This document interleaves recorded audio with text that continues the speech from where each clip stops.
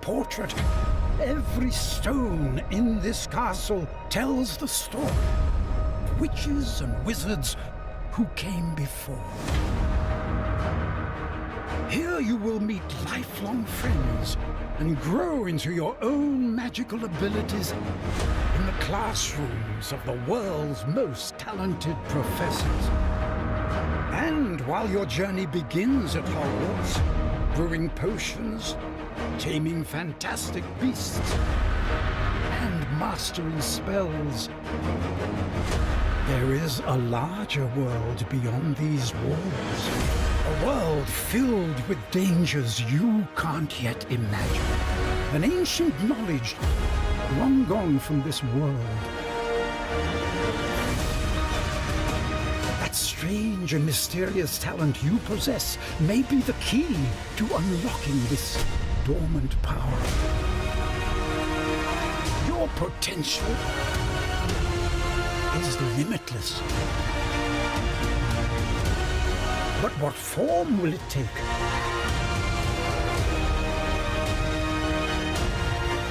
The journey ahead will reveal what you stand for.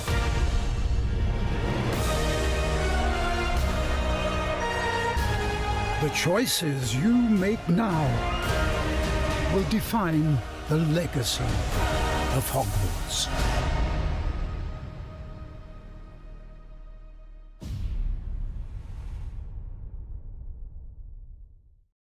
PlayStation.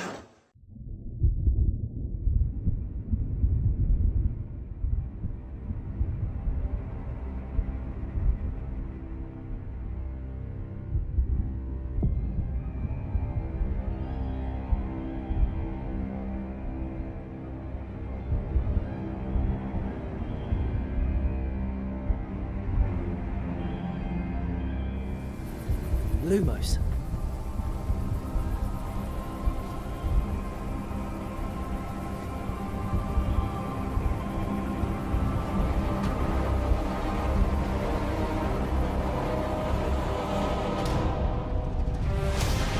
What do you think you're doing here, humans?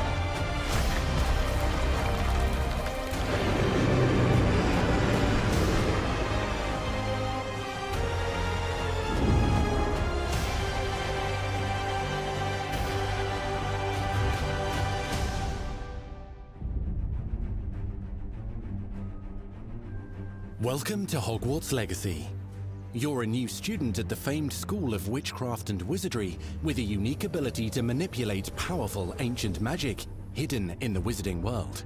You'll need to uncover what's behind the return of this forgotten magic and who is seeking to harness it to destroy wizard kind, as you may be the one that decides the fate of the entire wizarding world.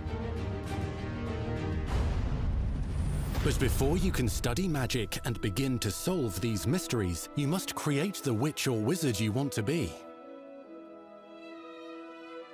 When you arrive at Hogwarts, you will be sorted into one of the 4 Hogwarts houses: Gryffindor, Hufflepuff, Ravenclaw, or Slytherin. After you settle into your dormitory, you will meet up with your housemates in the common room. You will then need to attend classes, and you do have some catching up to do, as you are starting Hogwarts late as a 5th year. So you are the new student. You'll begin your studies attending Charms, Defense Against the Dark Arts, Herbology, and Potions classes, to name a few. Ah, hello, class. Please welcome the newest rose in our garden. Shall we begin? Welcome to Year 5 of Charms. Now, this will be a crucial year in your education on the art of charm work, but I am confident that we will take hold with the passion and rigor requisite of such a challenge. The best way to practice is by dueling. We'll start with you two. Time for a proper Hogwarts welcome.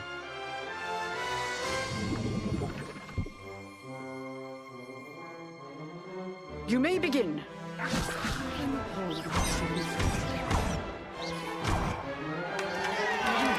Not bad for a beginner.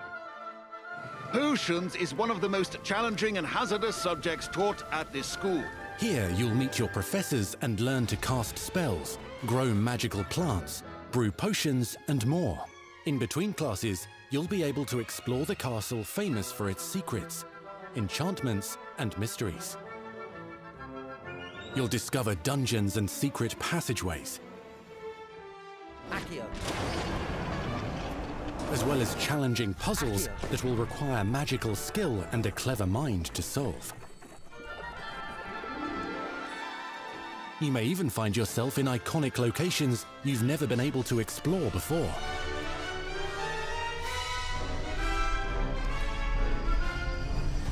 It's the late 1800s, so while the common rooms and classes may be familiar, most of your professors will not be. However, you may recognize a few faces. All in good fun. Once Sir Patrick lets me join the Headless Hunt, I'll be right there with them. This offering is sure to win them over. Don't forget why I'm here, sir. You'll come to know this eclectic group of talented witches and wizards in class and while completing side assignments that are part of a special curriculum, ones designed to help you catch up with the other fifth years at your own speed. Lumos. Opportunities for adventure abound in the area surrounding Hogwarts.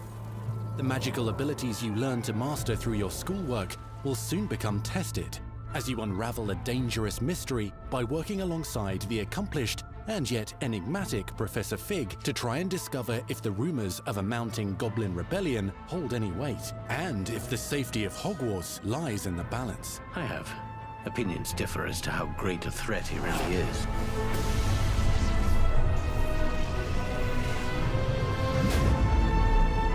Ranrock's loyalists are capable of so much more than people realize.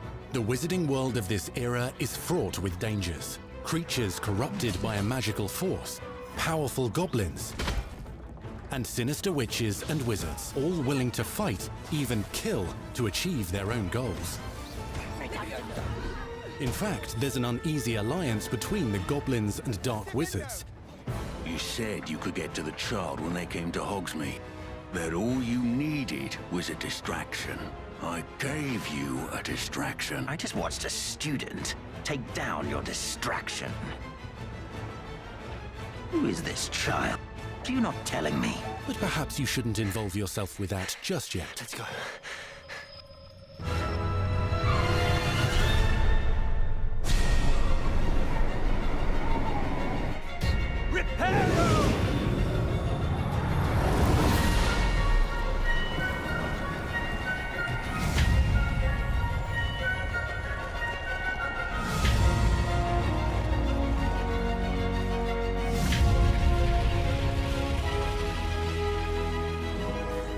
Enemies possess unique defensive and offensive abilities, including blasting curses, stunning spells, enchanted weaponry, and more. While some may attack directly, others might enchant and incapacitate you. Mastery of the shield charm allows you to deflect ranged spells and direct weapon strikes. Defender! Apollo! Counterattack with powerful stunning charms, allowing you to follow up with extended spell combinations.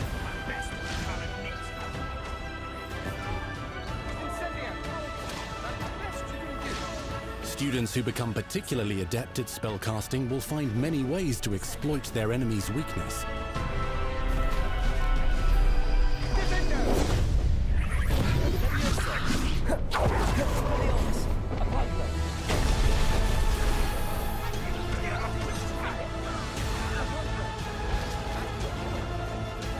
Slam with Descendo, Roast with Incendio, devastate your enemies using various finishes. You can even use the mysterious, powerful magic your professors do not understand to obliterate your strongest foes. Mixing and matching dozens of spells will let you define your combat style. On your path to become the ultimate duelist.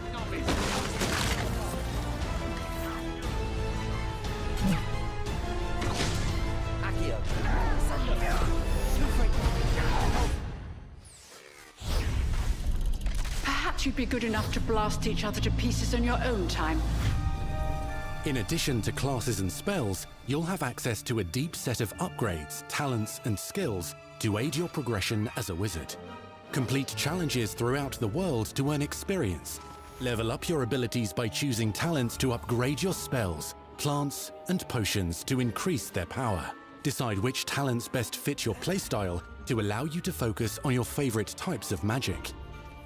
You can also loot, buy, or craft your own magical gear that will increase your offensive and defensive capabilities in combat. Gear can be upgraded and specialized to allow for greater abilities for your chosen playstyle. Use a strong, even motion when cutting your ingredients.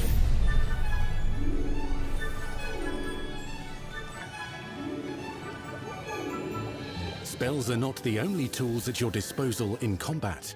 As you hone your wand skills, you can continue to further your magical education at Hogwarts, progressing your development as a witch or wizard. Brew potions that can increase your power when you need a boost. Grow and deploy magical plants to mob the battlefield and keep your enemies at bay. You can even unleash deadly mandrake seedlings to incapacitate unsuspecting enemies. In Beasts class, you will learn about a variety of magical beasts you might encounter, both at school and as you explore the world surrounding the castle and its grounds. The goal of today is to remind all of you how to maneuver on a broomstick safely. Learning and mastering broom flight is highly recommended so that you may travel around the world more quickly. I want you to do my herbology homework. You're despicable. Some abilities may be taught to you by students who become your friends.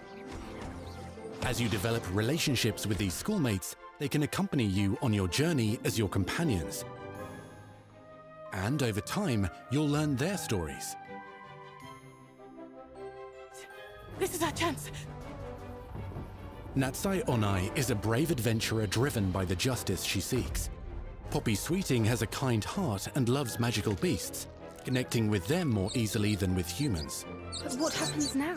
Unafraid of detention or breaking the rules, Sneaking in the restricted section again! is Sebastian Sallow, a charismatic Slytherin We've been over this, boy. Triple-figs cannot reverse a curse. with a troubling family secret. Nothing can. The sooner you accept that reality, the better. You'll meet these students and more as you explore common rooms, hallways between classes, and regular gathering areas. Welcome to the Room of Requirement.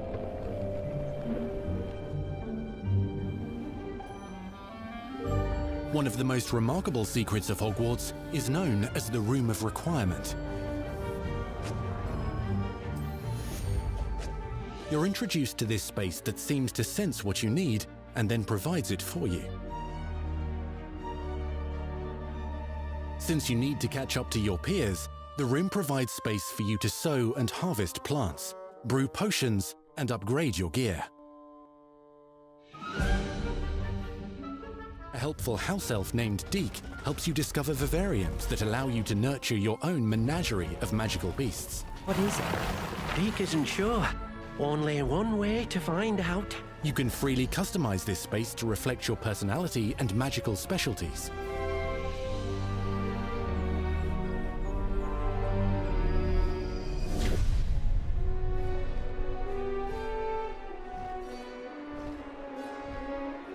Not everything you need on your journey is available at Hogwarts.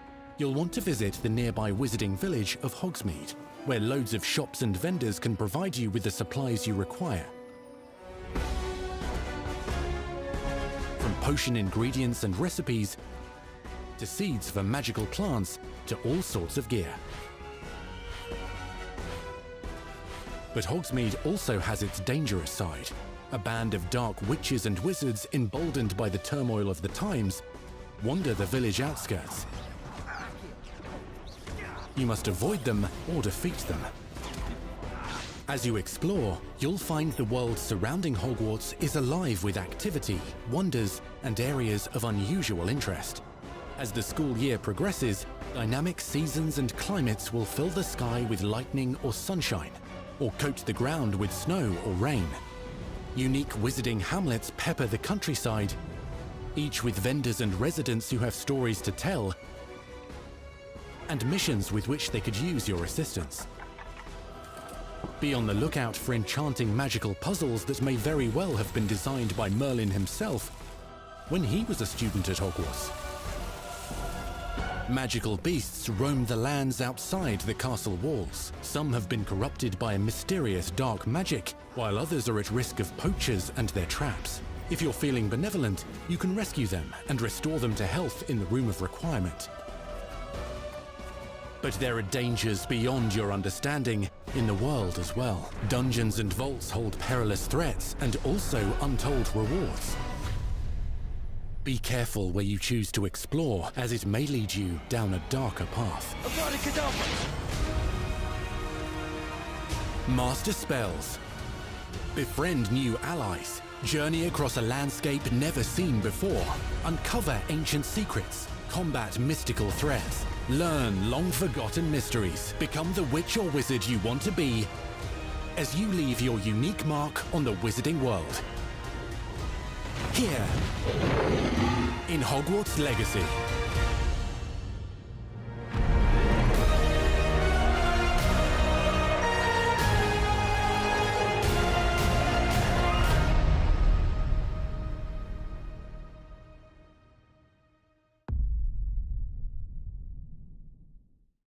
PlayStation.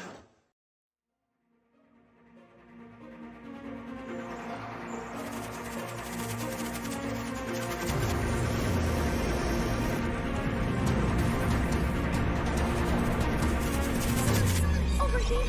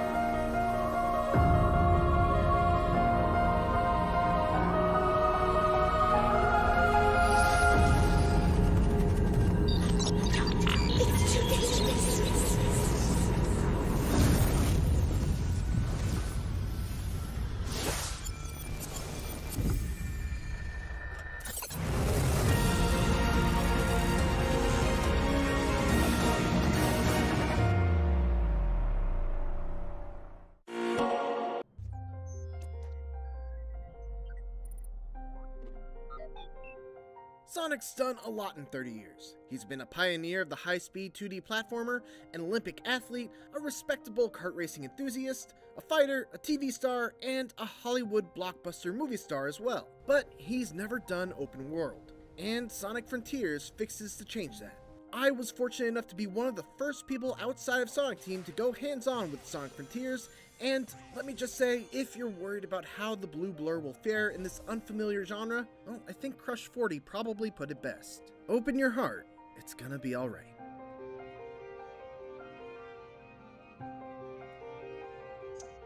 The first thing that struck me about Sonic Frontiers was how uniquely somber and serene it was right from the outset. After flying into a wormhole with Tails and Amy, Sonic finds himself separated from his friends and all alone on an isolated island, with nothing but an AI voice guiding him to collect the Chaos Emeralds. There's no one for Sonic to bounce quips off of, no energetic Crush 40 soundtrack, just wide open fields as far as the eye can see. There's an air of mystery in Sonic Frontiers, and it's a vibe that's driven home even further by the beautiful yet minimalist piano melodies that accompany Sonic as he explores the island.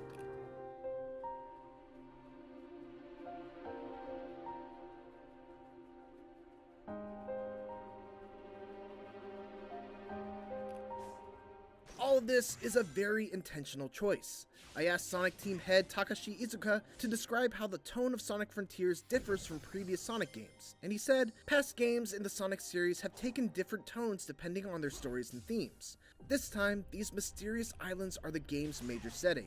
That's why our artists have worked hard to create a mysterious mood. Of course, the big new change in Sonic Frontiers is the shift from purely linear levels to a huge open world where Sonic can freely run in any direction. But Sonic Team doesn't like to use the term open world to describe Sonic Frontiers' gameplay, instead referring to its style as being open zone. open world games like Zelda or other AAA games fundamentally have RPG or adventure worlds. For Sonic, the core here is a 3D action game. Our basic idea was to have that take place in open space. What sets Sonic Frontiers apart is this different approach to an open game world. Having played Sonic Frontiers for about 4 hours, it's easy to see what Izuka-san means. Sonic Frontiers' open zone design is very different from any other open world I've played. It's a giant playground. Every few feet there's a bumper spring that bounces you like a pinball between 5 other bumpers before putting you on one of the many grindable rail tracks. Or a speed ramp that sets you on a completely different path leading to some other collectible or reward. Or a line of rings that you can lightspeed dash into. Essentially, they've taken that core appeal of every Sonic level having multiple paths that eventually loop back around to the main one, and applied that to these giant non-linear open zones. One thing that has to be noted is that very few of these elements are built into the environmental design, meaning that rails, platforms, boost rings, and so on are just inexplicably floating in the air all around, which isn't totally unusual for a Sonic game, but it feels especially jarring in Frontiers in particular because of the frequent and sudden pop-in of these objects and the otherwise very naturalistic art style. Of course, it's worth emphasizing that this gameplay and the version that I played were from an early build, but this is definitely an area that I would hope to see improvement in the final version. Beyond that, there are also a wide variety of puzzles and challenges that are littered throughout the zone, and completing them is how you uncover sections of your map. Most of these are very simple, requiring you to orient a statue the correct way, quickly hop back and forth between colored tiles, or use Sonic's new side loop ability to draw circles around certain objects in the environment to interact with them. The best ones though are the races against the clock where you have to get from point A to point B in a limited amount of time. The openness of Frontiers level design makes straightforward races like these a ton of fun, because you have to try and improvise a path to the end that might not be immediately obvious.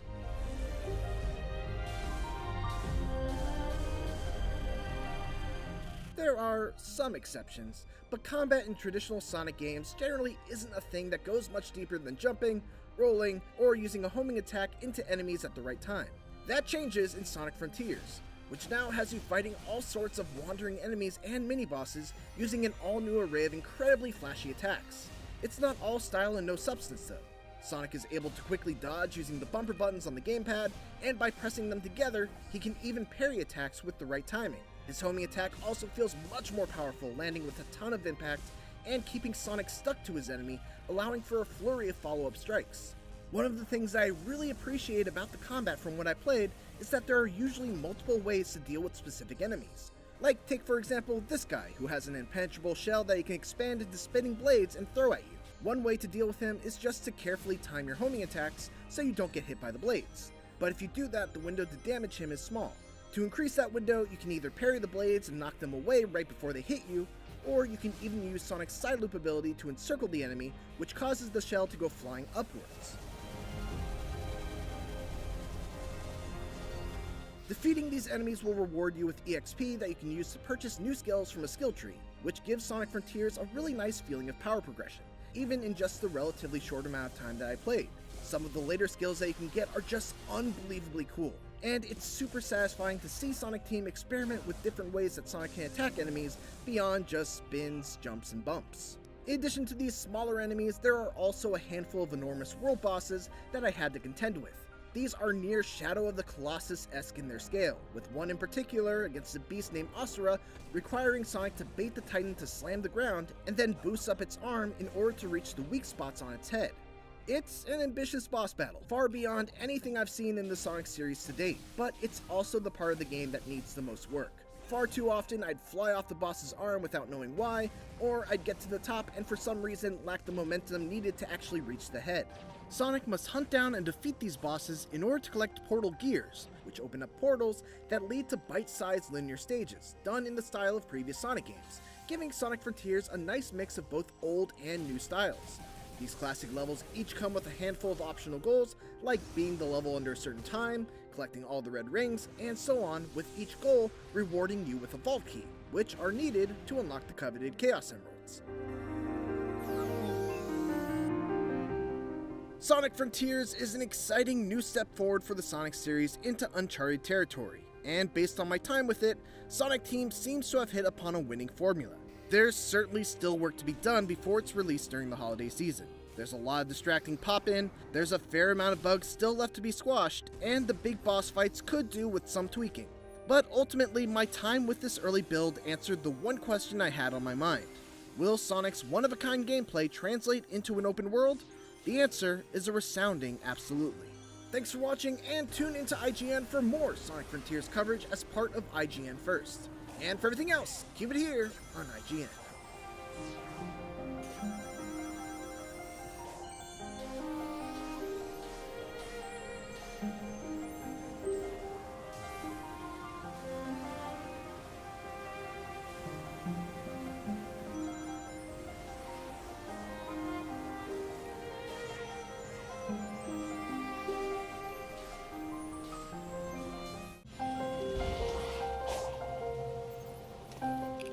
Hey, what's up everyone? This is Mitchell Saltzman here with our very last feature for IGN First, featuring Sonic Frontiers, and this one's going to be a little looser, a little more casual. I've played 4 hours of Sonic Frontiers at this point, and now that all the embargoes are up and I'm able to talk about everything unrestricted, I wanted to answer some questions based on the 4 hours I played. So let's hit that title card and we'll jump right into it.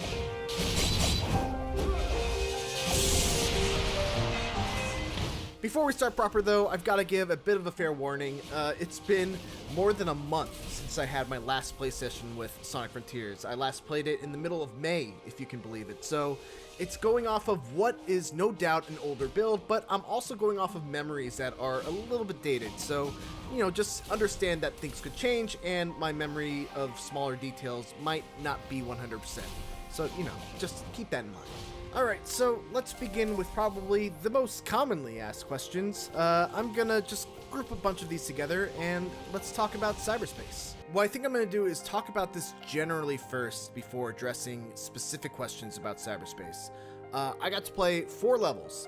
You see 2 of them in that Nintendo Direct trailer. One of them is modeled after Green Hill Zone, and that's actually the very first thing that you get to play when you jump into Sonic Frontiers. There's an opening cutscene, and then you get thrown into Cyberworld, and you do that Green Hill Zone, basically.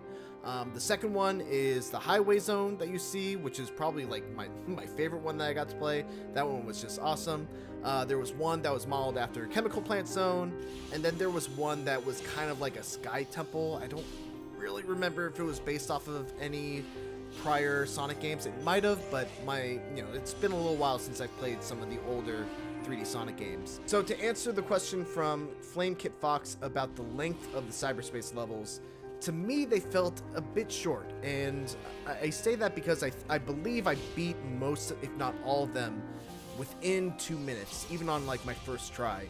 And usually these 3D Sonic levels, they focus on different beats. You go from a really fast boost section to a 2D section, and then back to a 3D section, whereas the levels in Sonic Frontiers felt pretty focused on 1 or 2 things. You would start off, it would be a boost focus section, then you'd go onto a rail, and then you'd go onto like a little platforming bit until you're back into a boost section, and then you get to the end of the level. So they felt shorter, but I don't really mean that in a negative way. I think they were actually just long enough where I wanted to keep on retrying them so I can get those goals. I mentioned this also in my preview.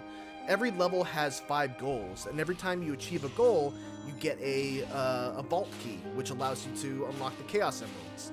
So I played 4 hours of Sonic Frontiers, but honestly, most of that time was kind of spent in cyberspace, because I'm the kind of person when I play a Sonic game where I wanna strive for those S ranks. I wanna strive for getting those goals. So I would keep on retrying until I get the level down pat. To me, that's the most fun I have when I play a Sonic game. It's that feeling of mastering a level and getting through it without slowing down.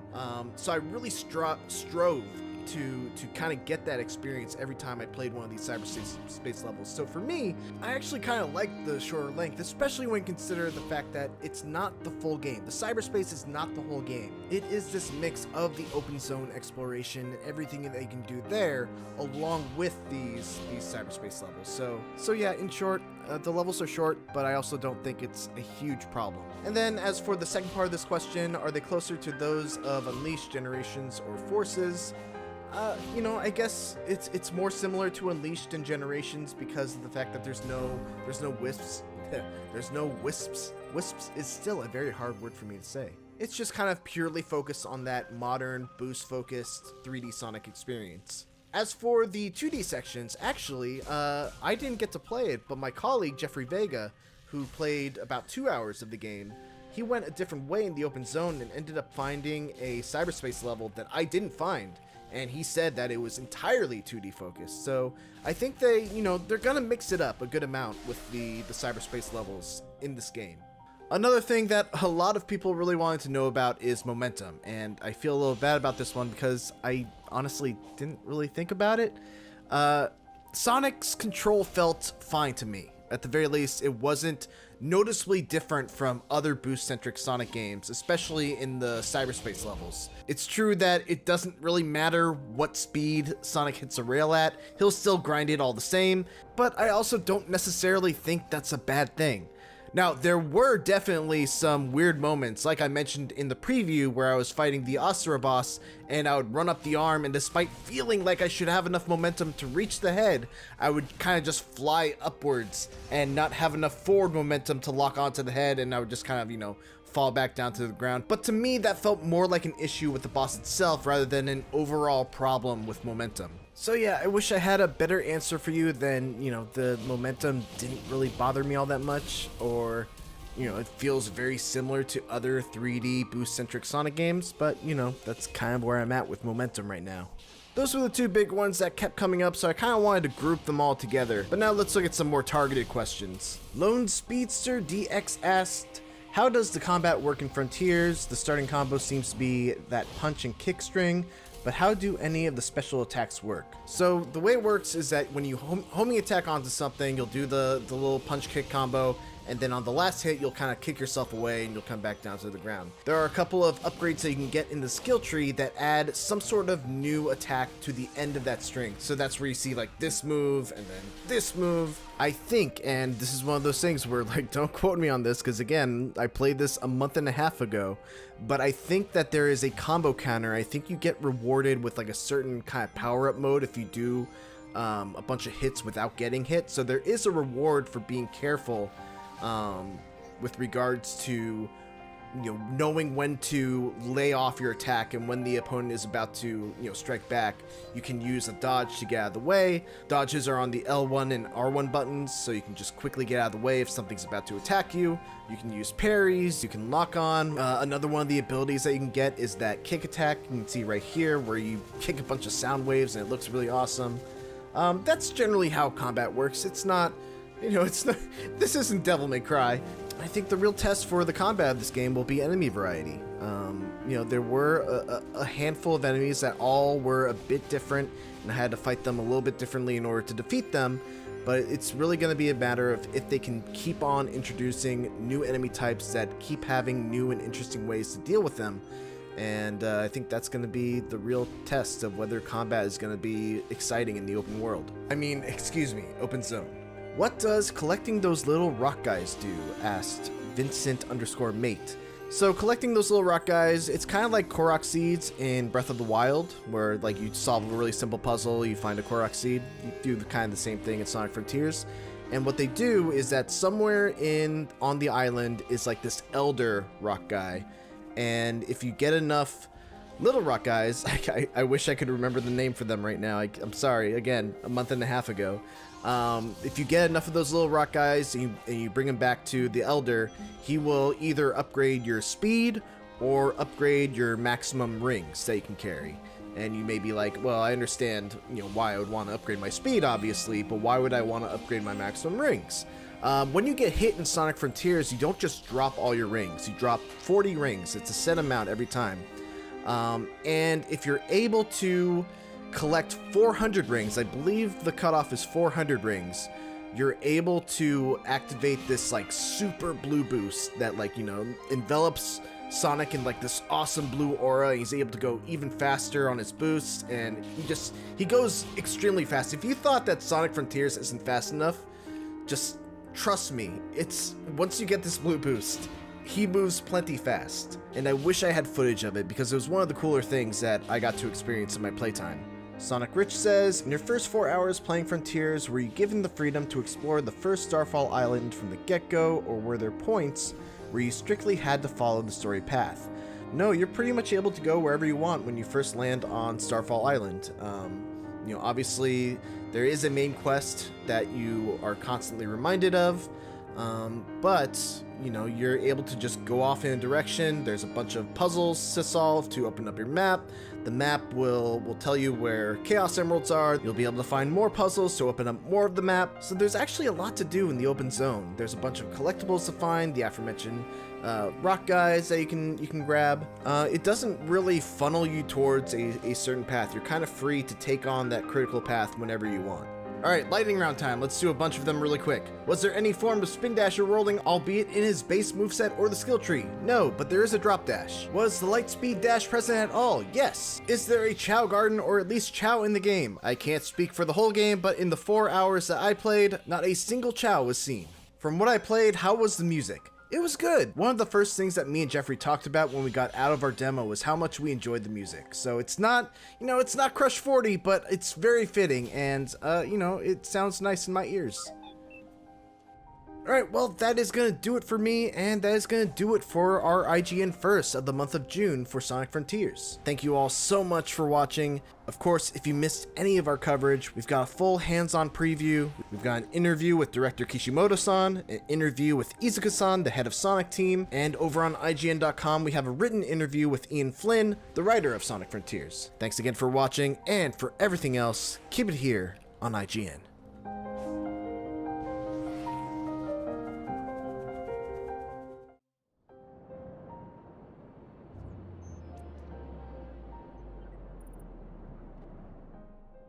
そのオープンゾーンが、今回のソニックフロンティアの秘密兵器なんですけれども、オープンゾーンとは簡単に説明するとステージクリア型アクションゲームのワールドマップというのがあると思うんですけれども、ワールドマップ自体を遊べるようにしたもののことです。ファミコンで1988年に発売された「スーパーマリオブラザーズ3」が最初にステージクリア型アクションゲームにワールドマップを導入したタイトルだと思います。以降このワールドマップっていう仕組みはさまざまなステージクリア型アクションに広く使われるようになって今でも現役の仕組みになっています。このワールドマップという仕組みを遊べるワールドマップに進化させたものがソニックフロンティアのフィールドになります。オープンゾーンという舞台でどうやってステージクリア型アクションというジャンルのソニックゲームが進化するのかがこのタイトルの真骨頂なんです。コースという概念にとらわれない全方位へのハイスピードゲームプレイということになりますが、グラインドレールやプラットフォーミング、ループなどさまざまなアスレチックアクションとしてソニックゲームとして楽しめる要素が盛り込まれています。バトルに重点を置くことは過去ありませんでしたが、本作ではあえて本格的なバトルに取り組んでいます。ソニックらしいバトルが楽しめるがキーワードです。これも、今までになかった要素の一つになりますが、このヒントは映画のソニックの中にあるかもしれません。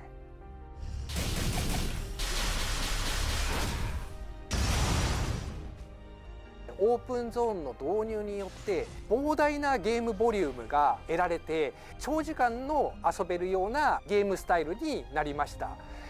そこで必要になったのがモチベーションの維持という手法の一つとしてスキルツリーやレベル上げというステージクリア型アクションゲームとしてはちょっと異例になるんですけれども、導入することを決めました。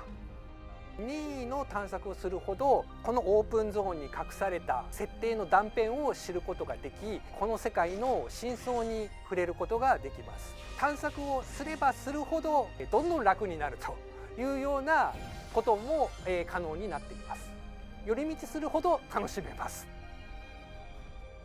ゲームを進める上で必須にならない要素として謎解きというどちらかというと性的な要素の楽しみを導入することが可能になりました。謎解きの種類には頭の体操的なものからアクションのテクニックを要求するもの、ミニゲーム的なものとさまざまなバリエーションを用意しています。もちろんハイスピードなゲームスタイルが身上のソニックゲームですから、謎解きをプレイすることはゲームを進める上で必須にはしていません。でもきっと謎解きに夢中になるような仕掛けを用意していますので楽しみにしててください。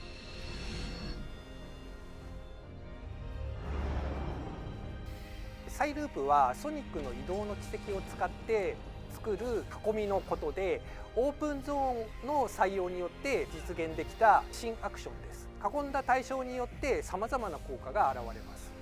オブジェクトを囲んだ時、敵を囲んだ時、何もないところを囲んだ時、囲む対象が変わるごとに効果も変わるというものです。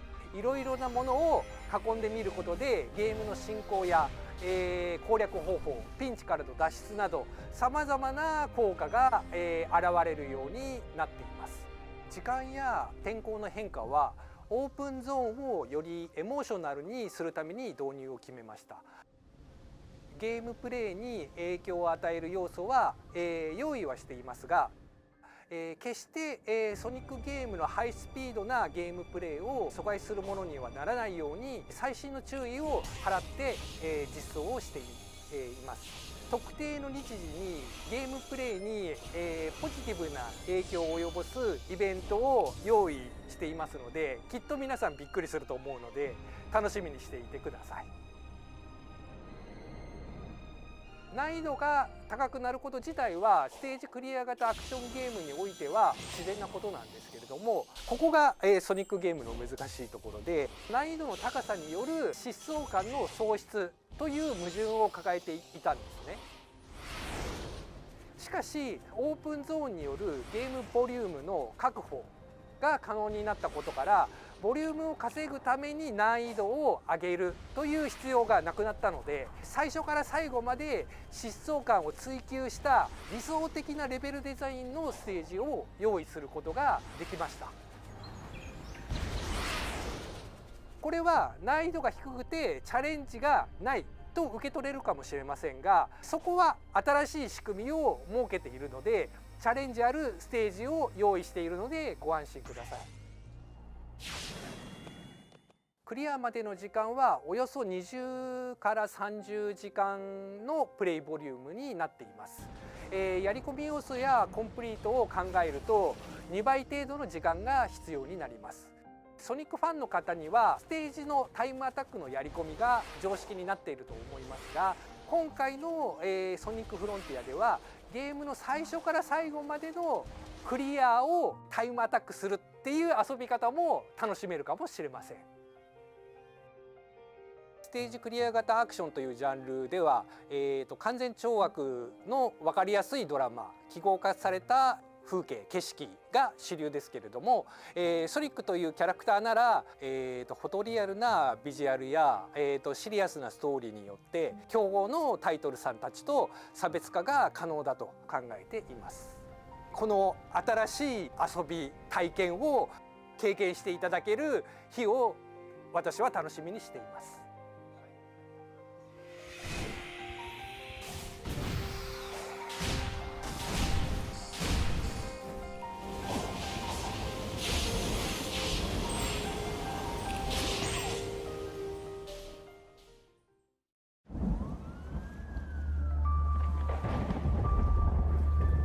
Batman, Jim Gordon, they thought they had a handle on this city. They never did. You don't stand a chance. Because they're always watching, always listening. Pulling everybody's strings. Mine, yours. But no one talks about them. Not a whispered word is said. The Court of Owls is a myth. They're listening.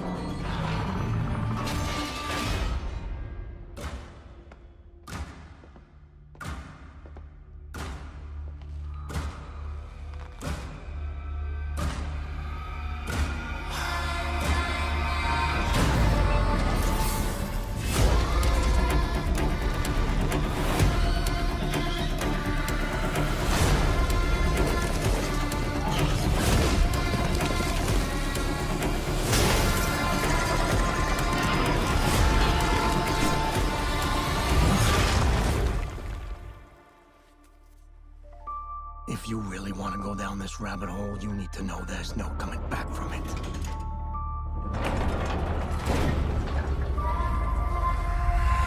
After months of teases and speculation, we finally got our first look at WB Montreal's mysterious Court of Owls game. And, well, it's much different than anyone else could have ever expected.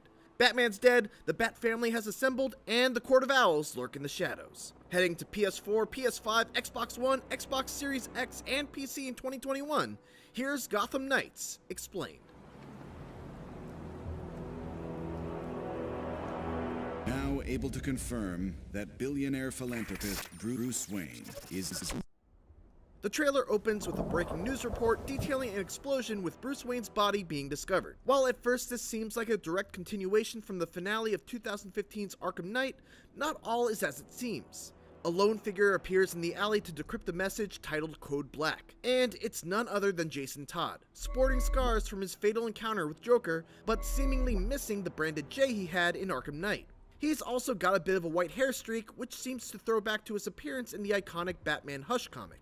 In a pre-recorded message, Batman explains that the message has been sent automatically following the destruction of the Batcave, suggesting that the explosion was triggered by his own hands. The scene shifts to each member of the Bat family, including Barbara Gordon, standing next to a wheelchair in her clock tower hideout. This seems to indicate that although she was immobilized for a time, Barbara has recovered to become Batgirl once more.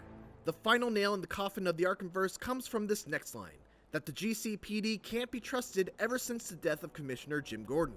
These events never happened in Arkham Knight, which points to Gotham Knights taking place in alternate timelines, something that's actually been confirmed to Kotaku editor-in-chief Stephen Totillo by WB Games PR. As the scene shifts to show both Dick Grayson and his signature blue Eskrima sticks, and the much younger Tim Drake with his Robin costume visible in the foreground, Batman mentions leaving the group the Belfry as a new base of operations. Not to be confused with Oracle's clock tower hideout, the Belfry is a reference to a secret headquarters built inside the old Wayne Tower. In the comics, Tim Drake was the one who helped build the secret facility, but Batman's message suggests that the place is fairly outdated and unused, which may hint at the ability to upgrade its capabilities as the game progresses.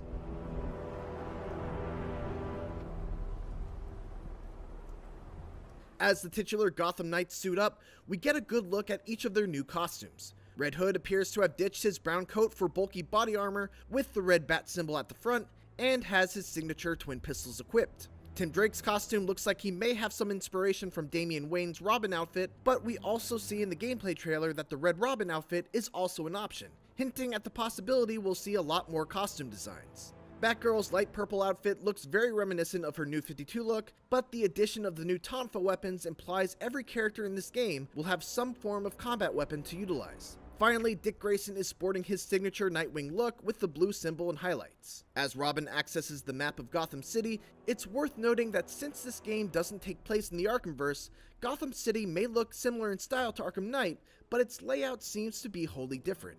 We also later see what looks like the trap-filled puzzle rooms that the Riddler has been so fond of in the Arkham games, but it's not yet confirmed who owns these deadly corridors. Most importantly, Batgirl and Nightwing approach a long-forgotten underground ruin, walking towards what looks to be two large statues of owls. That's right, the Court of Owls are indeed making an appearance in Gotham Knights, but we have been told that the mystery in Gotham Knights is way bigger than the Court of Owls. No one talks about them, not a whisper word is said. For if you try to crush them, the town strikes you dead. The trailer concludes with the infamous nursery rhyme passed down through Gotham's history, heralding the cabal known as the Court of Owls, a secretive society of Gotham's elite who use reanimated assassins known as the Talons to do their dirty work. The scenes of rows upon rows of frozen coffins seems to indicate that the Gotham Knights will have a lot of talents to contend with. The inclusion of the Court of Owls seems to indicate that they may have had a hand in Bruce Wayne's untimely death, as their comic storyline began with the attempted assassination of Bruce. But whether this means Batman faked his death or not remains to be seen. While Batman did indeed utilize the Gotham Knights and even others like the Birds of Prey to help fight off the Court of Owls, it's unclear how much of the story will translate over to Gotham Knights, given Batman's absence in this version.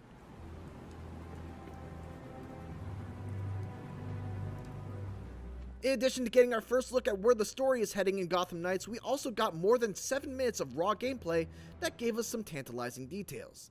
First things first, the multiplayer seems to be drop in, drop out, as evidenced by Robin suddenly dropping into the game while Batgirl was riding through Gotham City.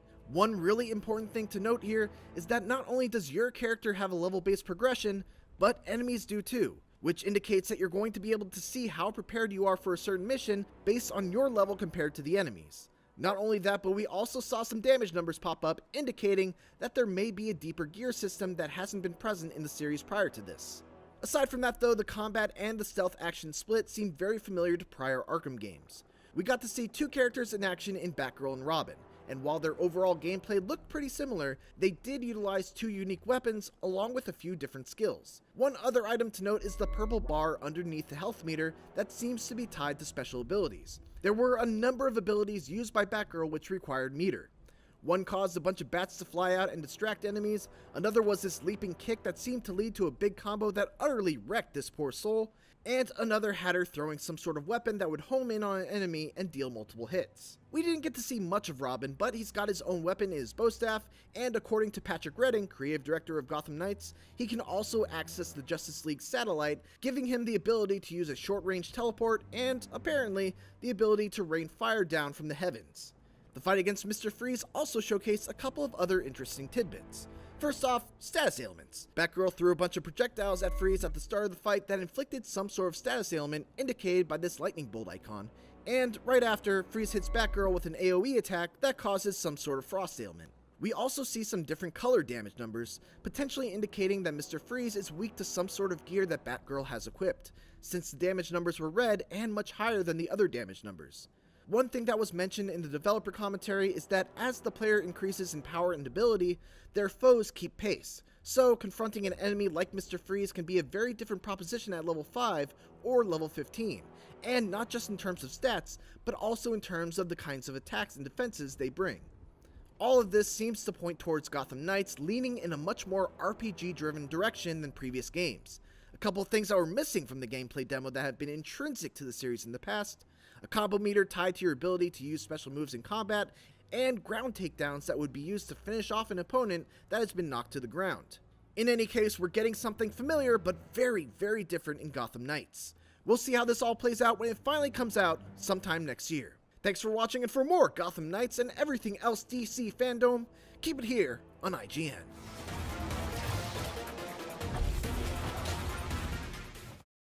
Gamescom 2020 is the heart of gaming, and you can keep to the beat right here on IGN. We've turned the single biggest show in gaming into 5. Gamescom Now is your virtual show floor with up-to-the-second live coverage. Gamescom Daily Show, Gamescom's first ever late-night talk show. Our Gamescom Awesome Indies Show, the freshest deep cuts in indie gaming. And finally, the Gamescom Best of Show, including the Gamescom Award. Gamescom 2020 is available on IGN and wherever you stream Gamescom Now.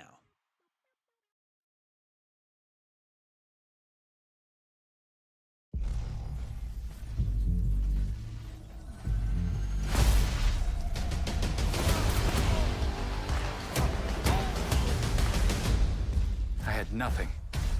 And then this city became my home. Its people became my family. Gotham gave me everything.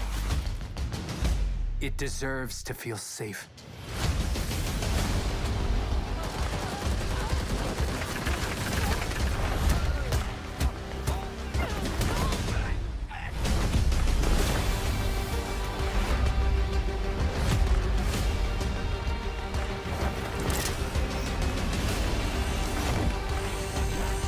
No matter how hard we try, there's always more to do.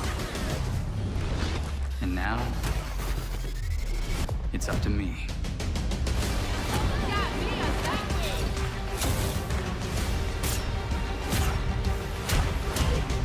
Got time for a dance, Nightwing?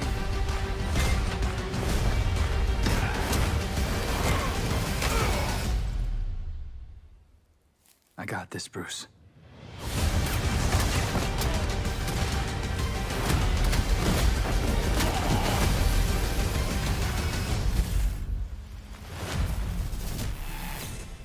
Pre-order now and get the 233 custom Batcycle skin.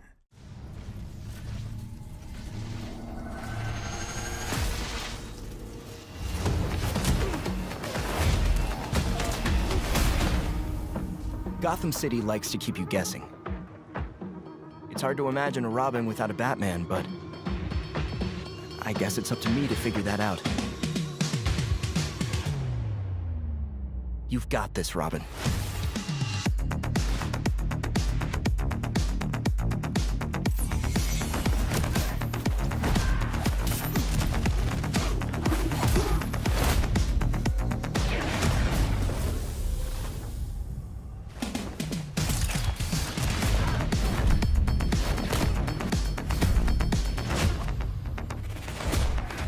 Using teleportation tech from the Justice League satellite, I bet I could zap myself short distances in a fight.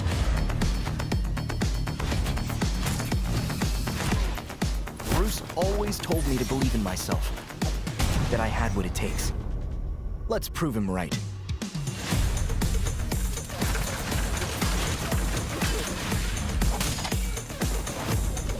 This is it. This is how Robin wins.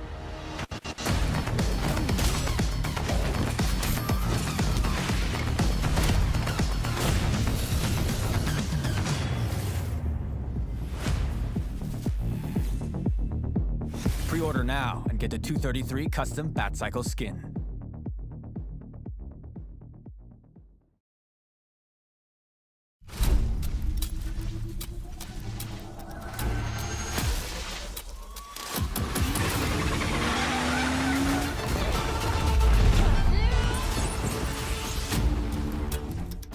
If there's one thing I've learned about Gotham City, it's that people need symbols.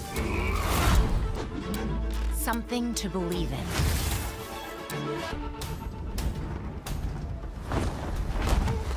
What was that?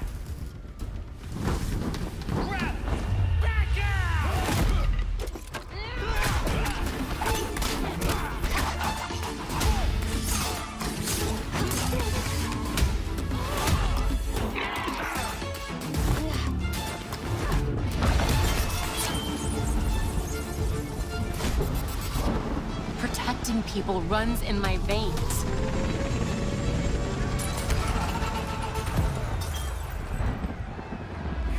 Take it out!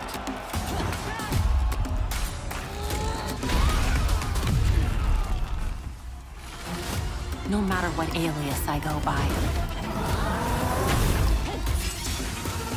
That's who I am. That's who I'll always be.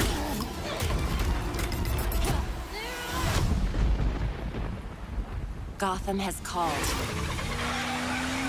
and I have answered.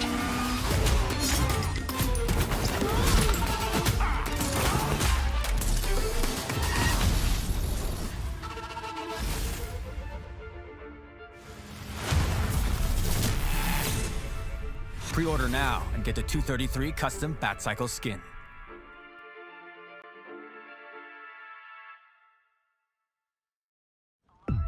Gotham Knights may have 4 characters to choose from, but in truth, there are dozens of ways to make them fit your chosen playstyle. In this video, we're going to show you just this, with gameplay of 2 completely different high-level Red Hood builds.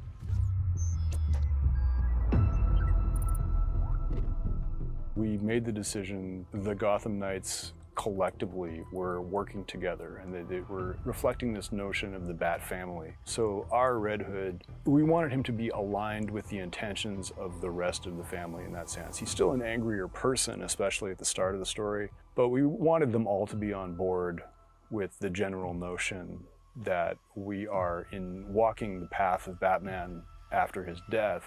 All of them are on board with the non-lethal strategy. So the marksman tree is kind of self-explanatory. It's really about dealing more damage at range. Red Hood is our most range-focused character out of the Gotham Knights, so a lot of his abilities focus on, I have guns with non-lethal rounds, and I would like to make them as damaging as possible while remaining non-lethal.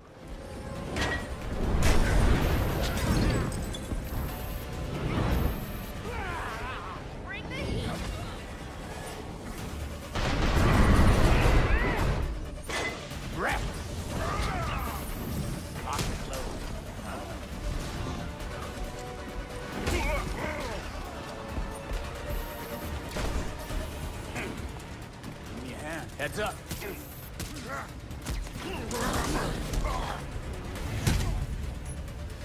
I know that one hurt.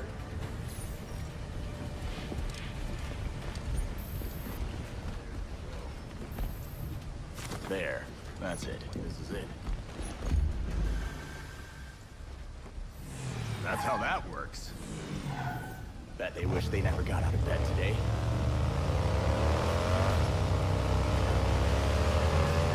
The Brawler skill tree is about melee combat, but more importantly, it's about powering up the fact that Red Hood is our largest character, and he's got the best grab and throw mechanics in Gotham Knights. That's a really, sort of brutal hand-to-hand focused skill tree. So if you're into that style of play, it's a great place to invest early to get the most out of Red Hood.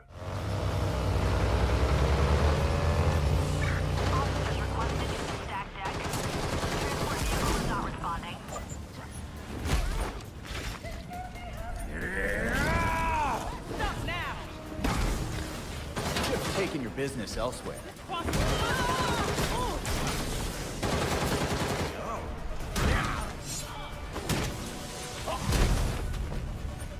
Hey, look, more scumbag looking for a beat. Here comes the boom.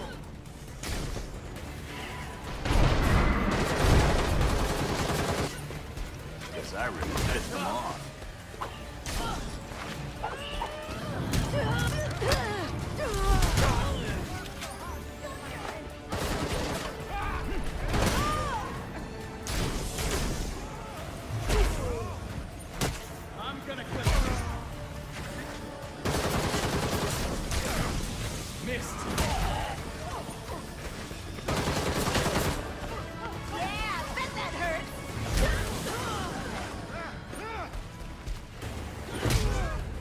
That was just a taste of the different ways you can build out your chosen hero in Gotham Knights. Stay tuned later this week where we'll be digging into skill trees and how they work.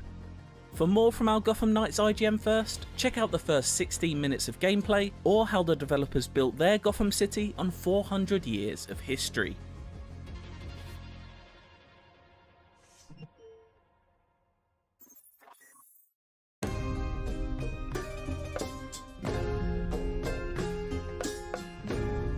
Pentiment is a narrative adventure game set in 16th century Bavaria, which is part of the Holy Roman Empire. You play a character named Andreas Mahler, who is an artist working at a Benedictine abbey. He gets involved in a series of murders and scandals and tries to unravel them over a period of about 25 years. The name Pentiment, it is specifically referring to paintings in which there's an older painting underneath the painting that you see on the top. And if you scrape away the top layer, you see what was left behind. This has a bunch of significance. Obviously, you're playing a painter, but also it has a lot of significance to the idea of history kind of being covered and uncovered over time. When I saw narrative-driven games with really distinctive art styles, I was inspired to make a historical game that focused on the unique art style of the early modern period that was really driven by the relationships between characters and the stories that played out over time. Hannah Kennedy was really integral to defining the art style of Pentiment, especially blending the late medieval illuminated manuscripts with the early modern woodcuts. Yeah, so there's a lot of major points to solve and kind of marry between wanting this to be a true to the history, true to the feel of the source material that we were referencing as far as the narrative, but also thinking about the types of games that were like what we imagined we wanted as far as a gameplay experience. From the beginning, I knew that I wanted to portray a community that changed over time, which meant that characters are changing over time. That's really the focus of everything. The buildings do change, but really it's the characters where you see all the crazy stuff happen. Kids that I had become attached to because it's a 4-year-old and we designed them to be a 4-year-old and then they're getting married and then I felt a weird emotional reaction to that because I'm like, oh, baby's all grown up.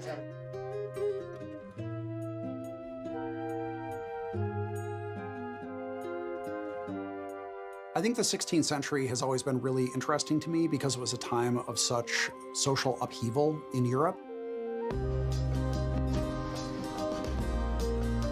I think when we look at social change in the past, it seems like it's a thing that always happens outside of our time.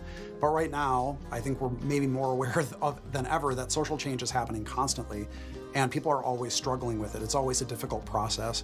And so I hope that by looking at people from the past, we can see that even though the setting might be different and the specific issues might be different, ultimately we always struggle with social change.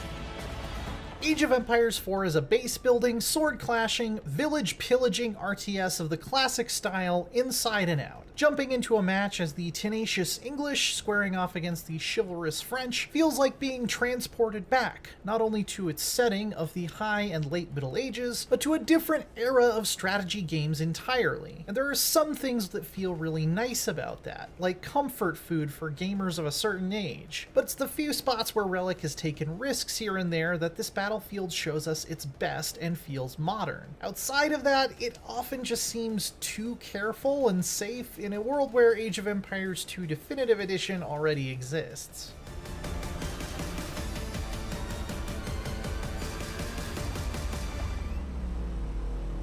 If you've been sending villagers out to hunt animals, mine gold, and chop wood for decades like I have, you can slide right into the armored boots of most of Age 4's factions with no real fuss at all. Winning pitched battles reliably requires knowing the rock, paper, scissors relationships between spears, horses, and bows. A quick raid to murder some of your opponent's villagers and shut down their economy can be more strategically valuable than victory in any head-to-head engagement. Building walls and other defensive structures turns the late game into a tense chess match where map control is key, though eventually high-tech artillery like cannons will break the stalemate and lead to a decisive sweep for whoever fields them the most effectively. The pacing is right where it needs to be when you're against an evenly skilled opponent. But for 6 out of the 8 playable factions, I just didn't feel like there was enough new going on here. I mean, they each do play quite a bit differently. Unique techs, units, and landmarks are great at establishing an identity that evokes their historical inspiration and varies up how you maximize your economy. The Chinese gain much of their gold income from imperial officials who walk around collecting taxes from your buildings. The Abbasids get the Baghdad House of Wisdom, which positions them to be a leader in tech, and hilariously, if you know its real-world fate, grants fire resistance to nearby structures. But these modest touch-ups didn't do much to change the fact that there's almost nothing in Age 4 that couldn't have existed 10 years ago. That includes the graphics. Even on max settings, they don't look that impressive, especially when I could go play any Total War released since 2010 and see an order of magnitude more units with much more detailed models and far higher fidelity environments. And with Microsoft signing the checks, it's not like they made this on a shoestring budget. At the same time, new mechanical ideas like being able to hide units in forests to set up ambushes are a nice twist, but other than that, I'm not really doing anything that I couldn't in the definitive editions of Age of Empires 2 and 3 that have been released recently. Unless, wait for it, you are the Mongols. With fully mobile bases, no population buildings, and an economy heavily focused on burning down other people's stuff to get money, the Mongol faction breaks with tradition and convention and shows what Relic can do when it's really trying to bring something new to the table. The Mongols took me from feeling kind of lukewarm about Age 4 to excited to explore new tactics almost immediately, and I've spent the majority of my multiplayer time since then throat singing and microing horse archers. The Rus are a nice breath of fresh air as well, though they're not nearly as unconventional. They focus on dominating the wilds with smaller outposts rather than having a dense, heavily defended urban core. Unfortunately, not even Genghis Khan could save me from the generally terrible unit pathfinding and targeting. It's not quite StarCraft Brood War bad, but it's pretty bad, with cavalry commonly getting stuck on rubble and dancing back and forth nonsensically, scouts trying to ride through a forest instead of around it, my knights attempting to surround and gang up on one spearman instead of breaking off so some of them can hit the siege weapons behind him, and archers stopping to plink away ineffectually at a tower when there's a pivotal battle going on just a short jog up the road. You are going to need to babysit your armies constantly, on a very fine tactical level to get the best out of them, and that's even true when you're not playing a super micro-heavy faction like the Mongols. But there's one area where Age 4's old school sensibilities brought me nothing but delight. It features a full 40 missions of single-player campaign goodness. The first 2 campaigns, featuring the English versus the French in the Norman invasions, and then the French versus the English in the 100 Years' War, are a bit samey due to the fact that they focus on the 2 most boring factions, it could almost be mistaken at times for mirrors of each other. But the Mongol Empire and Rise of Moscow campaigns feature tons of interesting objectives that put you in the middle of thrilling flashpoints from history. You'll unlock live-action mini-documentaries for each scenario on things like how to build a composite bow or traditional Mongol folk music, which are pretty neat, though I would have killed for basic pause and rewind buttons as they played.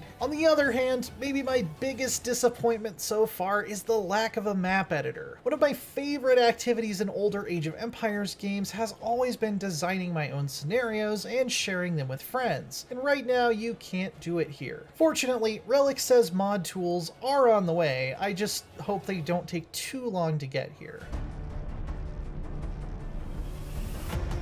Age of Empires 4 plays it safe a bit too often, but really excels when it wanders outside its very traditional comfort zone. The expansive campaigns and offbeat factions like the Mongols and the Rus are major highlights, even when it loses some of its sharpness to a small unit cap, frustrating pathfinding, and relatively unimpressive graphics for a 2021 game. I've been enjoying it a lot as a whole, but it also sometimes makes me question how much room I have in my life for this age-old formula these days, when real-time strategy has come such a long way thanks to the innovations of other franchises. For more medieval madness, check out our reviews of Diablo 2 Resurrected and Pathfinder Wrath of the Righteous. And for everything else, stick with IGN.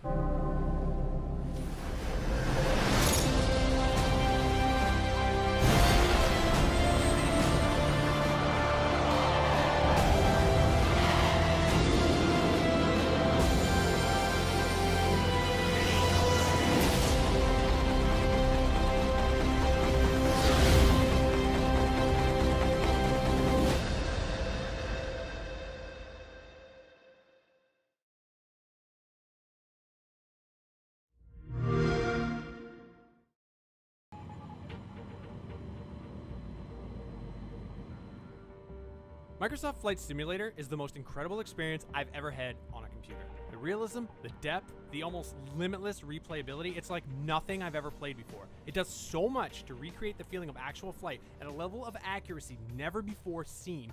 There were times when I was landing at real-life airfields I'd seen during my time in the Air Force where I was simply stunned. These are places I could likely never visit again as a civilian, and yet as I gazed out the window during my final descent into places like Jacobabad, Pakistan, or Thumrate, Oman, I was seeing an approximation so close to what I remembered from all those years ago that I actually said out loud, "Holy shit, I remember this."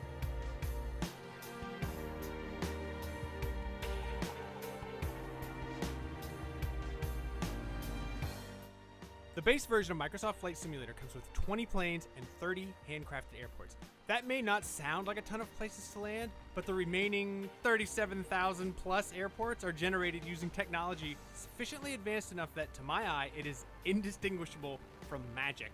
The handcrafted airports, built from scans and real-world blueprints, are even more technically awe-inspiring. I've never seen anything close to this level of accuracy in a flight simulation before. What I really like is developer Asobo Studios expanded the selection of handcrafted recreations beyond just the major airports to include smaller, more remote airstrips.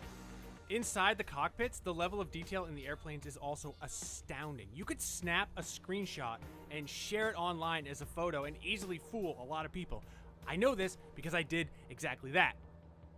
Not only does it look picture perfect, it's completely accurate in functionality too.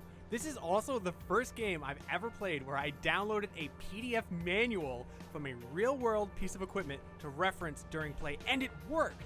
It excites the absolute nerdiest parts of my core.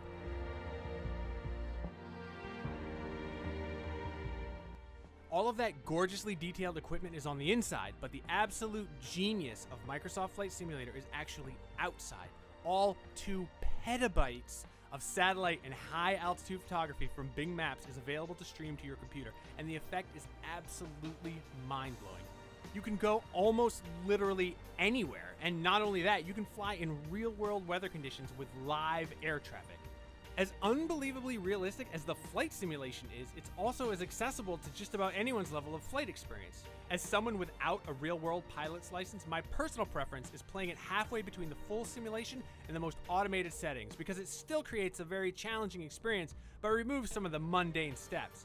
Better still, since Flight Simulator is coming to Xbox Series X, it controls well with just an Xbox One controller. I still prefer my flight stick though. The variety in the standard $60 version is excellent. Although, as an Air Force vet, I was a little disappointed that there are no military aircraft available, even in the $120 Premium Deluxe Edition, which, by the way, has 30 planes and 40 hand-built airports. If you want to fly a jet aircraft, the only option right now are passenger planes, and that's a bit of a bummer, but it's certainly not a deal breaker. I'm not trying to knock the impressive selection here either. I'm just being greedy.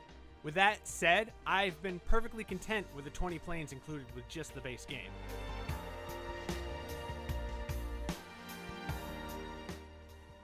If you want to learn to take the training wheels off, there's a built-in flight school that puts you in the pilot seat of the Cessna 172, and it's great. They helped me with a lot of terminology, best flight practices, and getting used to handling aircraft. I wish there was more aircraft-specific training available for the other planes in the fleet, but there is a pretty smart AI you can hand the controls to at any time during your flight, and it knows its stuff. I was able to learn a lot about the proper approach angle and landing speeds just from watching my AI pilot take over.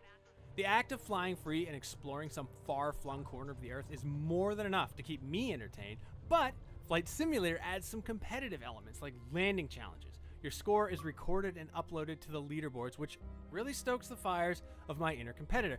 Will I ever top the leaderboards on these challenges? No. God, no, but by God, I'll try. Yes, actually, I am the world's best, at least at a couple of landing challenges, and at least for the time being.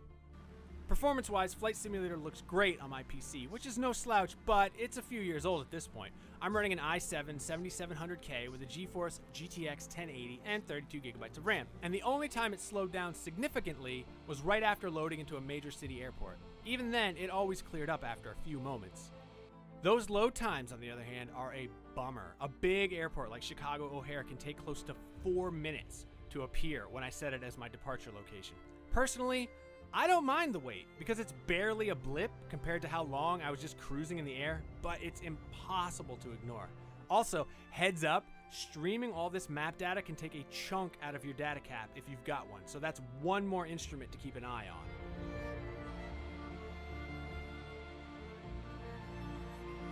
Microsoft Flight Simulator is legitimately incredible. It's difficult to fully describe how amazing it feels to jump into a plane and just fly to and from literally any place in the entire world. The base game's 20 included aircraft feel like more than enough for even hardcore aviation enthusiasts, and the ability to tailor the experience to whatever skill level you desire makes it suitable for anyone looking to fly the friendly skies from the comfort of their homes. The real-world mapping data, however, takes Flight Simulator from being just an impressive game to the most awe-inspiring and limitless simulation I've ever experienced, in spite of its less than stellar load times. Seeing famous landmarks, landing at the world's most recognizable airports, or just touching down in a remote landing strip in South America is mind-bogglingly cool and an absolutely unparalleled way to virtually explore our world. For more Microsoft Flight Simulator, check out our real-time flight from San Francisco to Las Vegas. And for everything else, keep it right here on Igloo Golf November.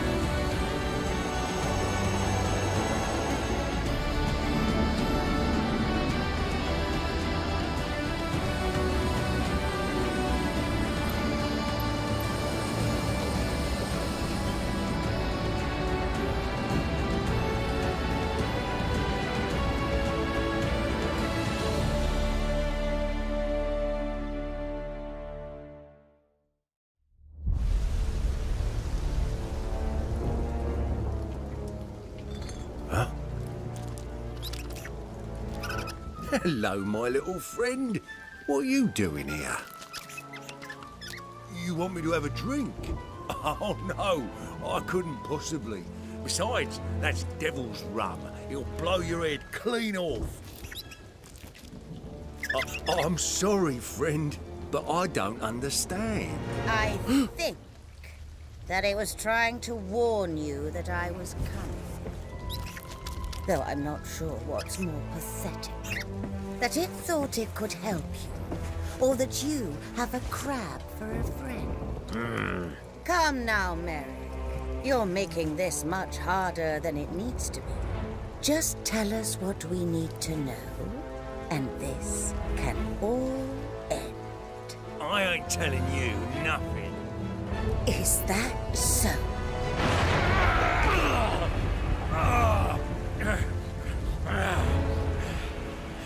You think just because you wear that mask that I can't see what you really are?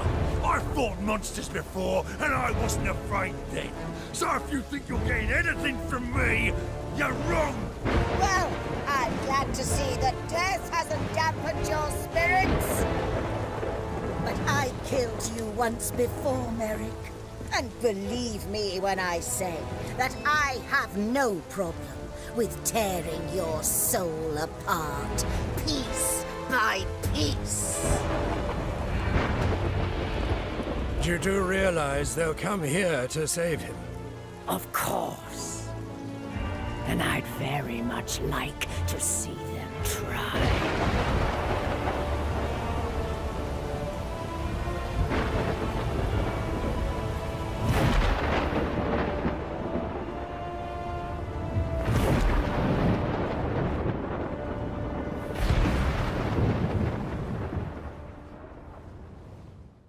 Captaincy has come to the Sea of Thieves.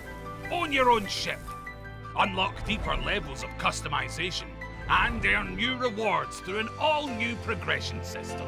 So get ready to set sail as a captain of adventure in Sea of Thieves, Season 7.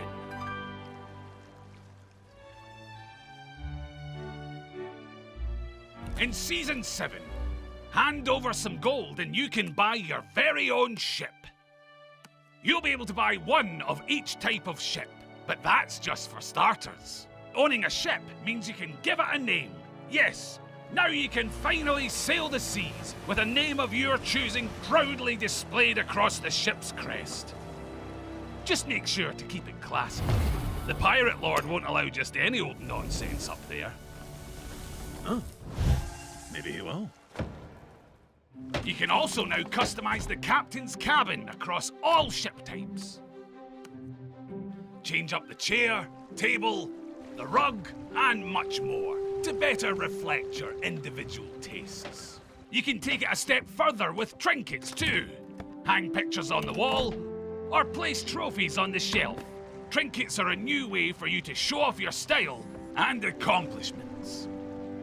A brutal battle or rough storm might knock them out of place. So for the pirate perfectionists, you'll want to give them a nudge to keep them looking ship-shape. First impressions are everything, you know.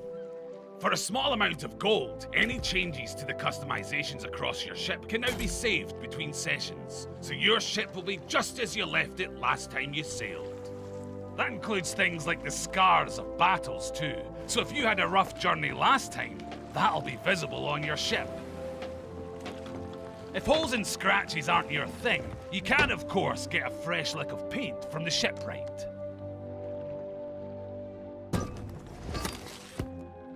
One way to unlock new ship customizations is via a new progression system called milestones.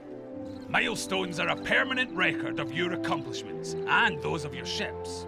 They're divided into alignments, each representing an area of activity within the game, allowing you to see and track the ways that you play and earn unique rewards for it.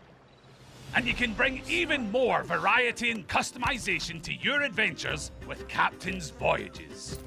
These unique voyages cover all trading companies and offer you the ability to target specific activities. Captain's Voyages offer both very short single map objectives and longer commissions that bring together various activities for the company in one combined voyage. This puts how you play firmly in your hands. How long your voyages are and what activities you'll engage in is up to you. At each outpost, you'll now find a new group, the Sovereigns. They like to portray an air of exclusivity, so they'll only deal with captains. Deliver any of the loot you'd normally take to the other outpost companies directly to the Sovereigns, and they'll do the rest of the legwork for you. You still get the same gold and reputation as you would have. It's just much easier. And speaking of convenience, there's also a handy harpoon up top to quickly offload the loot from your ship. And that's not the only thing we're making easier. By visiting the shipwright on any outpost, you can now stock your ship with planks, cannonballs and food, buy new captain's voyages, and repair your ship to pristine condition. Each time you sail on a captain's ship, you'll also have access to the captain's logbook, a personalized record of your crew and their adventures, as well as treasured accomplishments. This shows information about what the crew has achieved in their current session. And if you manage to sink a captain's ship, you can steal their logbook and sell it to the Reaper's Bones for gold and reputation. And that's not all. Season 7 is stuffed full of all new rewards to earn as you progress. With over 100 levels of sensational rewards to unlock, there's something for everyone. This includes the Perilous Seas flag and sails for your ship, as well as the Perilous Seas scar, tattoo, and makeup for your pirate. And if you're looking for some fun in the sun, there's also a selection of items to get you into the summer vibe. You can also earn the entire Courage of Captaincy clothing set, the perfect way to celebrate the arrival of captaincy to the Sea of Thieves. And pirate legends can now style themselves as the fan-favourite hunter Merrick, with Merrick's jacket and cutlass. There's also a selection of new emissary rewards to unlock too, with a drum and concertina for each trading company. You'll have plenty of ways to bring sweet music to the seas. And with Season 7 comes a new Plunder Pass, available as an optional purchase, where you can unlock stunning cosmetics, as well as 250 ancient coins. With 3 variations of the Baleful Bloom costume, you can reenact the tale of a stranded sailor and their unfortunate encounter with a mind-controlling plant. You can also earn the entire Beachcomber's Bounty Collector's ship set. This valiant vessel was saved from the brink of destruction and was stitched back together with whatever nature provided. Be sure to keep it well watered. And over in the Pirate Emporium, there are new items in stock. With the Wrecker Wrangler weapon set, these glowing toothy terrors are bound to spell deep trouble for your enemies. The Portable Portrait Emote Bundle is perfect for pirates who know that they're the most picturesque sight on the seas. And with the Wrecker Wrangler ship set, you'll be able to flaunt your affinity for the fang-faced fish from the flag down to the figurehead. Wrecker fish are more commonly spotted around shipwrecks, so put those cannons to use and send another crew down to see the wreckers for themselves. And if you can't get enough of glowing eyes, fangs and fins, then the Wrecker Wrangler costume is the one for you. And keep your enemies guessing. Are you dangerous or just drunk? With the Bilge Rat weapon pose emotes. There's also a selection of new crests to adorn your ship. Even if you're already starting to regret the choice of name, at least you can show it off in style. And finally, there's the Promising Portrait emote, which is free to all players. Ah yes, very handsome. So get ready to revel in your accomplishments, experience a whole new level of customization, and enjoy all the benefits of being a captain in Sea of Thieves, Season 7.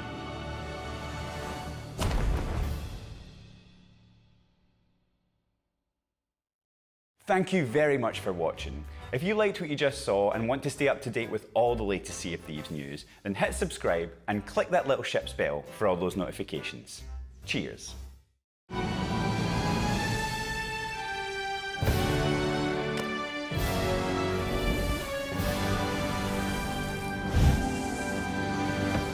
In Season 7, all players can become a pirate captain, which means they can buy their very own ship, give it its own name, and forge its legend.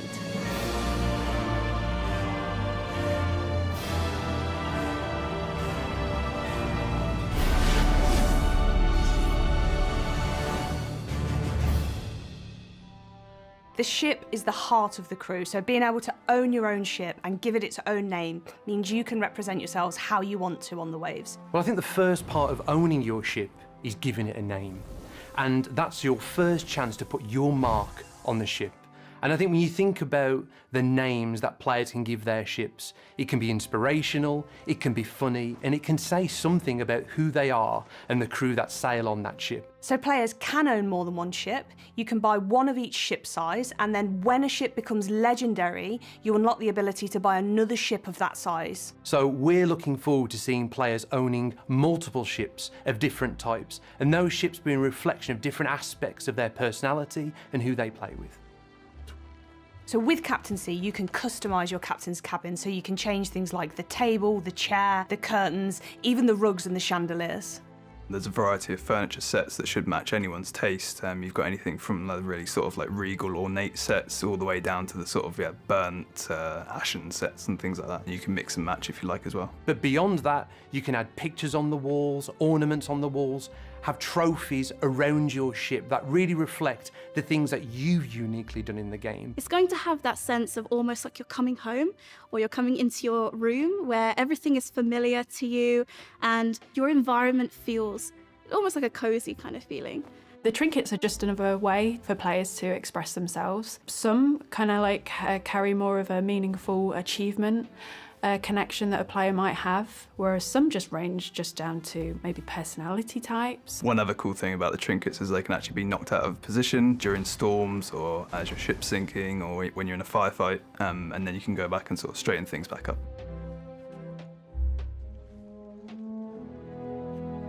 Another new thing as part of the captaincy, and the fact that you now actually own the ship, is that its features become persistent. We actually can save a lot of the ship and load it for your next session. Every hit you take, every fire that you have on your ship, every map pin you make, they're all saved and will come back to haunt you when you next play. Your battle scars will come with you, but you can repair them at a shipwright and decide whether or not you want to roll with the punches you've been given or if you want to be the cleanest ship on the seas.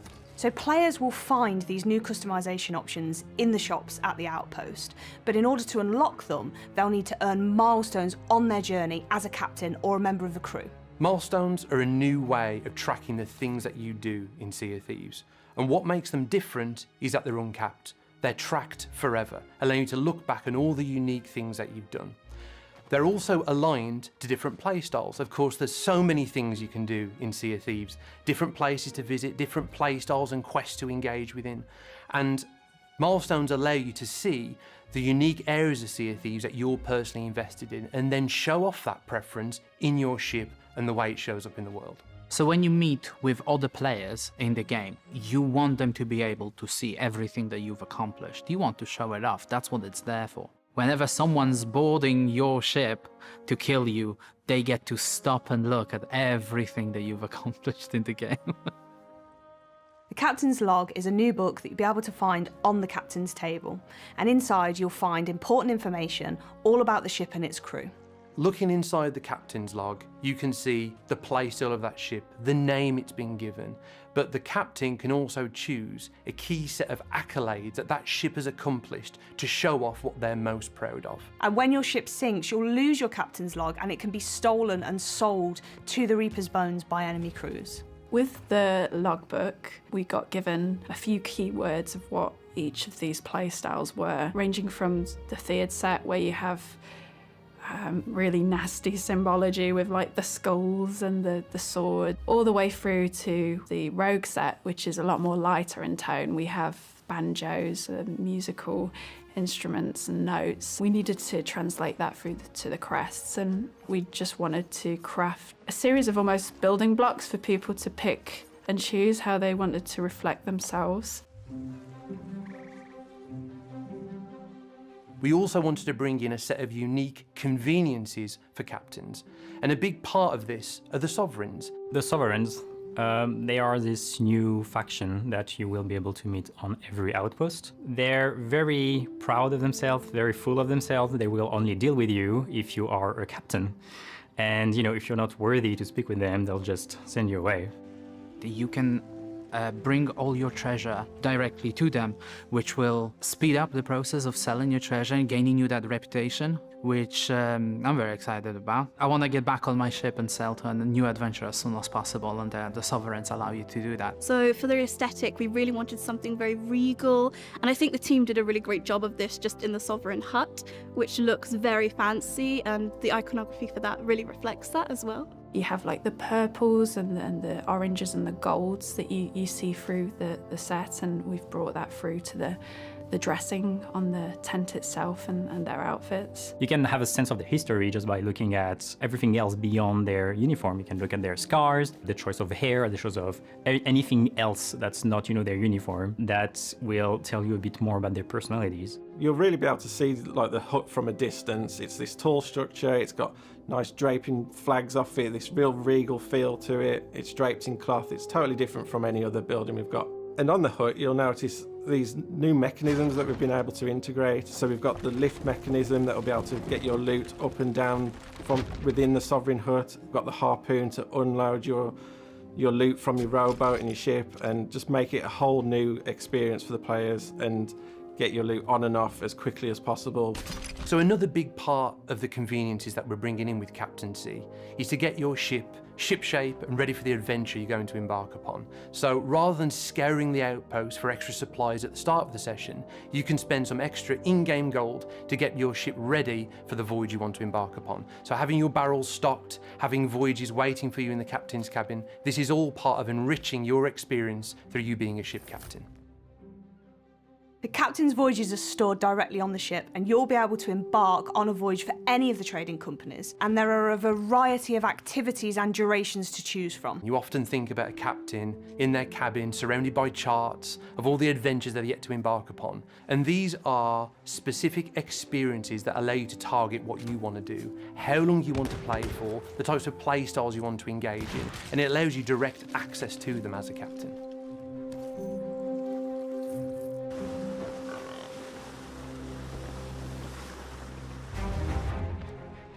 So what I'm really excited for Season 7 is definitely the logbooks, just being able to return to your ship and have this log waiting for you. I think what's really fun about it is I just want a physical copy myself. I think it's just an awesome concept where you will be able to see and reflect just on your adventures in the Sea of Thieves. I'm excited just to see everyone decorating their ship how they like. It's going to be really interesting to see who likes to keep everything matching and in order, or if you just like a mishmash of stuff. Yeah, it's going to be fun. But there's another aspect to being part of the crew that has its own name. It's their infamy, I suppose. People can look through a spyglass, spot your ship, and maybe they already know you. So I think Captaincy is one of those features that was always going to come to Sea of Thieves. And beyond all the little conveniences and the features that we're adding, I just can't wait to see how players uniquely express themselves, and that ship truly being their home and a reflection of who they are and their journey. We know that players have been eager to become a captain in Sea of Thieves for a long time, and they finally can as part of Sea of Thieves Season 7.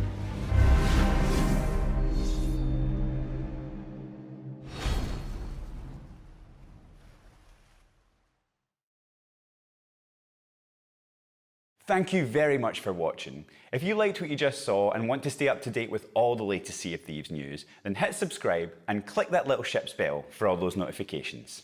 Cheers.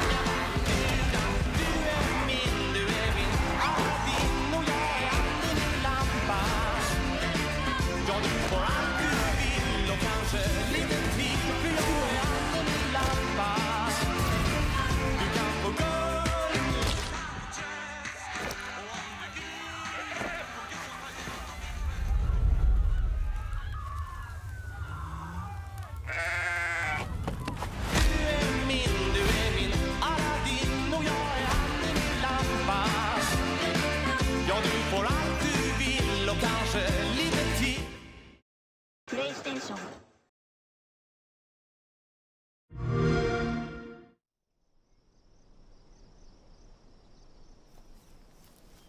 今。Olá, Imui.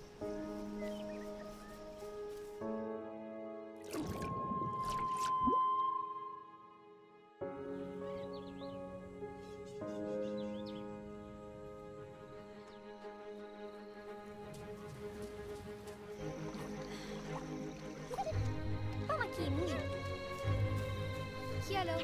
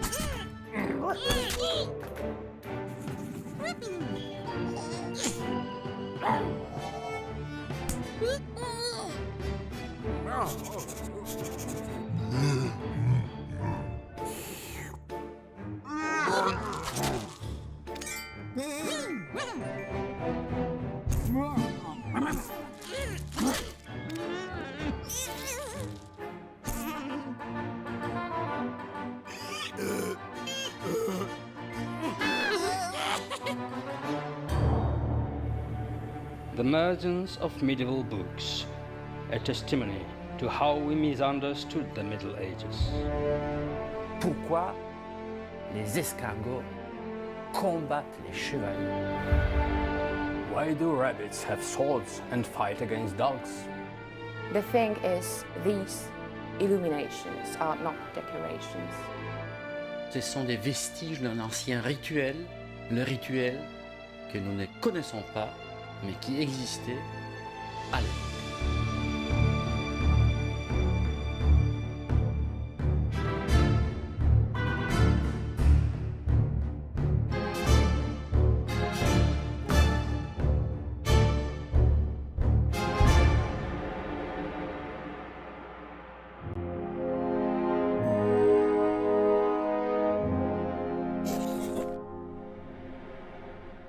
A small and selected group of scribes and illuminators had access to an extraordinary substance called living ink.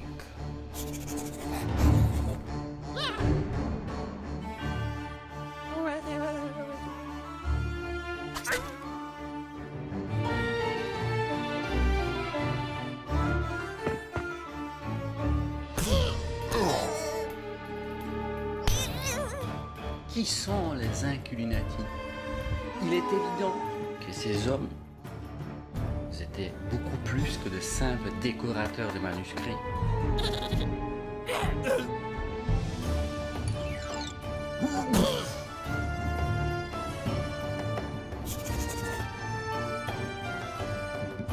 If you find anything strange on the margins of medieval manuscripts, then you can safely assume that you are looking at the remnants of Inquinati battles.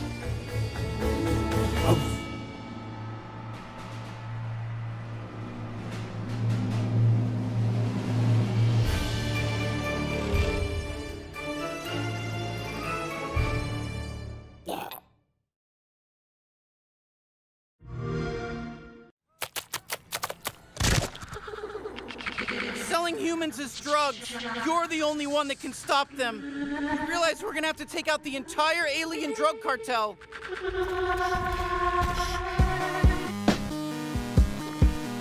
You're just gonna leave me here in what, space? Everybody lives in space, including you. All right, you're a bounty hunter now. You gotta help me rescue my friends. They're Gatlians, just like me.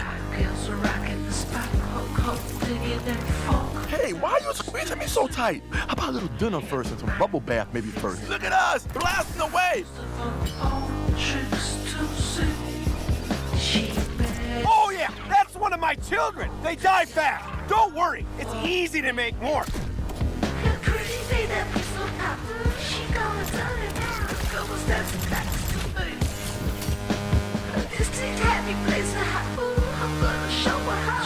Hey there, I'm knifey. Stab, stab. Yes, more. I need more stabbing.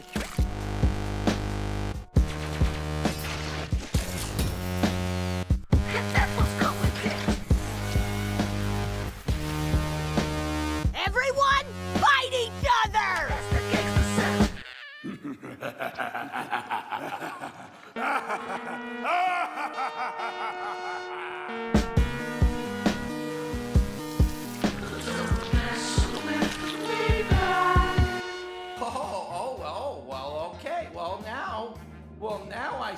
Now I can.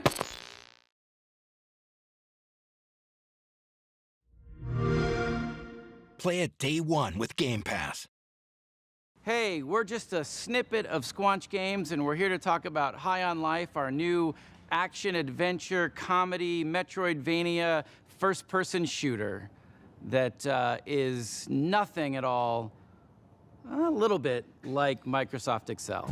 All right, you're a bounty hunter now. You gotta help me rescue my friends. They're Gatlians, just like me.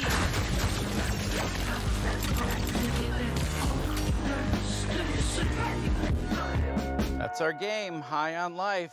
Pretty insane. There's a lot to talk about. Let's dive in. So Justin, you're typically known for working in animation. What brings you into the world of games? Why are you in the world of games? I'm obsessed with games, have been my whole life. Always had ideas, always had, things I would love to make, but just never thought I could ever step into that arena because I lack all the skills needed.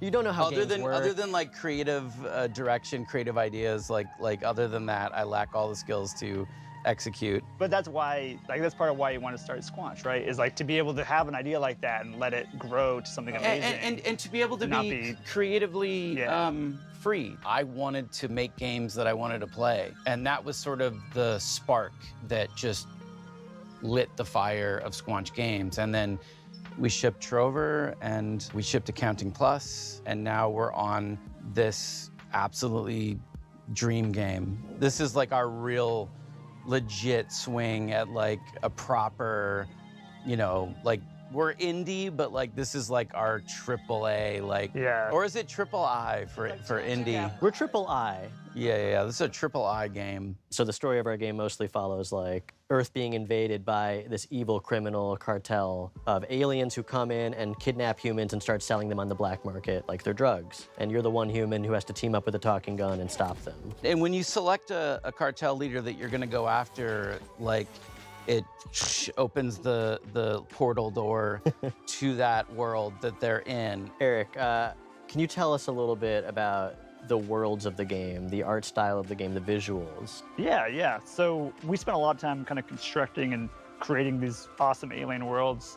Myself and Mikey Spano, who is our art director, him and I worked like a ton on the sort of art direction of the game. He really kind of landed in this space, which was kind of Blade Runner meets the Muppets. So we're trying to capture that feeling with all of our characters, and especially our aliens.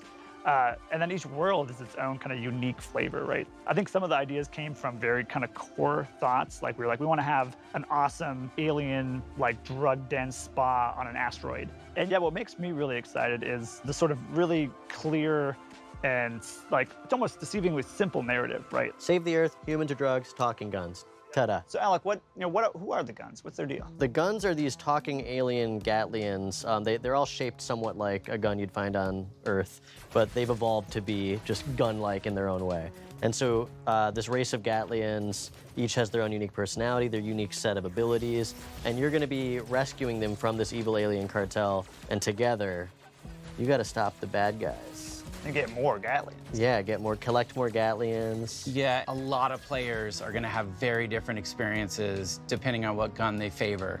Yeah, you kind of pick your favorite companion to have out a lot and hear their dialogue, be part of different dialogue scenes and stuff. Yeah. Look at us, blasting away! And sometimes you can unlock the guns in a different order than another player has. So when you go back through a level, you'll see things that you would have been able to access if you'd done it in the other order. That's and you can come back. That's a huge one. All right, so we've talked about this crazy good game that sounds amazing. Why should people be excited to play it?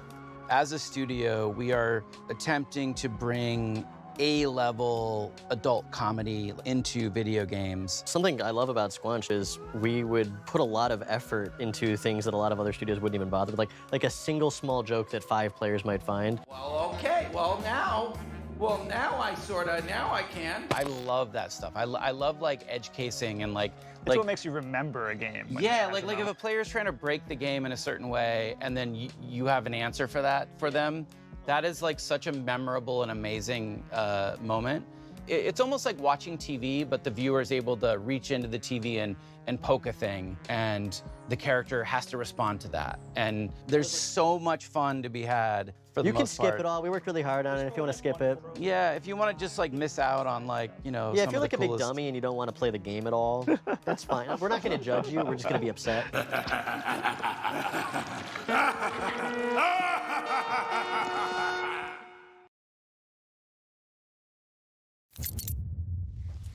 Just close your eyes and imagine you're flying.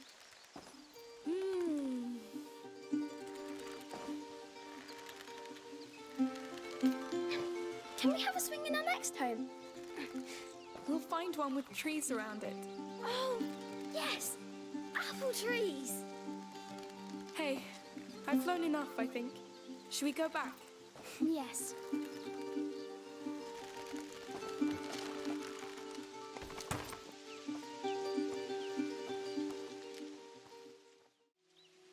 Hello. Oh, hello. And welcome. You're new here. Yes. Well, actually, we're a bit lost. And where are you going? Not to Rome, I would assume. No, we're looking for an island. It has 2 teeth, and there's a bird, and a small lake, and flowers. It's probably an island with 2 large mountains. We were told you could help us find it. Not from memory. But I have an old map of the Mediterranean Sea somewhere. Do you want to have a look? Yes, thank you. That'll be perfect. Good people! What's going on? We're looking for a boy and a girl. The girl has killed several soldiers. She's armed and dangerous. By order of Count Victor of Arles.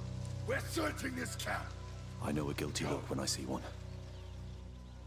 But whatever you've done, I won't give up a child.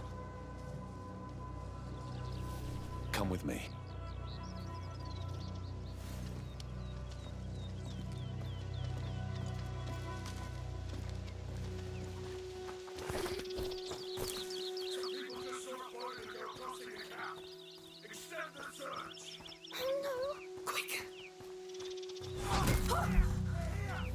You go straight on! Here! Take your hands off me! Oh no! Hugo!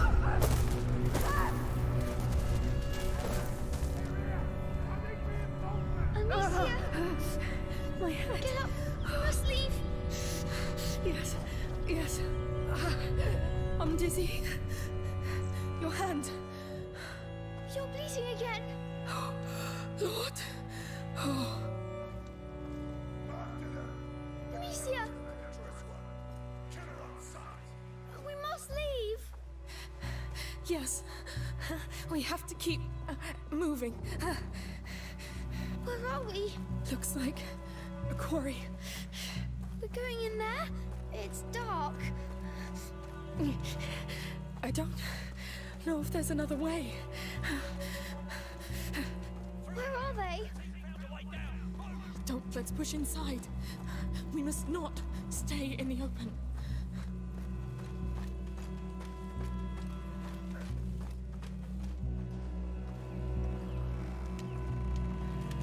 Stop, Amicia. There are people. I hear nothing. How do you know? I feel them. I think it's the rats. I can try to feel better. You're sure about this? Yes. Don't worry. Fine. Careful. Yes. I see them. They're here. Soldiers. Hold on. How? The rats. They can feel people's blood. Now I can too. It's like a noise. Like an echo. So where are they? Close. Coming. I can do it again if you want. Got it. Let's go. Careful. They're trapped in here. They can't go back. Where are the workers? This mine isn't abandoned, is it? I don't start with your bloody superstitions. It's the captain you should be afraid of. The girl pissed him off worse than 1,000 Englishmen.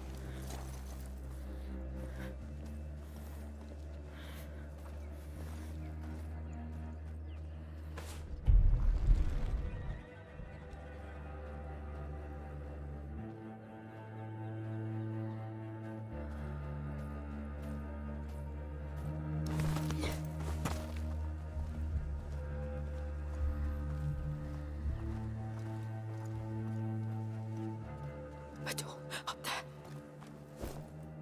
Your head looks bad. I'm fine. The rats, you. Are they a threat? Are they coming out? No. They're deep. For now. Stay focused on them.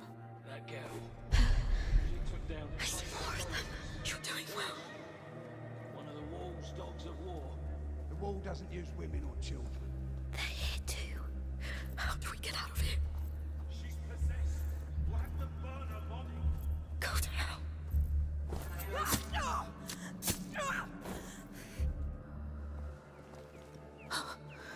Let's move on. Yes, we need to get out.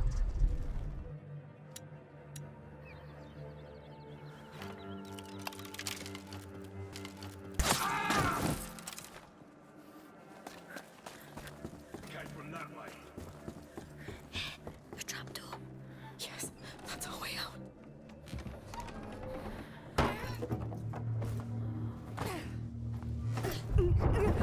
Oh, not now. Amicia. Let me breathe. We should wait, Amicia.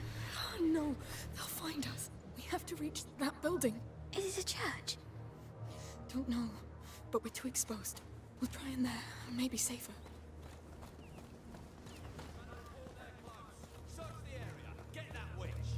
They won't give up. They're butchers. Did you kill her locked in the Red City? More than I should have.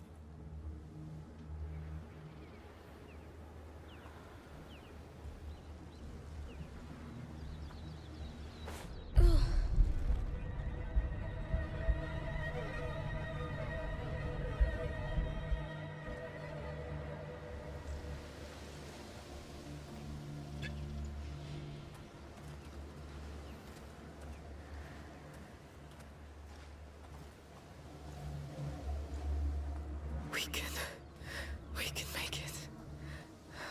Yes, then you'll rest.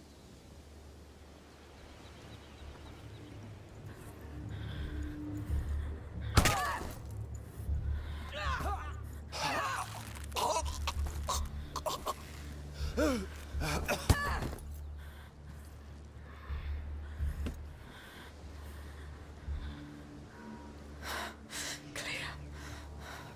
careful.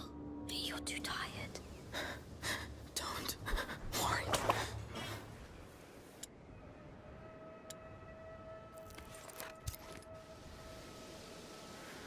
That sound. What's happening?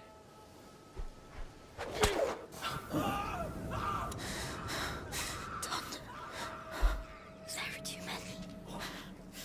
That's what it is. Out of our way. Please, be careful of your head. I'm fine.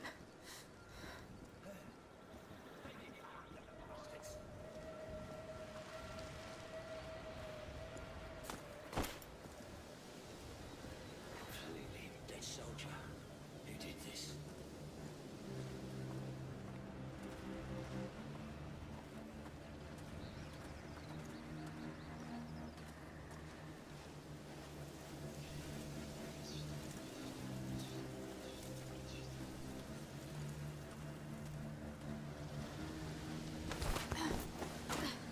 Remember, the Council wants this land clean of its scum. This girl killed your brothers. Her execution will take place here.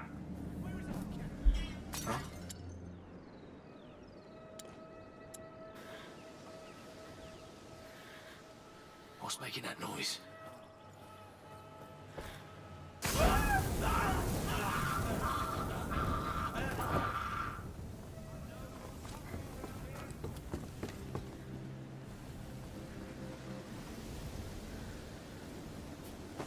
Burned to a crypt. Someone's been murdered. Look sharp. It's them! They did this! I'd better have a look over there.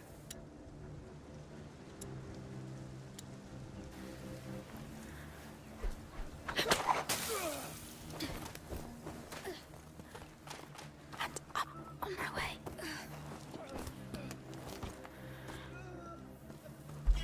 Over there! Hurry!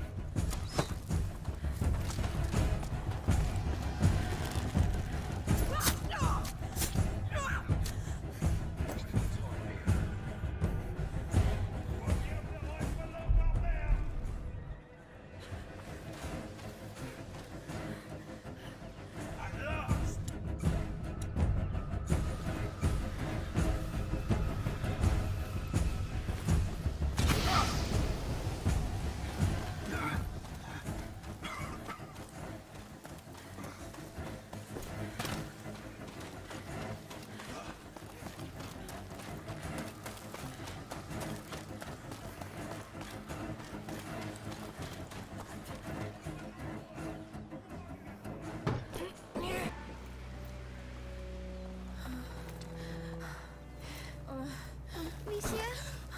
Amicia! No. It's bleeding a lot. Oh, hey, here! They're coming! I can't. You have to handle it yourself. Are you sure? Do it. Quick.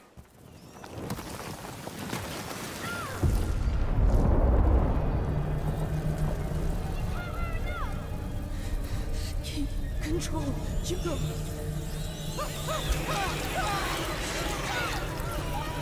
Be careful. You're too tired. Don't worry.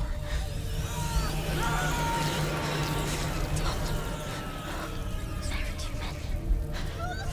That's one less.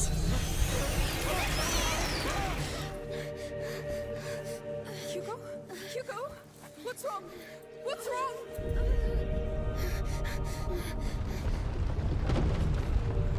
Hugo! No!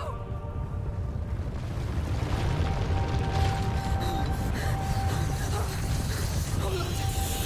Lord. We have to get out of here!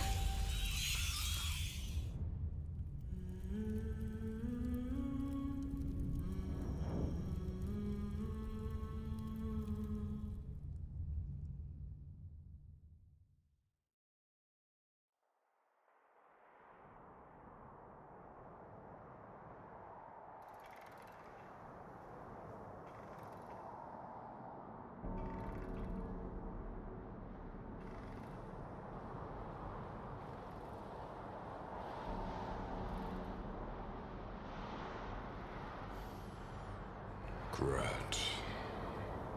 Blossomed into fortune by hands of craftsmen. Truly, a beautiful city.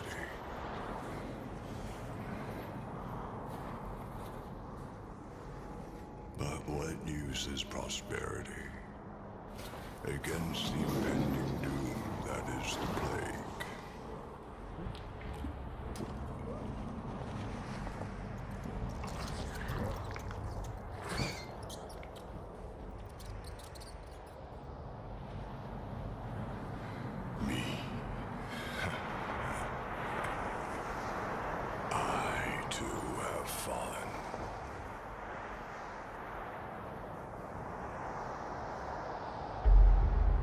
This graveyard. I must find it. That is my fate.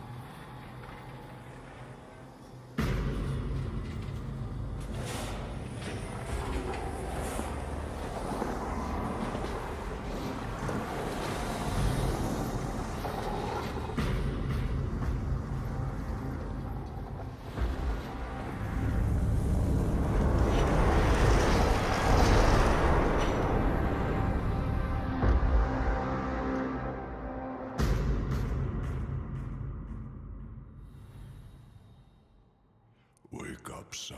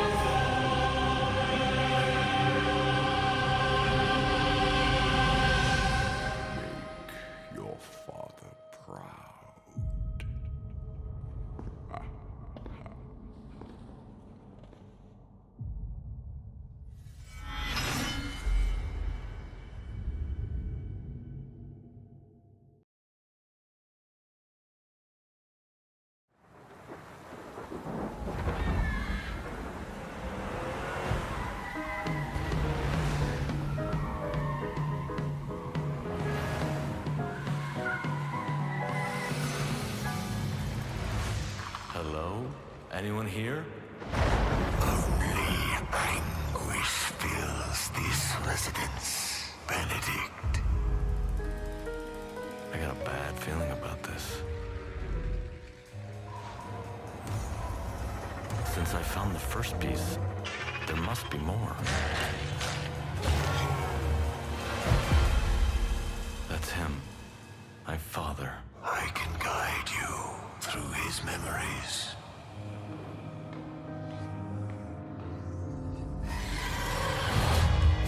We're close.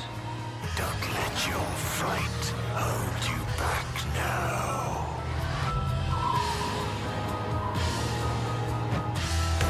It is good to see you, you old devil.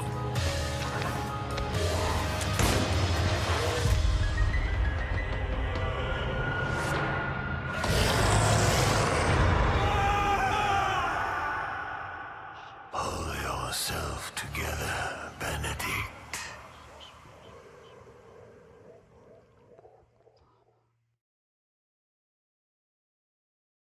Hi, I'm Bartek, Creative Director at Plot Twist. Today we want to show you a glimpse of our latest game, The Last Case of Benedict Fox. In this Lovecraftian Metroidvania, you will need to uncover the dark secret of an abandoned mansion. A mansion that hides the truth of your own past. Hello? Anyone here? Only anguish fills this residence, Benedict.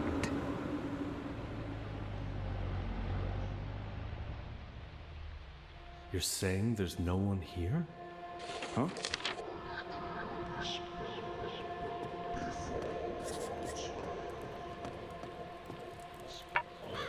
These runes look like the ancient writing of the Old Ones. This could be a fragment of what I'm seeking. The forgotten ritual. We're close. Don't let your fright hold you back now. Since I've found the first piece, there has to be more.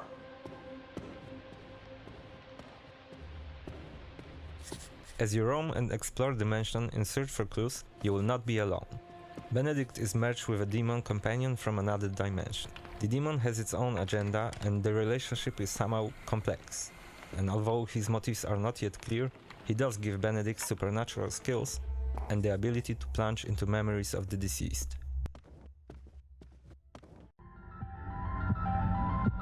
That's him. My father. If I only had found him sooner. I can guide you through his memories.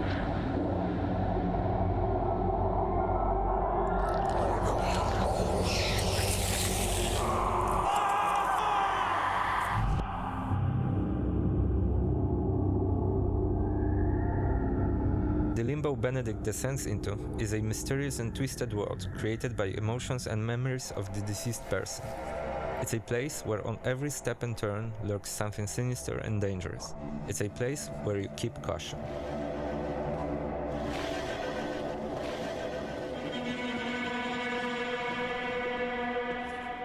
With your trustworthy demon companion by your side, as Benedict you will need to fight other demons that will cross your path. And as you search for clues that will allow you to unfold the mystery back in the real world, you will encounter different limbos, each with various menacing biomes and threats within.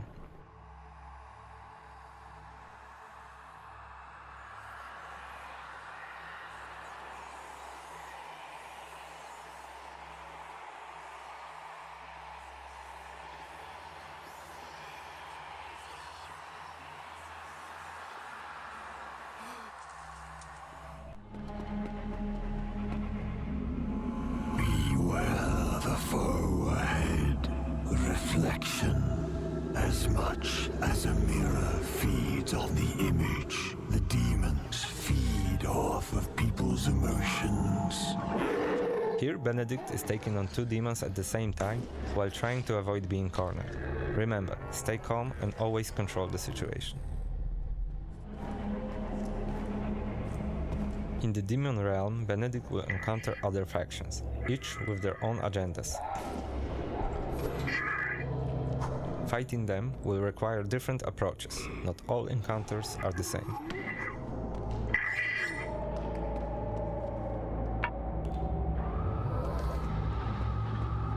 Exploring the limbo can be dangerous, but rewarding. With the gathered loot, you can get back to the mansion in the real world and replenish your stock with the help of some trusted old friends. In this case, it's Harry Houdini, the legendary illusionist. Harry, long time no see. It is good to see you, you old devil. In trouble again, I presume? I feel Harry knows you better than you do yourself. You got that thing? The old one got lost in the mail, if you know what I mean.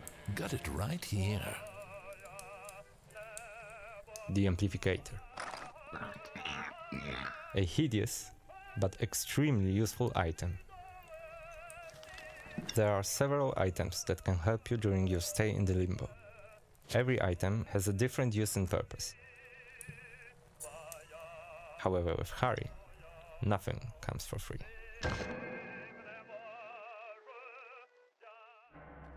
We hope you enjoyed our quick tour of the mansion and of the demon realm. The last case of Benedict Fox is coming next year to Xbox and PC. Thanks for watching, and be careful of what secrets might be revealed.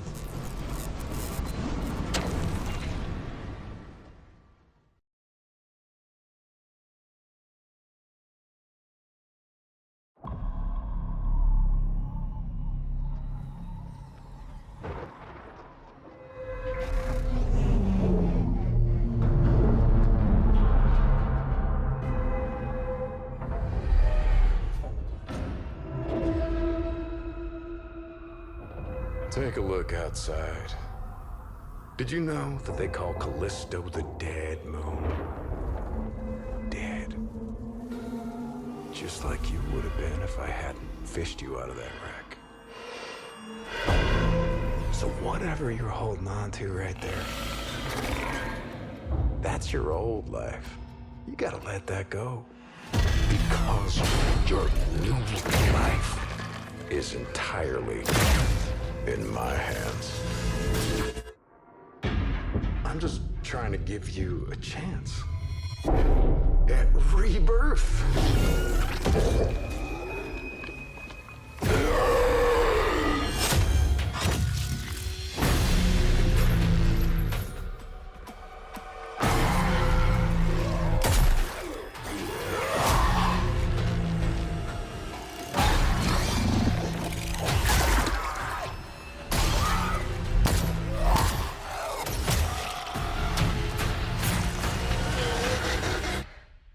I just love that last part.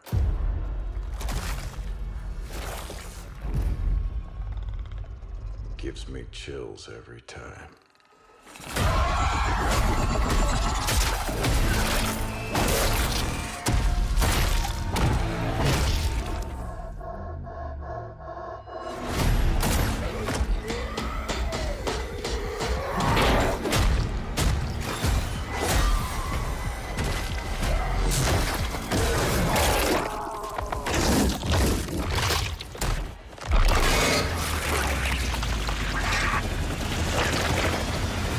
Welcome to your new home.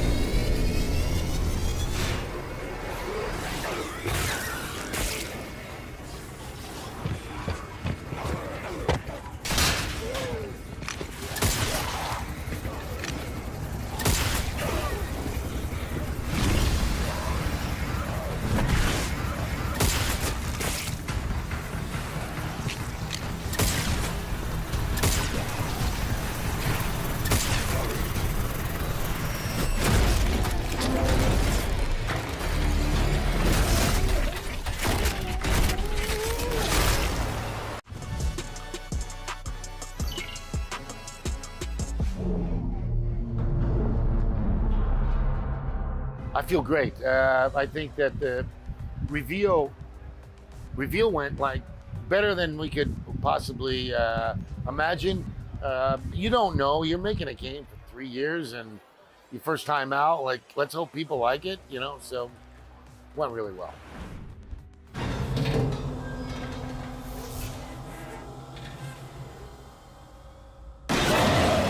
we were very conscious that the environments would look different. That was very important. I think you're gonna get in there and you're gonna play the game, maybe and think Dead Space, but when you're done, it's a different story, different characters, different universe, different way we tell the story. We go really deep on story. The combat is different, enemies are different. I can't see people going, oh, that's Dead Space 4. They call Callisto the Dead Moon. Dead. The different environments allow for different types of scares. They allow for different ways for the enemies to come across you. And they allow for different places, different types of combat for you as well. So we tried to mess it up as much as possible and just make each area unique.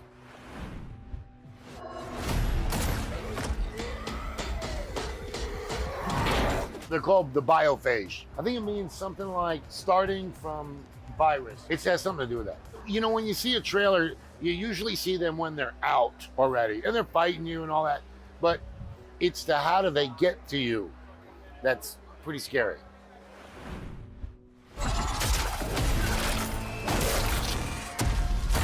We spent a couple years on what we call the gore system. Like engineers, rendering engineers, a couple of artists, they just spent time tearing each and every enemy apart. And then, you know, there were times where like, no, tear another hole in him. You know, go do this. Or, and so each one, like, you may never see the same torn apart guy, you know, twice.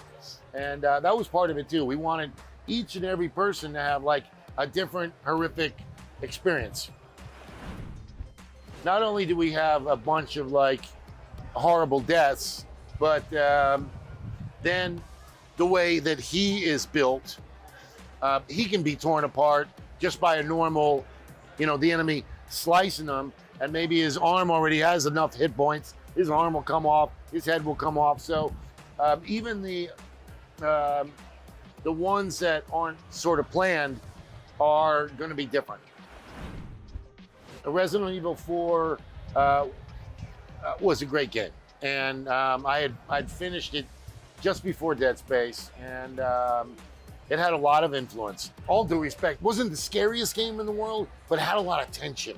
Loved that game. Can't wait for the remake. It looked fantastic. Whenever I see any studio shut down or anything, it's you know, I'm not a fan of that. I actually named it Visceral. So and we were at that time, the plan was we were going to make that kind of game. So Dante's Inferno came out a little after. We had another one that we were working on, but then I eventually left to go start Sledgehammer.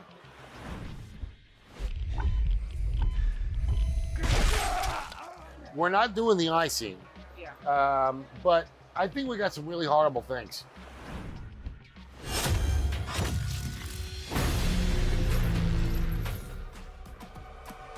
One thing that we did when we set up Striking Distance was we put a mocap studio in our office. No longer are the days where we would have, hey, in 3 weeks, we got 2 days down in LA where we got mocap. Now it was like anytime we wanted, we could go back in and shoot. And that allowed for just greater range of movement, better quality across the board. No doubt that was conscious right from the very beginning. My chief creative officer was just like, you got to put a mocap studio in your new place. So we did.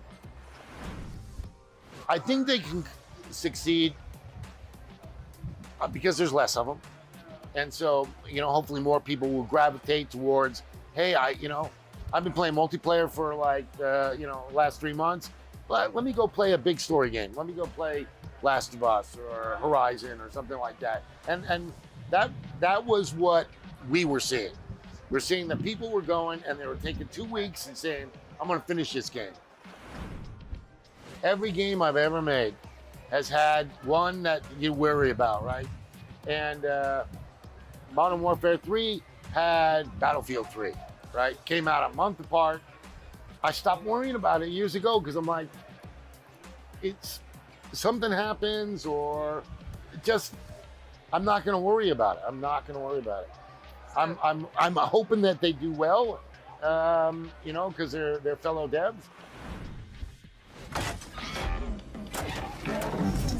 See this?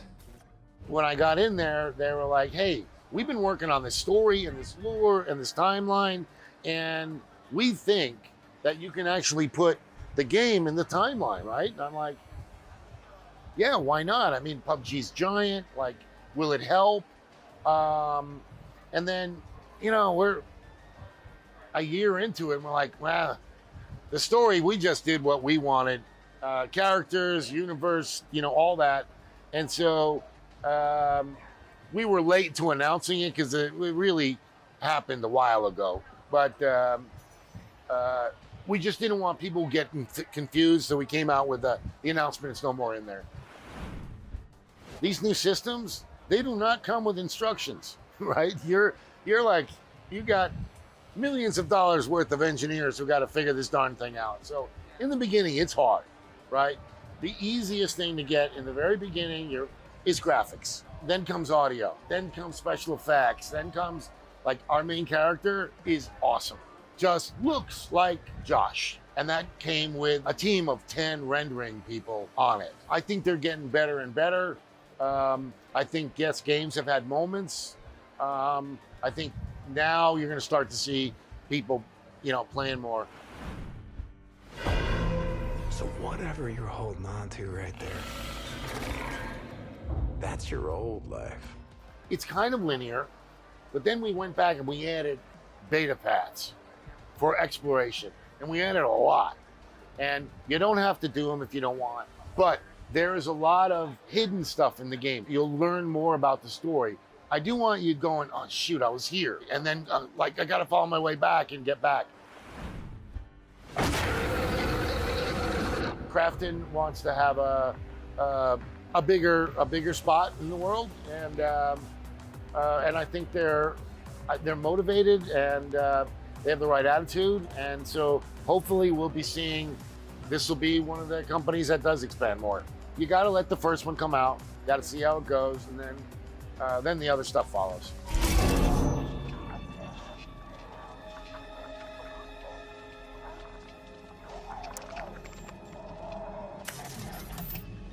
This is Black Irons to transport ship Charon. You are cleared for landing.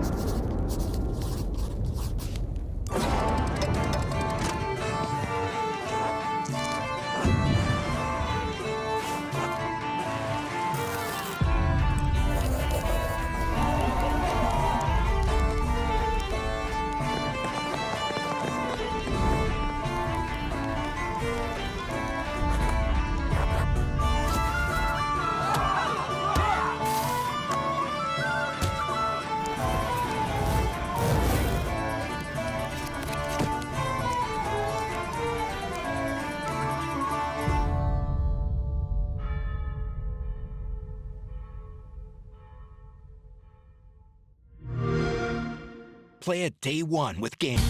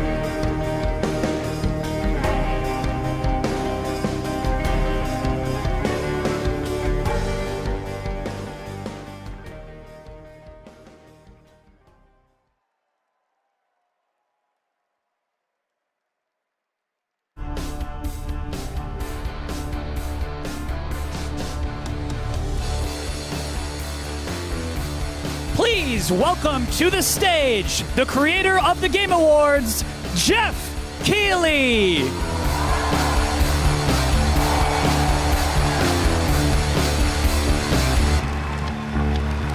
Oh my God, hello everybody. How you doing? It is so great to have a live crowd with us here in Cologne, Germany for Gamescom 2022. I'm Geoff Keighley, and I gotta say, I am so excited to be here with you.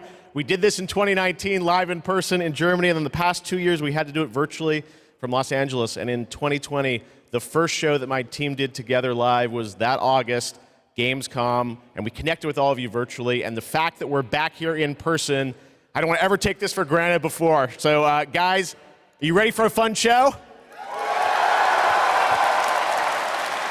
Well, I gotta say, we have a lot of great stuff for you tonight. We have tons of world premieres. The entire industry has come together to showcase the future for you. We've got games like Sonic Frontiers, the Callisto Protocol, Outlast Trials, Hogwarts Legacy, Gotham Knights, and a lot of surprises of things that we didn't talk about in advance. So we've got some good stuff for you tonight here at Gamescom, and I can't wait to get started. We've got 2 hours of stuff, so should we just get right to it? All right. I love the roar of a live crowd, and because we got a live crowd, we got to surprise you with some stuff tonight too. So let's start things off with our first world premiere. It's a new world from a brand new team that has a bold vision. Let's check this out.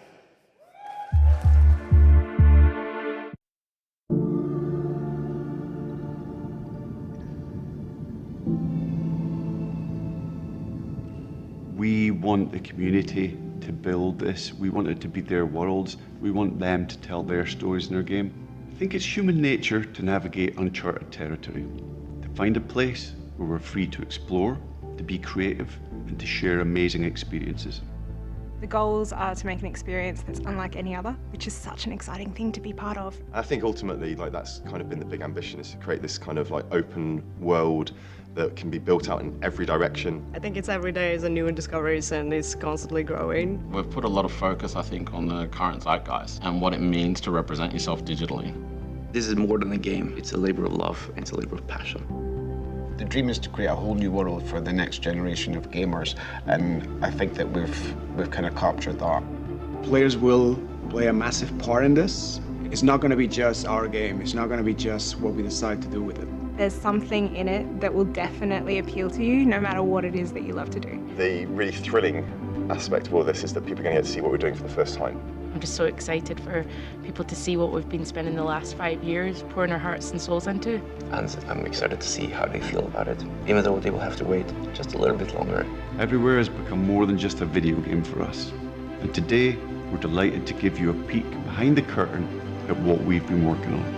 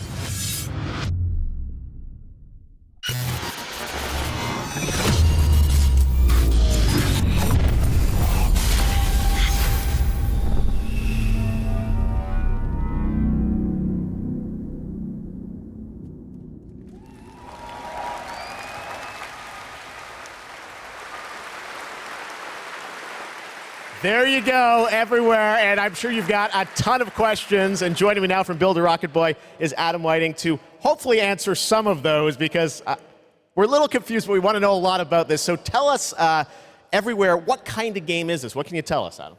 Well, firstly, can I just say it's really exciting to just be here, and we've been looking forward to coming out of stealth mode and really delighted to start the conversation today here at Gamescom. Now, I won't be able to reveal everything, but what I can say is that really we're not trying to make a normal game. I think the scope and ambition of this project are quite unlike anything else. We want to build a whole new world for gamers, and not just a place to play, but watch, share, create, hang out with your friends, and so much more. Well, I got to say, the end of the trailer, I think we all were taken aback by, whoa, change art style, this seems totally different. Is that part of Everywhere? What can you tell us? Well, Geoff, that's one of the many surprises we've got in store for players. I mean, we are passionate about making games and telling stories, but ultimately we made Everywhere to be a place where players can make their own experiences, be who they want to be and tell their own stories. But we're still passionate about making immersive and cinematic experiences that players can just get lost in and enjoy. I guess you could say we want people to have their cake and eat it, and Everywhere is the place that can happen. All right, well, definitely a bold vision for what you're doing here. The other question I'm sure we're all wondering is, we didn't say a date on the trailer. Any sense of when we're going to get to play this thing? Where are you at in development? Well, I'm delighted to say that we aim to have Everywhere in the hands of players in 2023, but we've got many more things to show and tell over the coming months. And we're really excited for you to sign up on our website, everywhere.game. But really, today was just a sneak peek behind the curtain to see what the team has been so hard at work on. And we're really excited to get this in the hands of players as soon as possible. Amazing. Well, Adam, thank you for sharing the reveal here at Gamescom. It's awesome to have so many European studios on stage. And tonight, we've got a lot of European studios that are going to reveal their games for the first time. And right now, we're going to move to another world premiere announcement.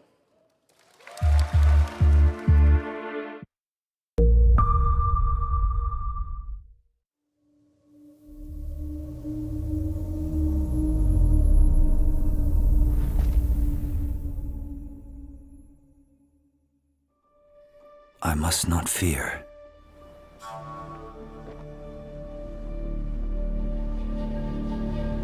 Fear is the mind killer.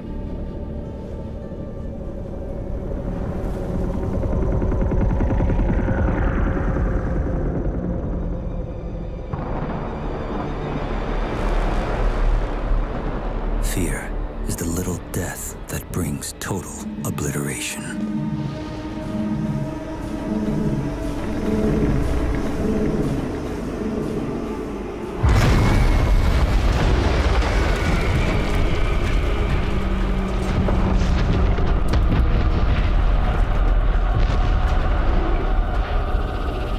I will face my fear. I will permit it to pass over and through me. And when it has gone past, I will turn the inner eye to see its path. Where the fear is gone, there will be nothing.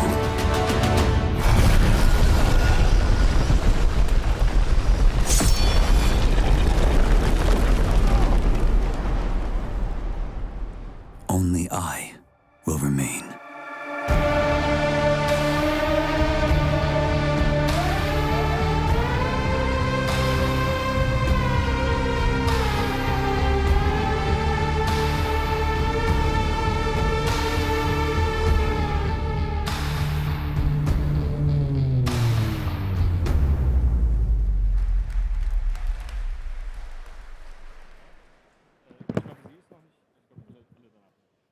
Trust me, the fun is just beginning tonight. All right, how many of you out there are fans of PlayStation? Well, we've got a fun surprise for you. I said, PlayStation, what can we do for all the fans coming together here at Gamescom?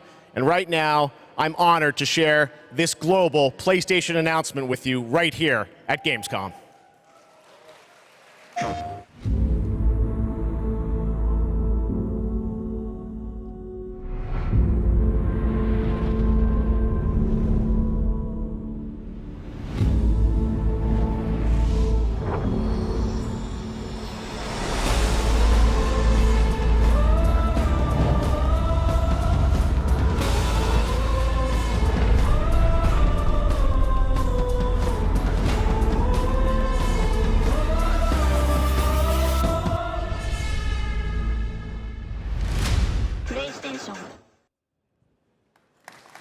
There you go. The DualSense Edge. It's a high-performance, ultra-customizable wireless PlayStation 5 controller designed by PlayStation. And you see there you can have your own custom control profiles customized to your play style. And if you guys want to learn more about the brand new controller, you can head to PlayStation blog. And thanks to PlayStation for sharing that announcement with us here at Gamescom. All right, next up, the Callisto Protocol. You guys hyped for that game? Thank you. Well, joining me now is Glenn Schofield from Striking Distance. Glenn, we are so excited about this game coming out in December. You came all the way over in the middle of development to Gamescom. We really appreciate it. How has the response been to Callisto so far? Man, Geoff, the response has been fantastic for a new IP. I couldn't ask for anything more. So I want to thank the fans, and I want to thank my team for just really killing it. And it's great to be back at Gamescom, man. You know. Well, you got some good stuff for the fans, and we're going to get to that in a second. You brought some gameplay. We saw some great stuff at Summer Game Fest. You brought more now. What are we going to see today, Glenn? Yeah, you've got some live gameplay. We've got 2 sections. The first one is going to show some crazy combat. And the second one is something new from the game, a little different than what we've shown, with a pretty crazy ending. Yes, it is. You guys are going to love this. One thing I wanted to ask you about was you're known certainly in the team for your work on Dead Space. In that game, we love the strategic dismemberment. I understand you're kind of one-upping things for this game? Well, we got dismemberment, and we've shown the gore system. And today we're going to show a couple new things, including one that we're showcasing called mutations. So the enemies may sometimes have these tentacles that come out. And if you don't shoot them, take them out on time, this guy in real time is going to mutate in front of you into something bigger, badder, faster, meaner, and he's going to be taking you out. It's pretty cool. Well, this is one of my most anticipated games. It's coming out this December. Glenn, thanks to you and the team for putting this together. Let's take a look at brand new gameplay from the Callisto Protocol. Thank you.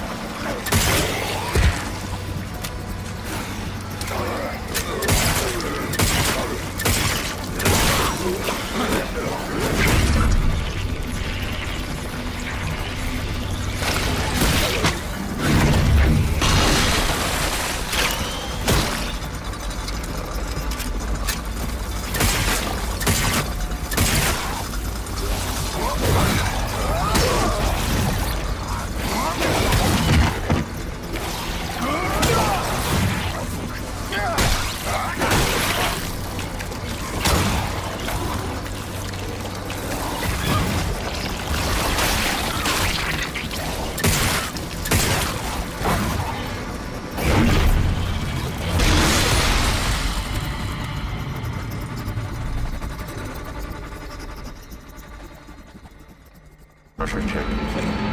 Releasing gate valve. Releasing gate valve.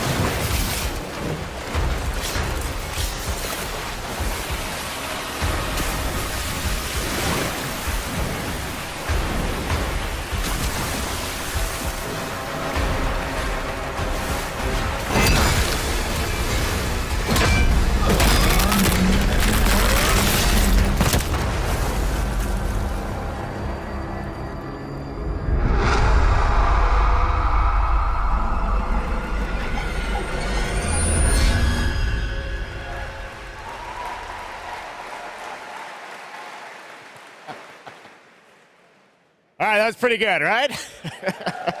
We got lots more coming for you, but right now I want to introduce my co-host for ONL, Melly. Melly, welcome to ONL. Thanks, Geoff. I'm so excited to be here at Gamescom. Hello, everybody. I'm your guide for tonight for all the happenings around Gamescom, and I'm really, really excited to be here because the heart of gaming is beating once again, and game devs and publishers from all around the world are making their way to Cologne to show you hundreds of new games.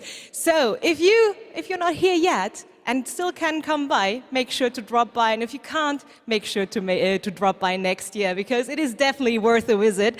And one of the highlights we have this year is we actually have the largest indie area ever, bringing visitors and devs closer together than anywhere else in the world. And you can meet the makers of the most original and fantastic and creative games here. And if you're not here, and if you can't make it here, do not worry. You can also check out the Indie Arena booth online at gamescom.global. Geoff, it's back to you. Thank you, Melly, and you'll be with us all night. We've got Gamescom awards to come and other things too. But let's get right back to the world premieres. This next one is one you've been waiting for a long time to see. Let's take a look at this brand new world premiere. After an age of the cruelest tyranny, man finally defeated its overlord. But gods do not fall forever.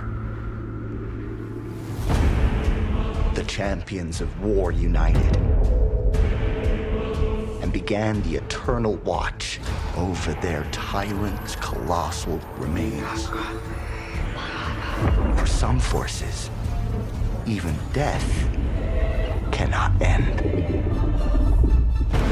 But now, eons later, the fallen god's influence pervades the world again, corrupting even sworn enemies. To join his accursed lords of the fallen and damn humanity to a new age of devastation. Though from these darkest days, new heroes arise. To defy the gods, one must embrace the darkness. And so lies our only hope.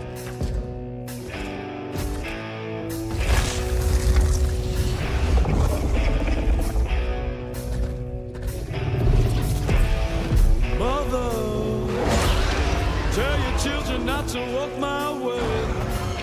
Tell your children not to hear my words. What they mean, what they say. Mother.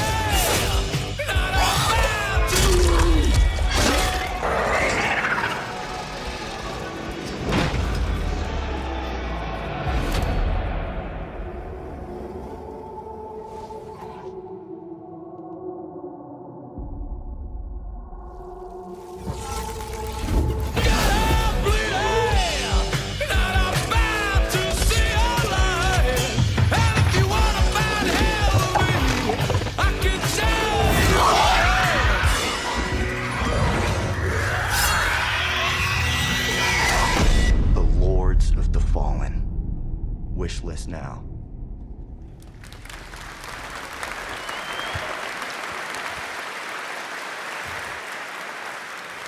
That's right. They dropped the two. The Lords of the Fallen. All right, now it's time for another new game announcement. The sequel to a game that redefined the term couch co-op. Check this out. Are you struggling? Missing your regular FARTs? Have you tried going online? Visit exotic destinations. Move your dreams, whoever you are. Apply today. No skills? No worries. Everybody's welcome. You're hired. Open a door of new opportunities. Work alone or with a friend, or two, or more. You can do it. Move locally or connect together online. Yeah! Nice one. Coming 2023.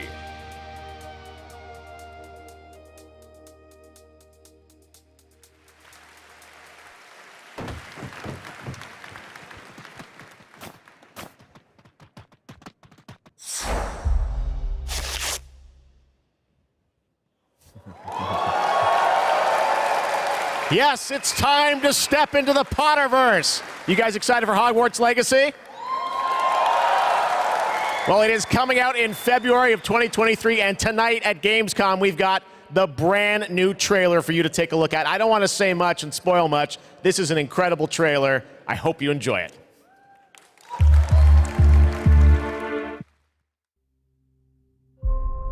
The more we know about Salazar Slytherin and the dark arts, the better prepared we'll be.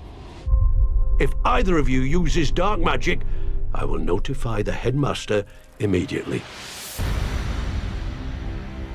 Unforgivable curses are so named for a reason. A spell that could save your life shouldn't be unforgivable. The dark arts seem harmless until it's too late. None of us will be able to avoid dark magic forever. What do we do now? It's up to us. I can teach you Crucio, or I can cast it on you. I'm ready. Crucio! You've made your choice.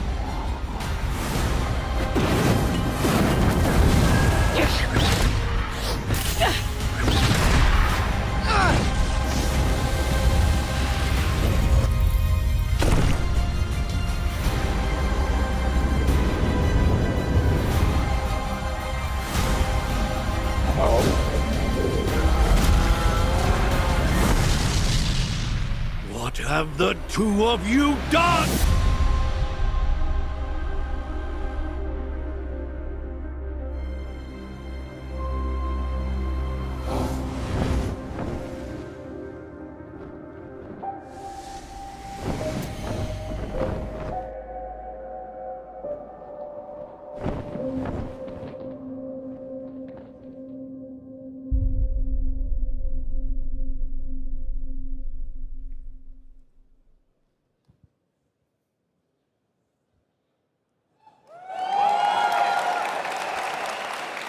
That's right, it's time to step into the world of Borderlands now. Joining me is the founder of Gearbox Entertainment Company, Randy Pitchford. Randy, great to see you here. Thanks for the intro, Jeff. I think a lot of these guys probably know me from my work at Gearbox creating Borderlands. Any Borderlands fans in the house? Well, I got good news. I know some of you hardcore folks saw the leak, but I'm here to officially announce new Tales from the Borderlands. So, tell us about this. We remember Tales from the Borderlands. This is new Tales from Borderlands. This is new characters, new story. It is. You know, I loved the original game, and so that's why we got some of the original storytellers and writers that were back in the day at Telltale and developed an all-new storyline with all new characters, created with production from Gearbox Studio Quebec. It's an all-new experience, and we're here to show it for the first time today. You guys want to check it out? Let's do it. It's coming soon, too, right? That's right. Coming in October of this year. October this year, all platforms. Awesome. Well, let's take a look, Randy. This is exciting. New Tales from the Borderlands, first at Gamescom. Most stories in the Borderlands start bloody. They end bloody, too. Sometimes, all it takes to change the galaxy is a trio of losers trying to get through a bad day. We are in the middle of a TDR invasion. Leave immediately! This area is now under TDR jurisdiction! They think there was a vault key being kept on the station. If we can find whatever's in that vault before TDR does, we can change our lives.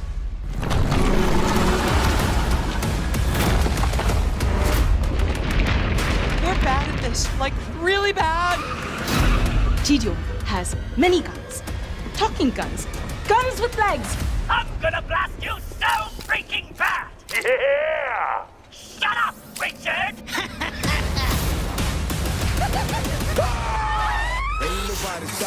I always wanted to change the universe for the better, and now we actually can! But more importantly, we'll be drowning in ash!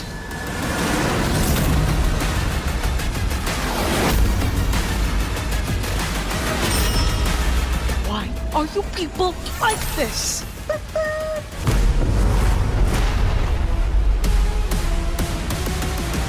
If you happen to see any corpses along the way, don't worry about them. They're just, yeah, don't worry about them.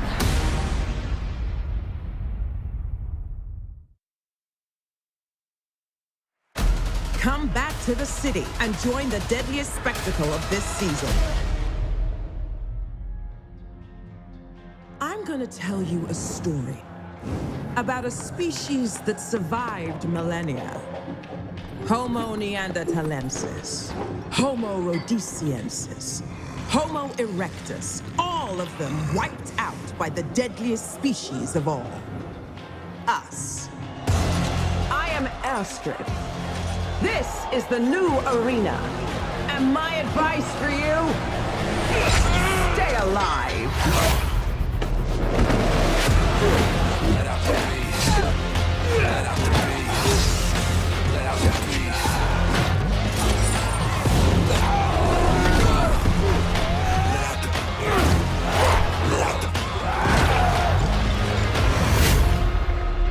Every day you fight for survival, but today you fight for glory. Anyone can be a warrior. What makes you different is the spirit of a champion. Let out the beast. Let out the beast. Let out the beast. Let out the beast. Let out the beast.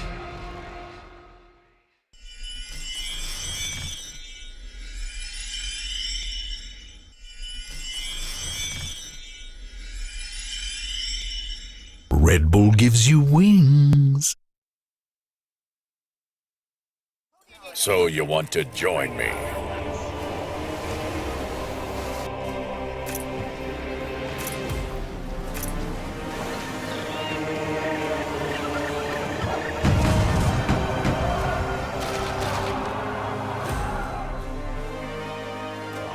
Sign up and be a part of my crew in Tortuga. Product not yet rated.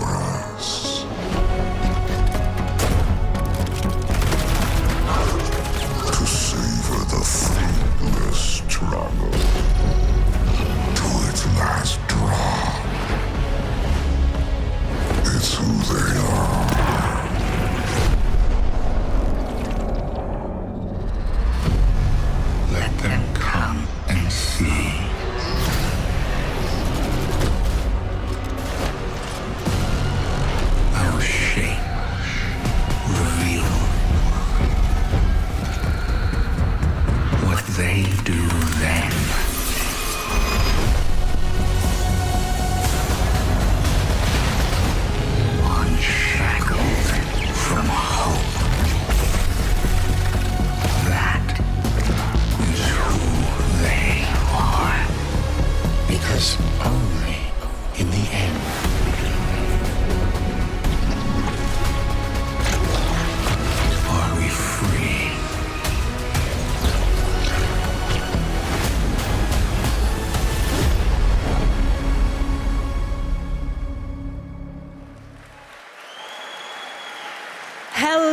again, this Saturday, the Gamescom Awards will be handed out to the winners of the best games on the show floor. Only submitted games showing at Gamescom will be eligible to be nominated, and the awards will be streamed on all Gamescom channels, so make sure to tune in. But tonight, I'm allowed to hand out 4 awards. I'm very, very excited about that. And I would say, let's jump straight into it, starting with the most wanted PC game. Here are your nominees. Metal Hellsinger, System Shock, Warhammer 40,000 Darktide. And the winner is Metal Hellsinger. And here to accept the award is Sheila Wikström, executive producer at The Outsiders. The stage is yours. Thank you so much. Wow, this is a lot of people. I was practicing my speech a lot, but of course, you know, when it's as much people as there is right now, you'll blank. But I want to say that I am honored to receive this award on behalf of my team. The team behind Metal is an amazing bunch of people that I'm so lucky to be working with every day. And the truth is, making games is super hard. When I started out, I don't think I really realized how hard. And what I learned is that focusing on compassion, kindness, and empathy just as much as any other craft in games would be the key to successful game development. And it's precisely those qualities that my team possess and why I'm so privileged to be working with them every day. I love you guys at home. I miss you so much. So what I want to say to you, my industry friends and colleagues, is treat each other with heart, kindness, and respect every day. Make games with humanity. Thank you so much. Congratulations once again. And Geoff, back to you. Thank you, Melly. Well, the world premiere train keeps going. It's time to move to the world of Sonic. Any Sonic Hedgehog fans out there? Sonic has had a pretty good year with the Sonic 2 movie, which was a ton of fun earlier this year. Well, Sonic Frontiers is in development, and we've got a brand new trailer for you and confirmation of the release date, too. Check this out.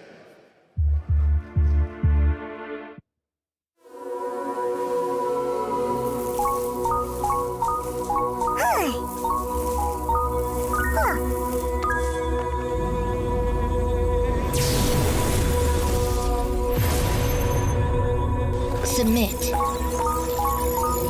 Your reckless actions endanger the world.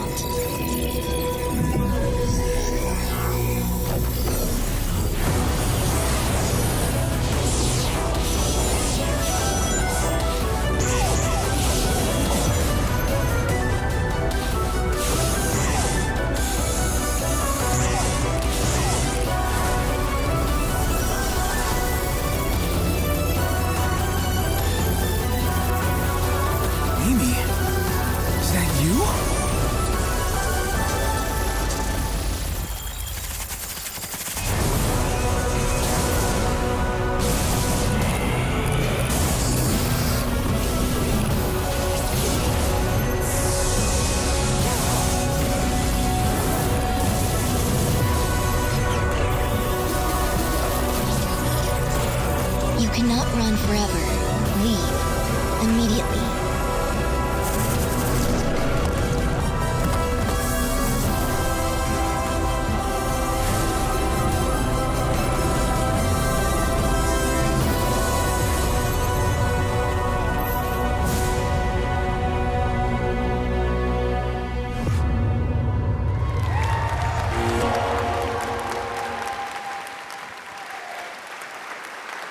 There you go. It is coming this year, Sonic Frontiers. All right, well now, another European studio wanted to use Gamescom O&L as a platform to announce another narrative experience. This comes from a French studio. Check this out.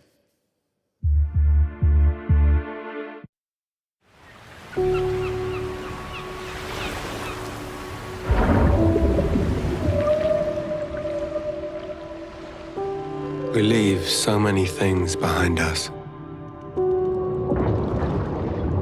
Objects, memories, mistakes.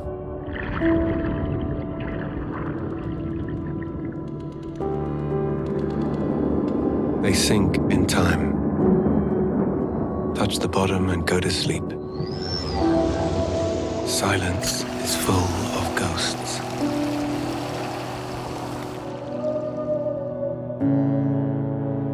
And here, voices can only come from the deep. Deep under the waves.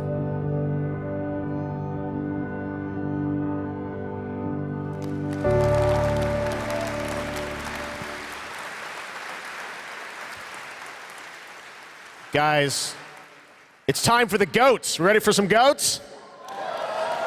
No live goats today, but we are here to talk about Goat Simulator 3. We got to announce this back at Summer Game Fest. And now it's time to see the gameplay of Goat Simulator 3 for the first time. Let's check this one out.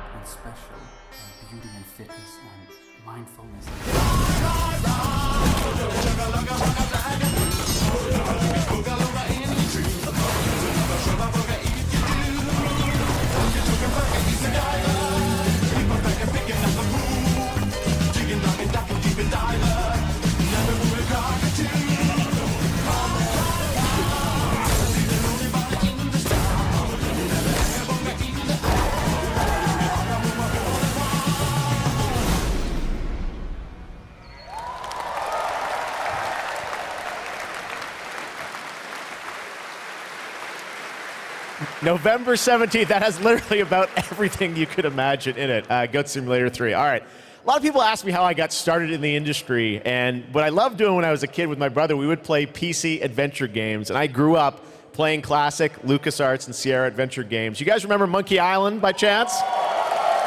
Well, I am so excited because there is a new Monkey Island in development right now. Ron Gilbert, the series creator, is back. You may have heard about it. Return to Monkey Island. And tonight at Gamescom, I am so excited that we get to announce the release date. Or actually, I don't. We get to go to Stan to tell us the release date. Check this out.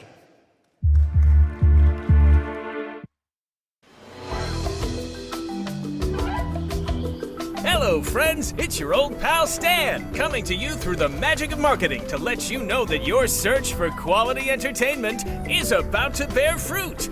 But I wouldn't be doing my job if I just dropped the details on you without a little build-up. I want you to see the kind of fine dining establishments you'll be visiting, like this one. Get lost. And if escapism is your cup of flavor, you can't do much better than this exotic and extremely remote island. Stay back! How did you find me? Return to Monkey Island launches September 19th, which happens to be International Talk Like a Pirate Day. But you don't have to wait. You can order it right now, before it's even out. Something we in the marketing industry call a pre-order. As a bonus, I'm ready to unload this shipment of beautiful horse armor to anyone who pre-orders Return to Monkey Island. It'll look fantastic in your inventory. Oi, you missed a spot. I've got to go now. I've got a lot of irons and a lot of fires. You know how it is. But I'll be back to steal every scene I'm in Return to Monkey Island. I'll see you there. All pre-order customers will receive the exclusive horse armor item in their inventory. Please note that the horse armor has no practical use in-game and in no way will contribute to the gameplay, puzzles, or narrative of Return to Monkey Island. Oh my God. A month away, and I love the horse armor does absolutely nothing. It just sits in your inventory. Return to Monkey Island. Cannot wait for that. All right, now let's turn to the world of Unknown Worlds, the creators of Subnautica.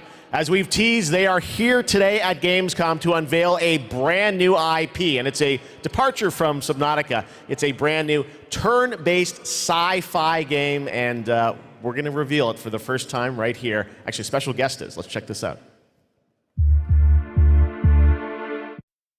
Hi, I'm Brandon Sanderson. You might know me as the author of the Mistborn series, the Stormlight Archive, or as the guy who finished Robert Jordan's Wheel of Time.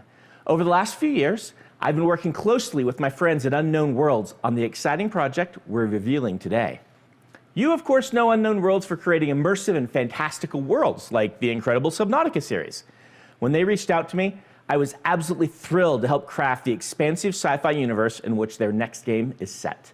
This secret has been a hard one to keep, and we're so excited to finally show you what we've created together. So, without further ado, this is Moonbreaker.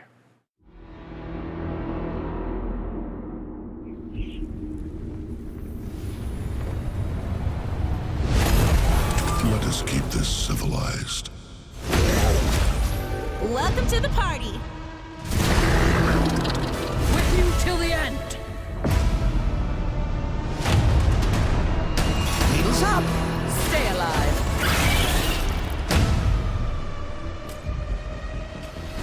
This will be over real quick.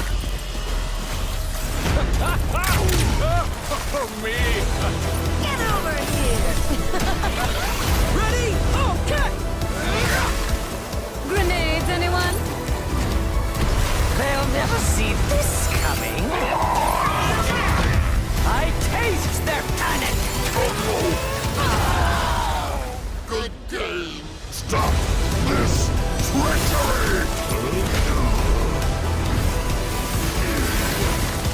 Come on, it's fun.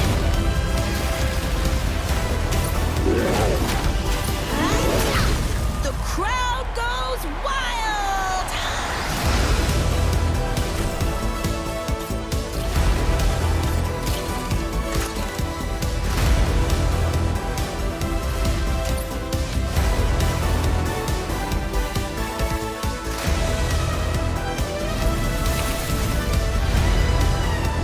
Let there be fire!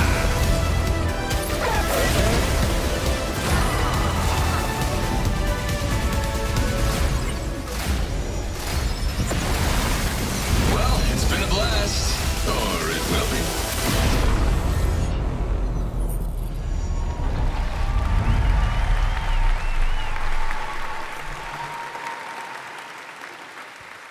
And joining me from Unknown Worlds is Charlie Cleveland. Charlie, Moonbreaker, it's real, and it's so different than Subnautica. So Yes, tell us, it is. This departure, you guys like to kind of reinvent yourselves every game, right? Yeah, so people thought we were kind of crazy for making Subnautica after making Natural Selection. We went from a strategy shooter to a pacifist underwater game, survival. So I feel like we've done this before. We love changing genres, but I'm hoping our Subnautica fans will still come along for playing a digital miniatures game. I hope. Well, it's so cool. A digital miniatures game. Everyone loves miniatures, but how do you translate that into gameplay? What is the gameplay of this game? So we're kind of channeling like Guardians of the Galaxy or Firefly kind of feel. So you can see that from the colorful art style we have. So you choose a captain and 10 crew, and you build a roster, kind of like a traditional miniatures game. And every unit in the game is really like strange and special and kind of game-breaking. So yeah, you deploy units and you move them around on the battlefield, and you get all these crazy game-changing powers, kind of like Hearthstone meets XCOM, kind of. Well, I mean, you see the gameplay here. It looks great, and it's coming soon, as we said, end of September, so you're not early access, you're not going to wait long. But the thing I want to get to is the painting of miniatures, which we saw a tease of in the trailer. And I know you actually, painting was cathartic for you sort of during the pandemic, right? Yeah, so the painting, I mean, you can't have a miniatures game without painting. And during the lockdown, I just found myself like learning to draw and just zoning out and feeling really relaxed when the world was basically falling apart around us. And we really tried to capture that feeling. It's not like Photoshop or like special technical tools or anything like that. We just simulate washes, dry brushing. We've got decals. This feels like you're actually painting a real miniature. And I have to say, because everyone is surprised by it, like all the miniatures you see painted in the game are all painted with the tool. Wow. So it's like actually pretty powerful. Amazing. Well, it's so cool that you're revealing it here, and it's playable at Gamescom, right? It is. It's here. You guys are the first ones to play it. Wow. And oh yeah, it's more. We're over in the Crafton booth. Okay. Crafton booth. And for everyone else around the world, they're not going to wait long, right? Yes, we'll be on Steam playtest in September. Okay. We have a couple open weekends, and then we're going to be launching into Steam Early Access September 29th. So it's really close. Only a month away, Moonbreaker. Charlie, thank you so much for coming all the way out here. Thank you. I know you had a tough time My pleasure. getting here, but you Thank you, made everyone. it. All right, Charlie Cleveland with Unknown Worlds. Thank you so much, Charlie. And now it's time to reveal another game with a very catchy tune in the trailer. Check this out. Let me tell you about the friends that invested all they had on a shady site that looked like a scam. It said buy this magic cards to play the coolest game and fight against your friends with no consequence.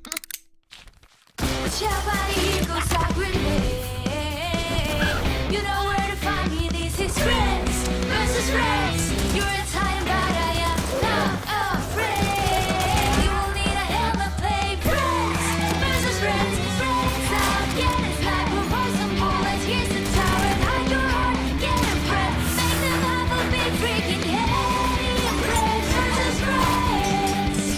Friends versus friends.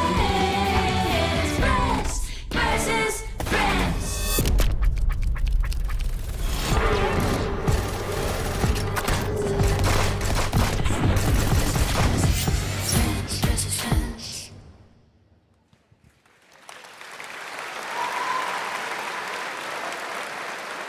Inspired by the familiar story of Pinocchio, Lies of P is a new action Souls-like game that is coming out from NeoWiz, and you guide Pinocchio on his unrelenting journey to become human. This game looks absolutely great, and we've got a brand new gameplay trailer to show you, and this game is also coming to Xbox Game Pass on day one. Let's check it out.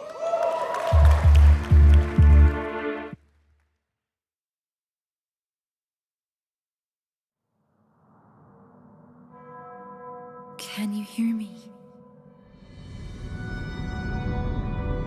I hope this reaches you. This city is falling apart.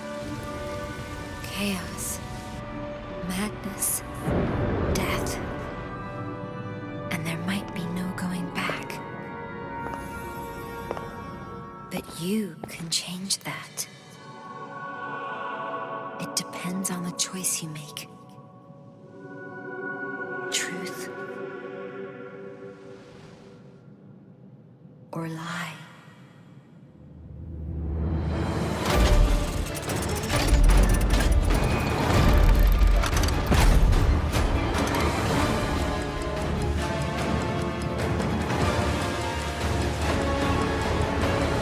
I might be asking too much of you.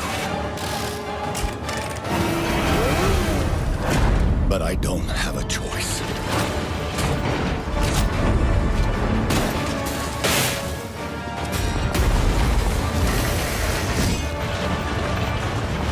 Only you can do this. Please, help me.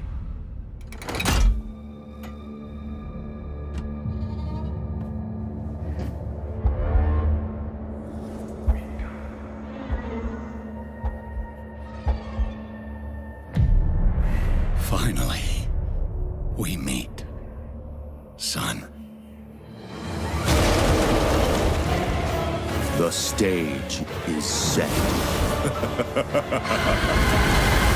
The light shines brightest in the darkest of times. All right, buddy, I'm here for you. Don't worry.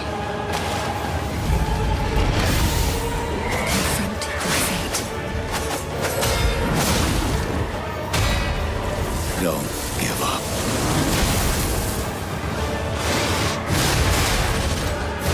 Keep on going.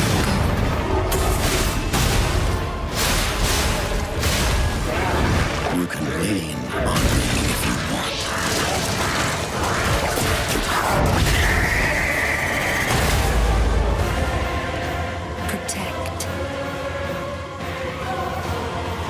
fulfill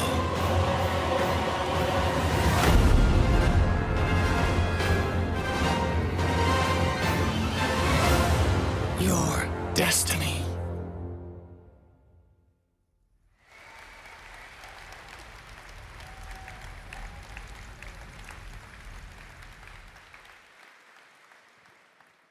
Hey, you!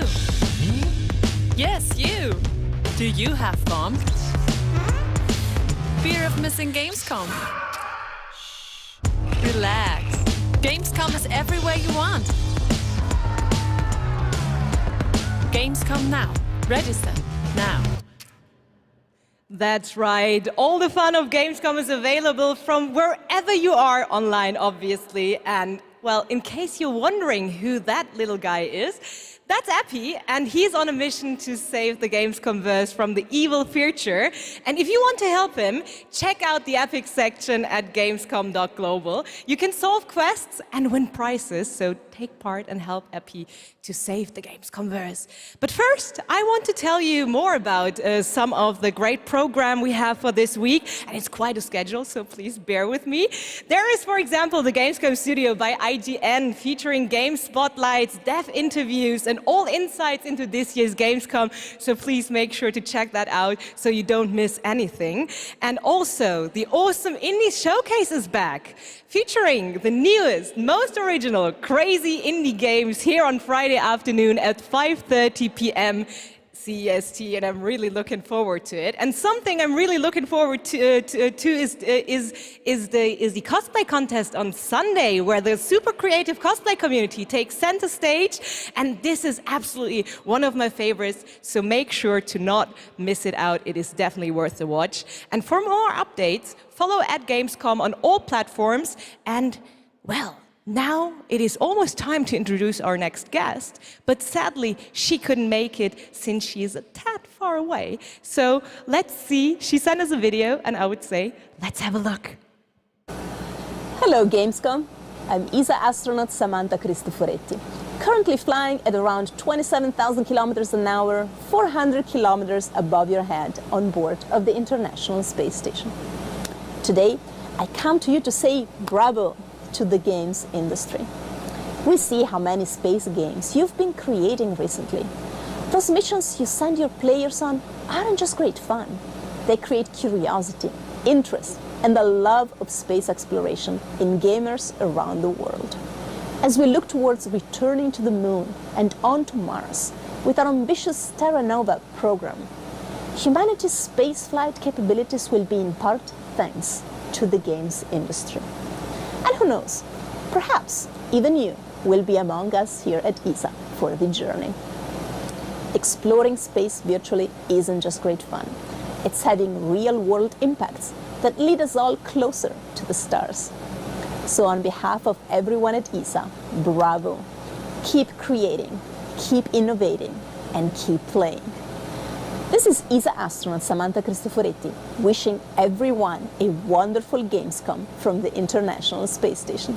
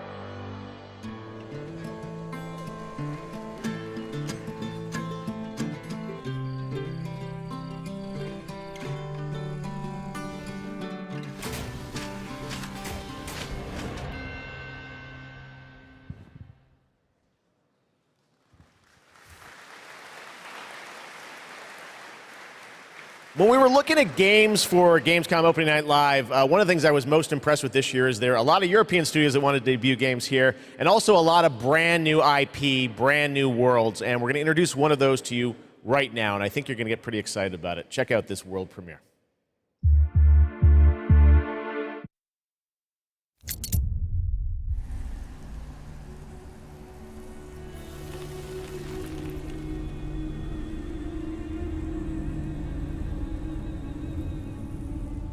The sand has memories. Memories of our past, when gods walked this world, and our heroes stood amongst them. But the gods' vanity grew, and in their struggle, we were cast away. Only remnants of these stories remain in the sand. In the ruins of this shattered, broken world.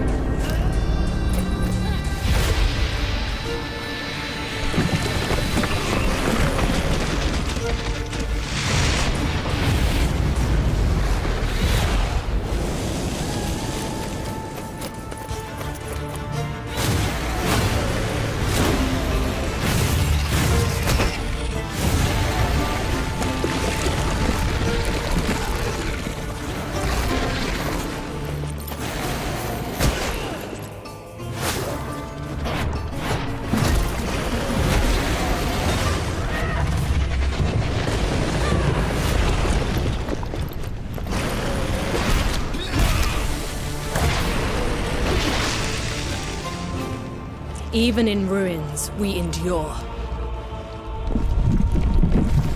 We won't let go. For now, we can stand for ourselves.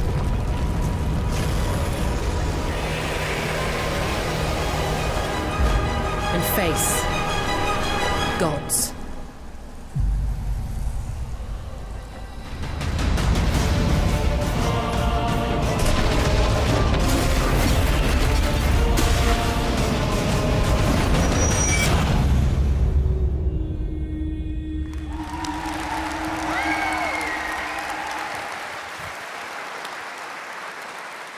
Atlas Fallen coming in 2023. Now, a classic strategy game that I remember playing in the late 90s is Homeworld. Did anyone else play that back in the day? Great PC space RTS. Well, a brand new Homeworld is coming out next year, and we've got a brand new look at some new gameplay from Homeworld. Let's check it out.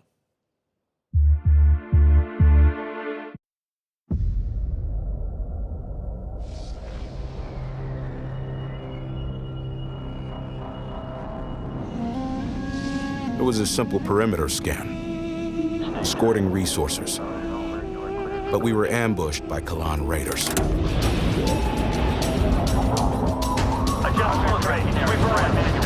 fighters were no problem, but the missile frigates were a different story. Command got clever. One wing used cover to keep themselves safe on approach. Target acquired. While another group found a tunnel in the structure to sneak behind them. We're over on top with range. Get you up. Let's do this. It worked. But just before a carrier battle group arrived. We scrambled bombers. Vector confirmed. Scanning zone adjusted. Perfect for attacking capital ships. This is bomber lead. Engaging carrier. We protected the resourcers while they hauled in the goods. Which meant we could roll out assault frigates. Cleared hot. Let's take it to him. Stay on him. Break contact. The raiders weren't pushovers, but command countered their hit-and-run tactics. The way their carrier exploded, beautiful. And we even grabbed a little souvenir. That missile frigate is ours now.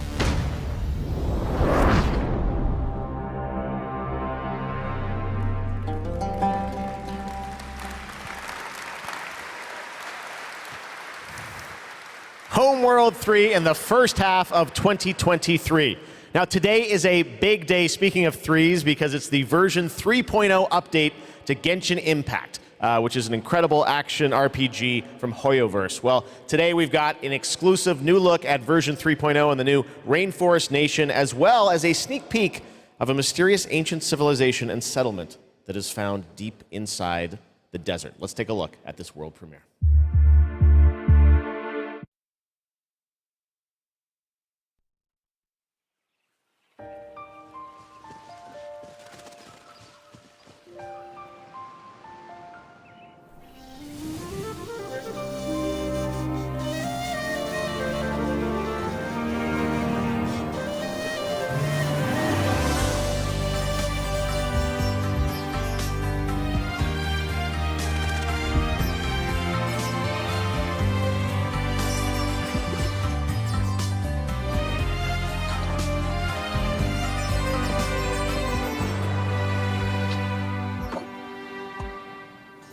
Can't see? I'll uproot you! Go!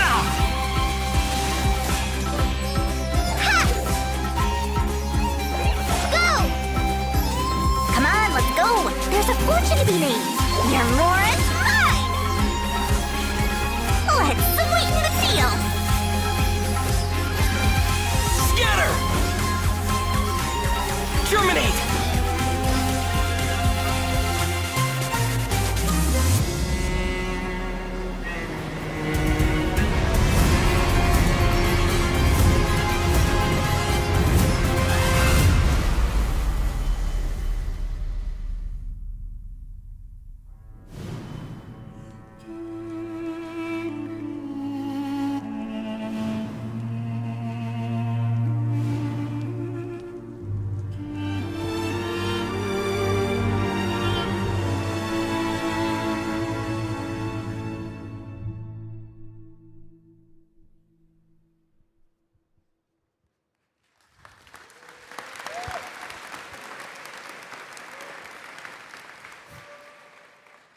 What an absolutely beautiful game. And that's not all from Hoyoverse, because they also have Honkai Star Rail in development. It's a grand interstellar adventure with strategic turn-based combat.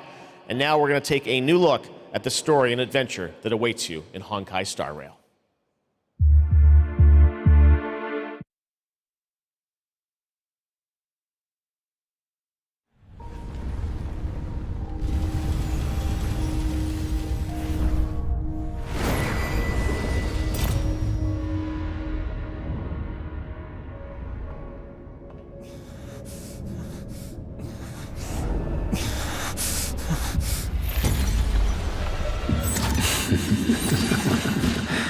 Of 5 people, 3 must pay a price. You are not one of them, Jin Yuan.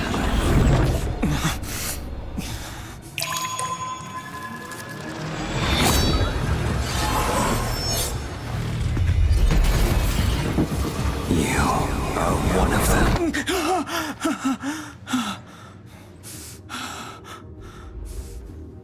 The Xianzhou is in danger. This man, he...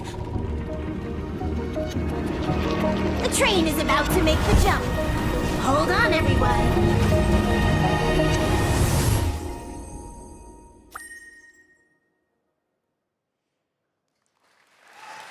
Hello again! It is now time for our next Gamescom award, and here are your nominees for the most wanted Microsoft Xbox game.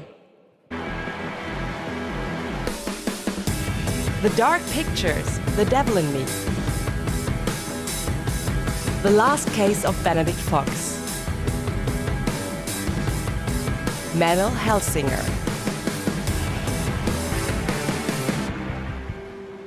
And the winner is The Last Case of Benedict Fox! And here to accept the award is Bartek Leszczakowski, creative director at Plot Twist. Congratulations. Thank you. It's quite of a shocker for us. We just love good Metroidvania games, and we are working hard on making Benedict Fox just that. And I would like to thank Xbox team for their support, and Rogue team for being the best publisher ever. And especially I would like to thank my team in Krakow. They are crazy talented, and my hands hold the award, but their hands make the game. Dziękuję wam bardzo. Thank you. Congratulations once again, the last case of Benedict Fox. And Geoff, back to you. Thank you very much, Melly. Anyone here a fan of Justin Roiland? Rick and Morty?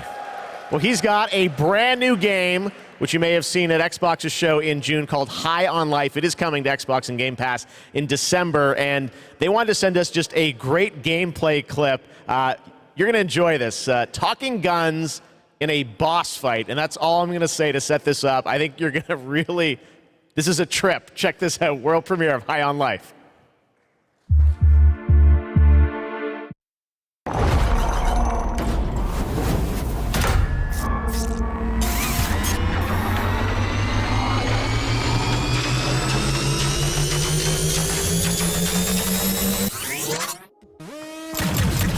Wow, we're actually hitting her! Holy crap! That was cool!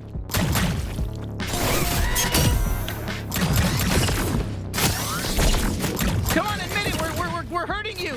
No! Fuck you! Are you even a real bounty hunter? Jesus, it's so gross you even went in there!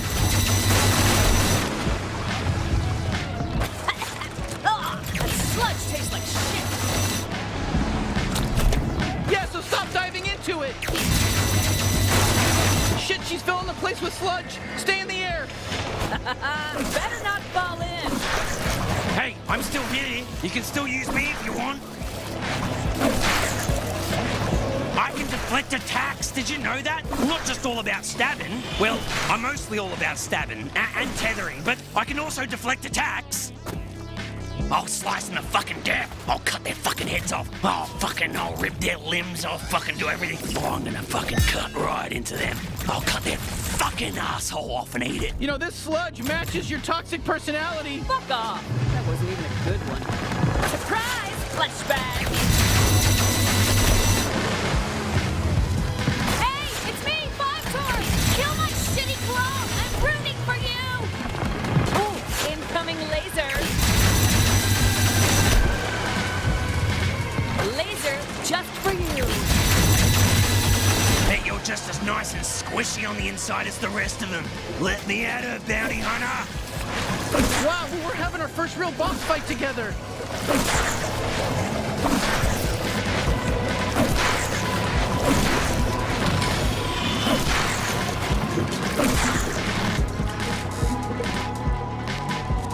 I'm the strongest out of all the Torg clones. I'm impressed you made it this far. My ant soldiers are extremely strong. Honestly, I don't think they were. We're new at this, and it was pretty easy to kill them all. If I'm going out, I'm taking you with me! Shit, just stay alive. I think she's basically done for.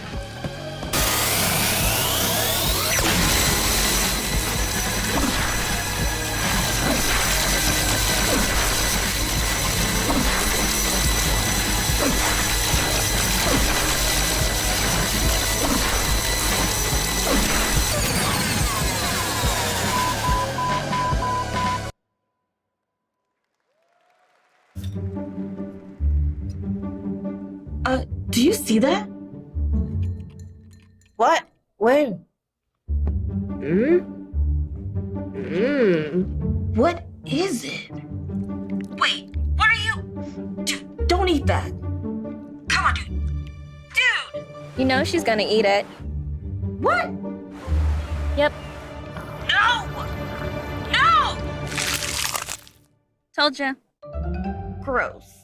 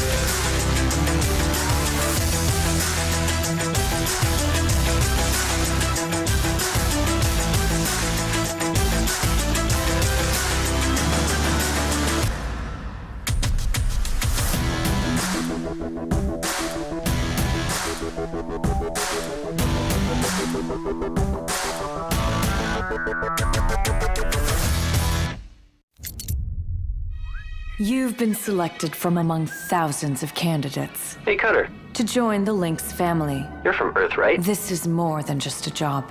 It's an opportunity. You ever miss it? Caution. Oh, shit. Lynx. Making the world A better place.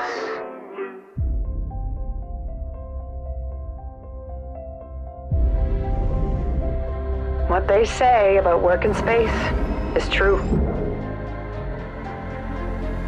There's something real special here. You don't have power here. You never will. Look around you. We're expendable. I can hear them in the walls. Ain't a tray like it.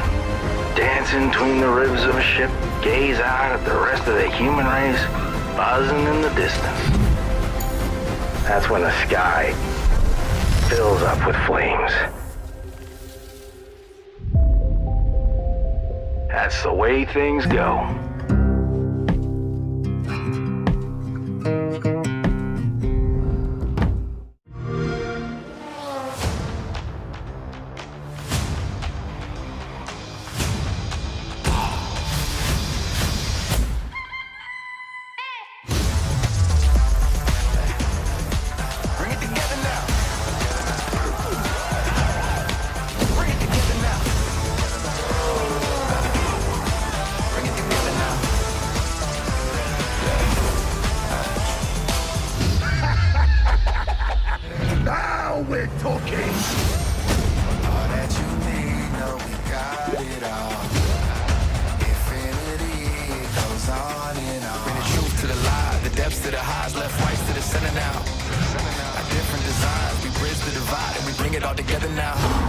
You gotta help me rescue my friends. Bring it together now.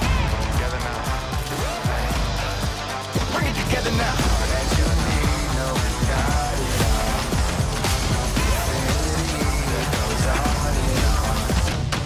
Don't got no limits now. Got it and we give it all. Get it and you pick it go.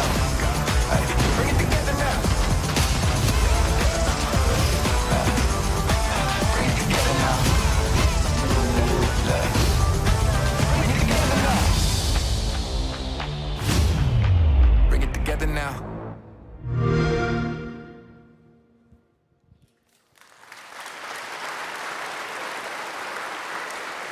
First announced back at the Game Awards, Telltale's next project is based on the Prime Video series The Expanse.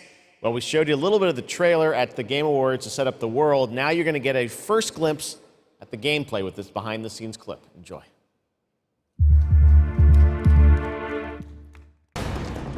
Drummer, his suit is punctured and losing pressure. You need to release the vault attachment now or he could die. Hold still. We'll see what we can do. Captain Drummer, what are your orders? The Expanse is obviously one of those universes that has a ton of opportunities to tell great stories. One of the things I'm super excited about is the zero-G stuff that we've been doing. A big part of when we're making the game, not only are we thinking about the characters, we also have to think about how can we evolve the genre in any way that will make players excited to be part of this universe and feel like they're engaging in something rather than just being a passive audience member. You'll figure something out. I know you will. It's actually been a really interesting thing as an actor to explore some of her more vulnerable sides that by the time we meet her in the series, they've been cauterized. Because this score drummer, This is the greatest score any scavenger has ever come across. You'll need me if you want any chance of unloading it.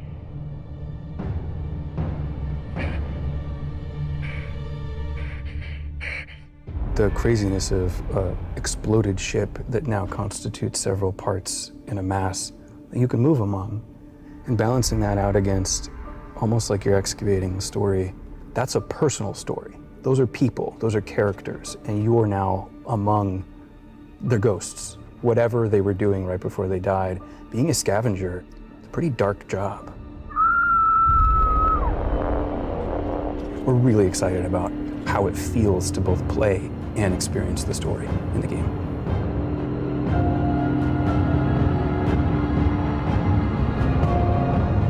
Whoever did this is long gone, and we still have a ship that's ready to be scavenged. So get to it.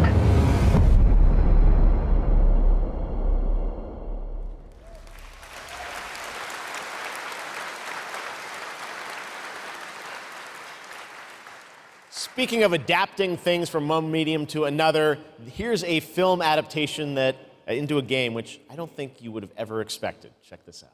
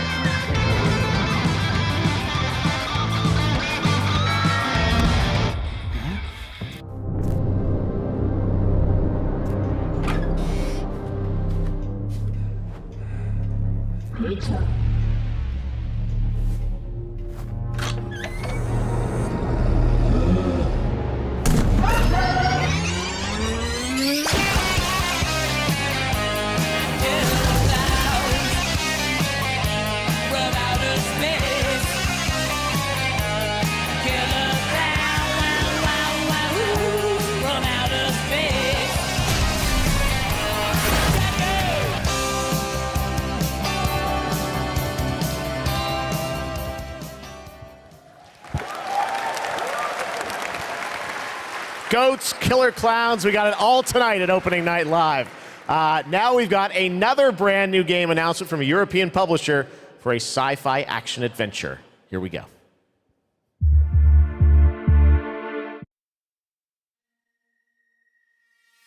We always wondered if we're alone in the universe. We observed and explored, but found nothing. Until now. It has been 6 months since the alien object known as the Metahedron suddenly appeared above Earth's atmosphere. Personal log, sentient contact assessment and response team. Kate, we have an issue.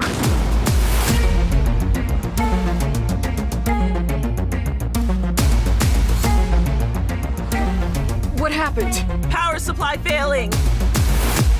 Sensors offline. I'm switching to backup generators.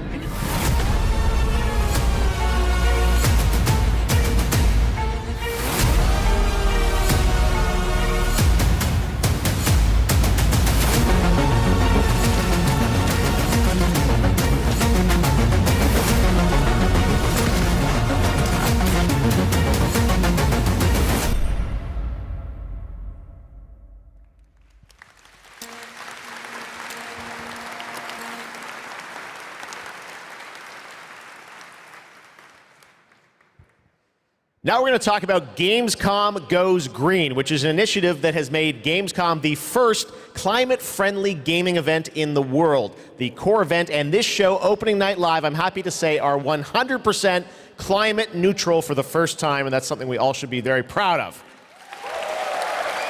You guys are part of that too. Now, as part of this initiative, Gamescom, along with the United Nations Environmental Program Initiative Playing for the Planet, are going to give out the first ever Gamescom Goes Green Award to the best sustainability concept from an exhibitor here at Gamescom. And the nominees are Microsoft Xbox, Yuki, and the Indie Arena booth. And to find out the winner, let's turn it over to Melly. Thank you, Geoff. And yes, the winner of this year's Gamescom Goes Green Award is Yuki. And here to accept the award is Dr. Joe Twist, CEO of Yuki. Congratulations. Thank you so much. Thank you, Gamescom, for this wonderful award. It's brilliant to be recognized. Thank you to the Yuki team who works so hard every day to be greener. And thank you to the UN's Playing for the Planet Alliance for inspiring us to change. You know, it's so fantastic to see these amazing game worlds that we're going to play in over the next year. But you know, we only have one planet to live on. And we only have one lifetime to make a change and to protect that planet so that we can continue to play our games. So everybody, whether you're a player or a business, can make one small change starting tomorrow, and together we can play more games together and save the planet. Thank you very much. Thank you, Joe, and congratulations once again to Yuki. And remember, it is not only the organizers or exhibitors that can go green. All of you can also make a change by donating to the Gamescom Forest. So plant your Gamescom tree today. Geoff, back to you. Awesome. Thank you very much, Melly. Congratulations to Yuki. Now it's time to announce a brand new game from a new studio of industry veterans working on an ambitious new RPG. Here's the first tease.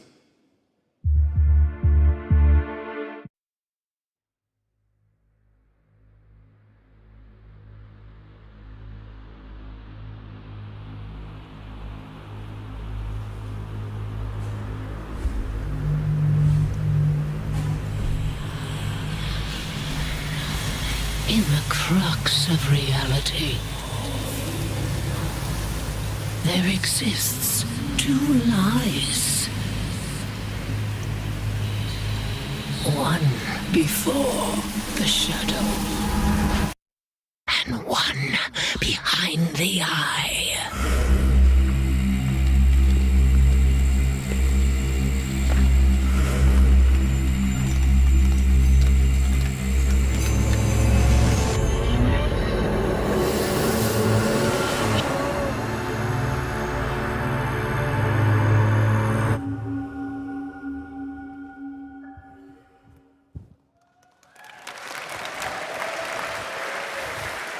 Lots of news here at Gamescom. All right, let's talk about Xbox and Age of Empires 4 that continues to expand. Now we have news on the next civilizations joining the battle as free DLC. If you want to learn more about what's happening with Age of Empires 4, tune into the Xbox booth stream for developer interviews on Thursday. But right now, here's that announcement from Age of Empires 4.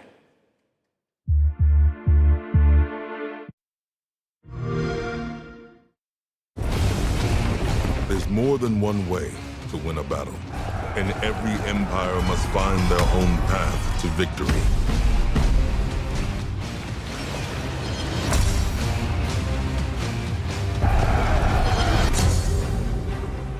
Whether you strike from afar or ambush up close, the Malians will use wit and strategy to outmaneuver their opponents and gain the advantage on the battlefield.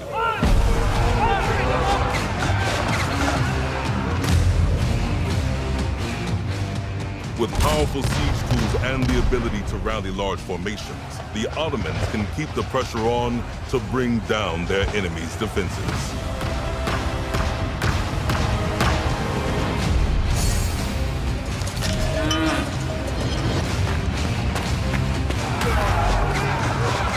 When the drums of war beat, how will you emerge victorious? History is in the making, and your place in it has just begun.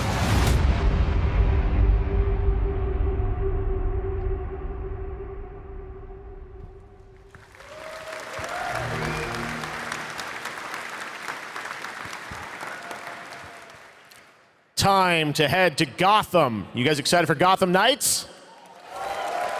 Well, you don't have to wait long. It is coming this October, and Batgirl, Nightwing, Robin, and Red Hood are going to take over in Gotham Knights. You're probably wondering about the story. Who are the villains? Well, we've got a lot to share in this brand new trailer, and also some exciting news. The release date is going to be a little earlier than you expected. Check this out.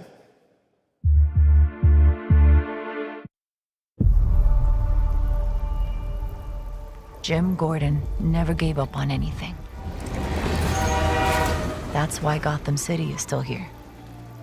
It's why I'm still here. And I've known for a while now that someday, like him, I'd have to work with you.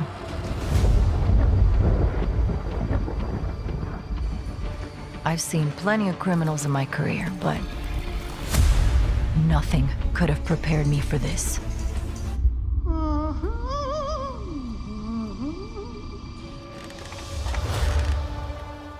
Well, well, if it isn't Batgirl.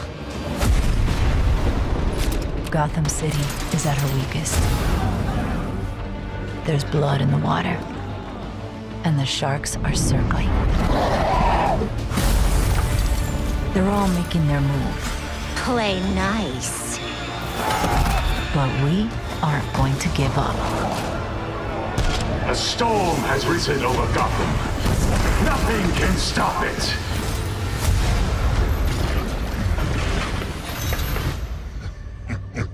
See you at the premiere. I need your help. Your skills. Your knowledge. Your adaptability.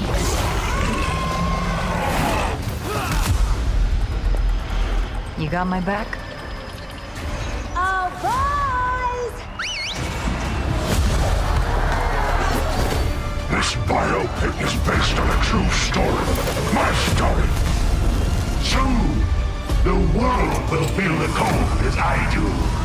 I got one last little surprise for you.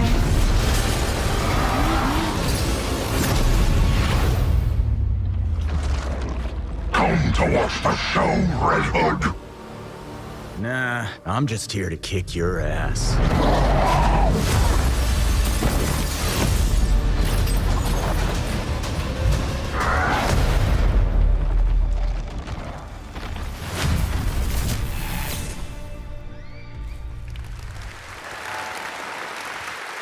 Pretty good trailer, right? October 21st now for Gotham Knights. All right, now it's time to announce a brand new game from a new studio, the global announcement of the ambitious new adventure game developed by Everstone Games. It's called Where Winds Meet, and it's an interactive open-world RPG featuring action, adventure, and martial arts set in a turbulent time in the Northern Song Dynasty. The combat looks really cool. Check out this announcement of Where Winds Meet.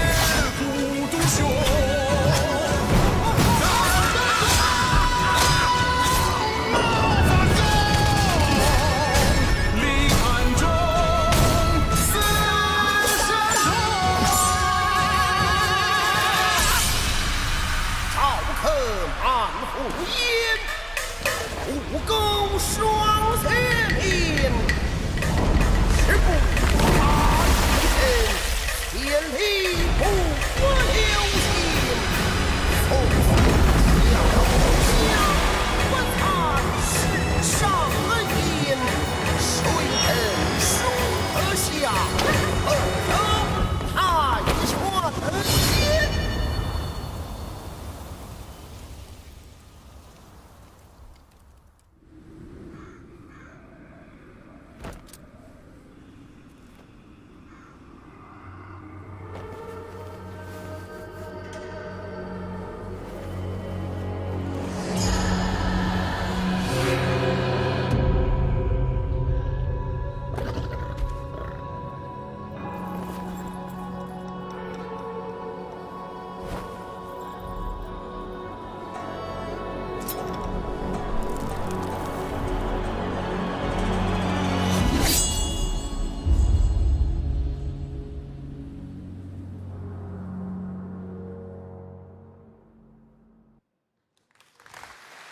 Where winds meet. Again, so much new IP tonight. It's really cool. All right. Back when we started ONL in 2019, a very special guest joined me here in person to close the show. And this year, when I told him that we were going to be back here live in person, he said, well, I got to take part in some way. So please say hello to my good friend, Hideo Kojima. Mr. Kojima? Thank you, Geoff. Gamescom の皆さん、こんにちは。小島秀夫です。僕は今ですね、ゲームの制作、ゲームの新作に取り組んでおりますが、今回は別のニュースのお知らせとなります。この度9月から、僕のポッドキャスト番組を Spotify でなんと独占配信することになりました。おー。それでですね、英語版と日本語版をそれぞれ同時通訳を交えて制作するというですね、新しい試みです。全世界のリスナーに向けてお届けをしたいと思います。またですね、ジェフ・キーリーによるエンタメ業界ニュースのコーナーもレギュラー化の決定です。第1回の配信は9月8日を予定しております。各分野を代表するですね、超スペシャルゲストも登壇予定です。ぜひリンクをチェックして楽しみに待っていてください。以上、小島秀夫でした。ありがとうございます。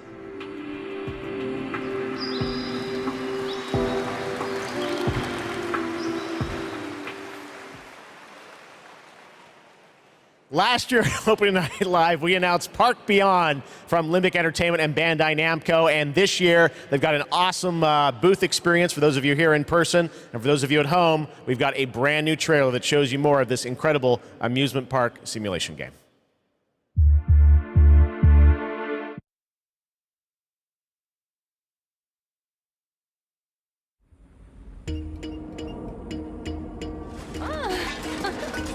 Here is a little something to inspire you. Be creative!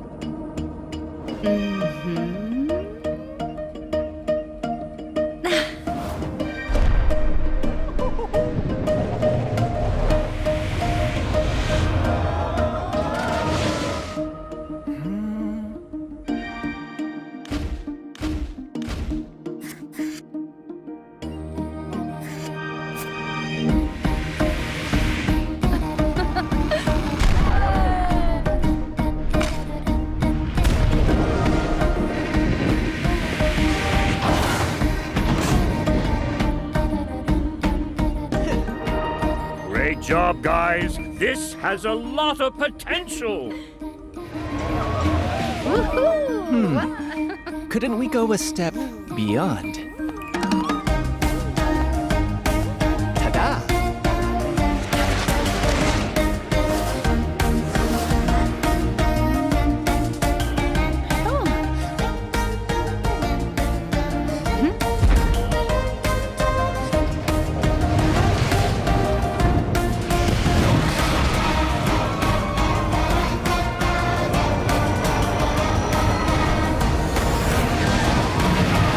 What about you?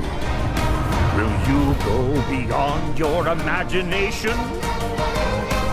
Talk Beyond, coming soon. So much fun. I love the diversity of games we have here. Amusement Park Simulator. I love Theme Park back in the day. Great to see that's coming out from Limbic and Bandai Namco. All right, now it's time to share another special announcement here at Gamescom. Not a game, but a concept car. That's right, it's here at Gamescom, and I got to catch up with Oliver Heimer, the head of Mini Design. Let's check it out.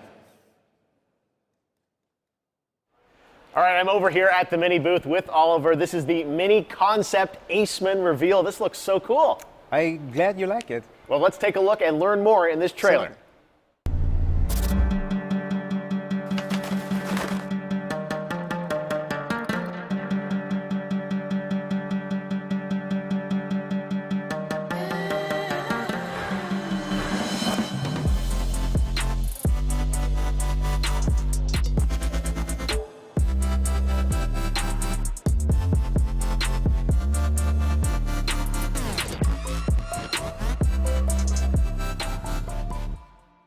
Oh, this looks so cool. I have so many questions for you, Oliver. First of all, I want to ask you about this partnership, a car with gaming features and Pokemon. How did this come together? Yeah, first of all, let's talk about Gamescom. You know, Gamescom is one of the core events of fandom pop culture. And as we ourselves are a part of that pop culture, we don't want to miss out such a great event. And the Pokemon Company International and we have a lot in common. We're both iconic brands. And Mini is more than a car. It's a character, your partner to explore the world. And the world of Pokemon is full of unique characters with special powers. So we share a love for distinctive design and strong values. I'm going to ask you your favorite Pokemon in a minute, but first, I want to ask about the gaming features. We saw a little bit in the trailer. Tell us, break it down. Why does this appeal to gamers?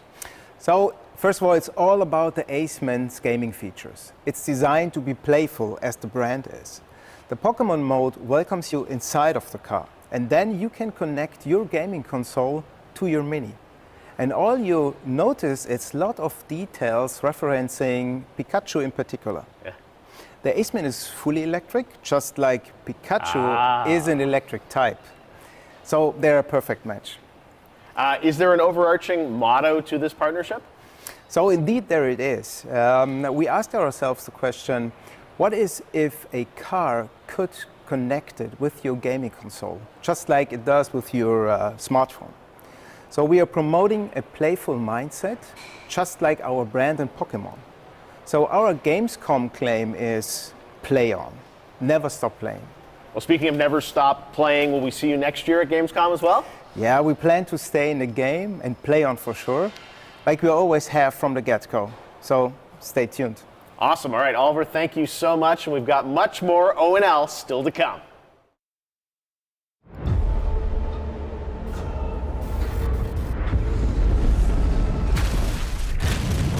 Darktide is a first-person co-op game set in the grim-dark future of Warhammer 40,000.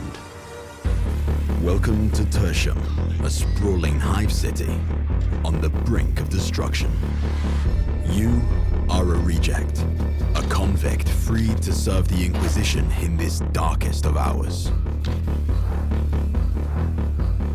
It is your duty to fight, and, if necessary, die for the Emperor. You can expect no help. No reinforcements.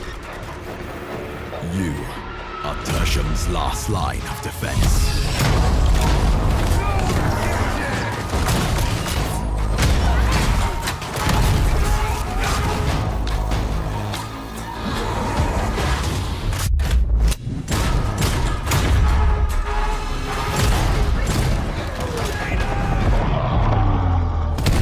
The battle for Tertium is about to begin.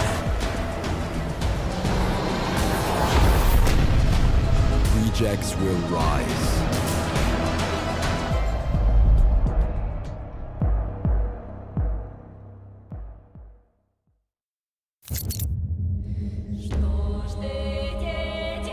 Once upon a time, there were two twin sisters, Sora, and Yaga.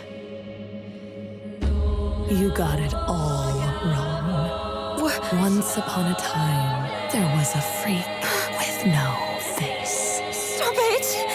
You can't hide from Baba, Princess. How much longer you want to be a nobody? I just need to find the Red Oak. What you really want to find is the hut.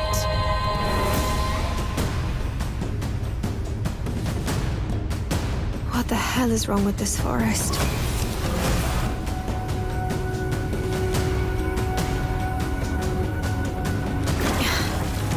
Not bad. You kill it. You kill it again.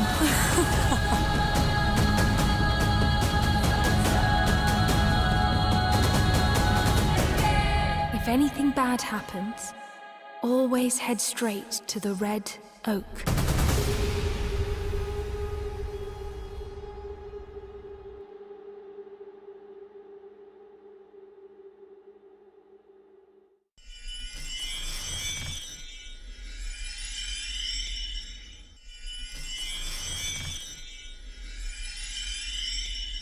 Red Bull gives you wings.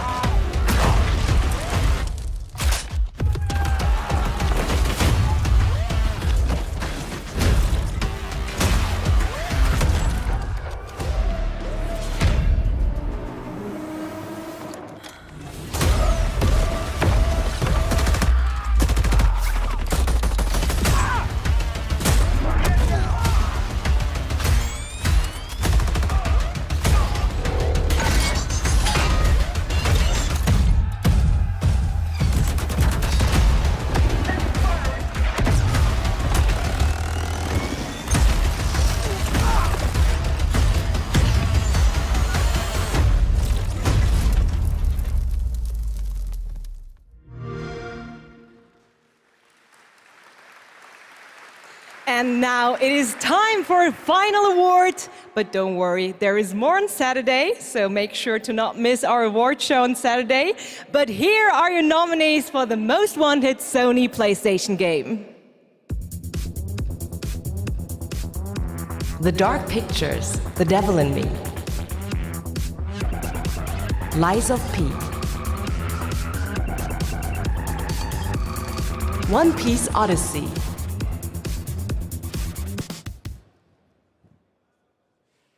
And the winner is Lies of P. Here to accept the award is Ji-won Choi, Project Director at NeoWiz. The stage is yours. Oh, thank you. First of all, I'm very proud of my team members, and we always do our best to live up to our team's name enough. And finally, do you know BTS? Like BTS in Korean pop, will be enough in the Korean gaming industry. Thank you. 감사합니다. Thank you. Congratulations once again to Lies of P. Thank you so much. And yes, that's it from me for tonight. But before I say goodbye, I want to bring your attention to a more serious matter. The past 5 months of war have been devastating for the Ukrainian families, and UNICEF and partners on the ground are supporting those in need. And of course, funds are needed. So please consider donating at unicef.org if it's possible. And yes, we have to take care of each other.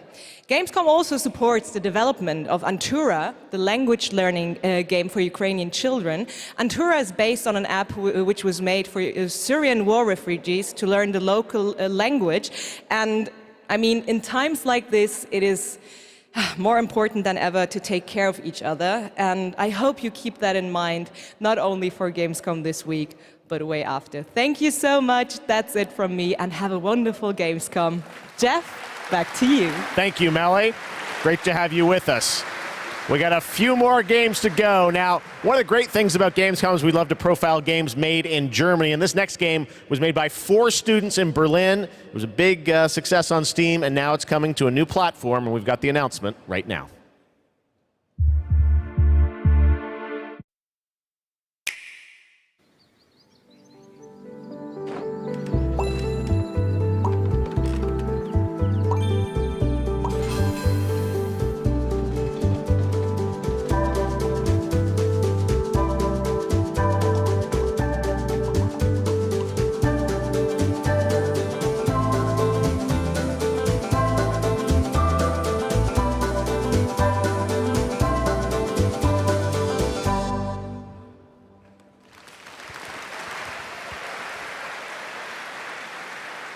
Cute, beautiful, now we're gonna get dark.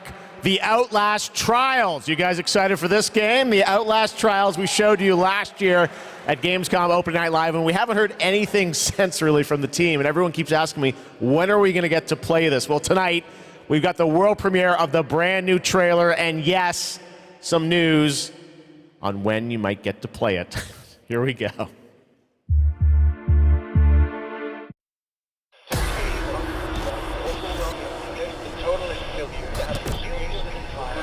Dispensing of existence.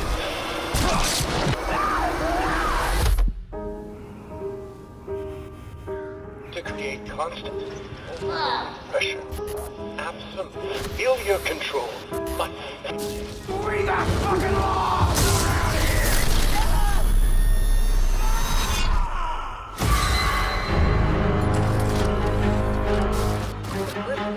Resist an assault upon identity.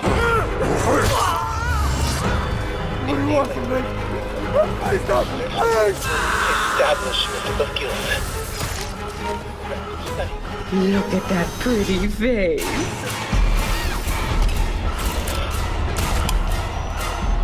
Progress and harmony.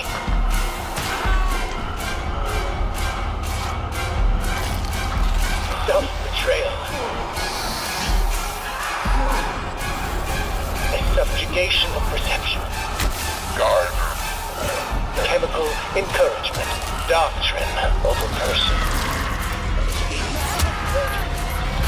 This is for your own good. The final confession.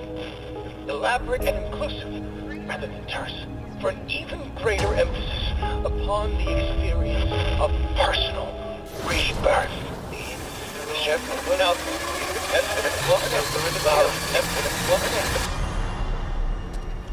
Political criminals are subjected to a literally fatal dispensing of existence by the promise of execution.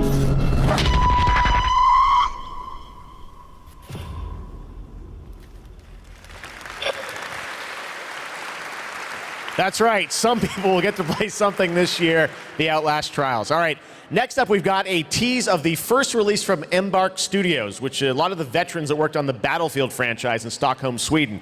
They've got a shooter wrapped in a game show format where destruction is going to play a key role. What we've got here is a short tease with some actual gameplay in it. The full reveal is coming later in September. You can sign up starting now to get in to start playtests of this.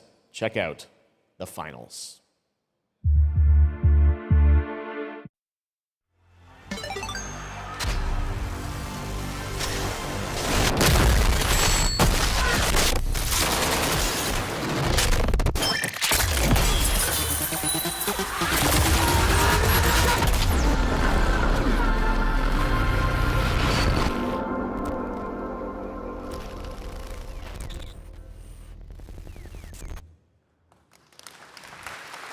All right, we got one more game for you tonight at Gamescom Opening Night Live, and this is one we've all been waiting a long time for. Here we go.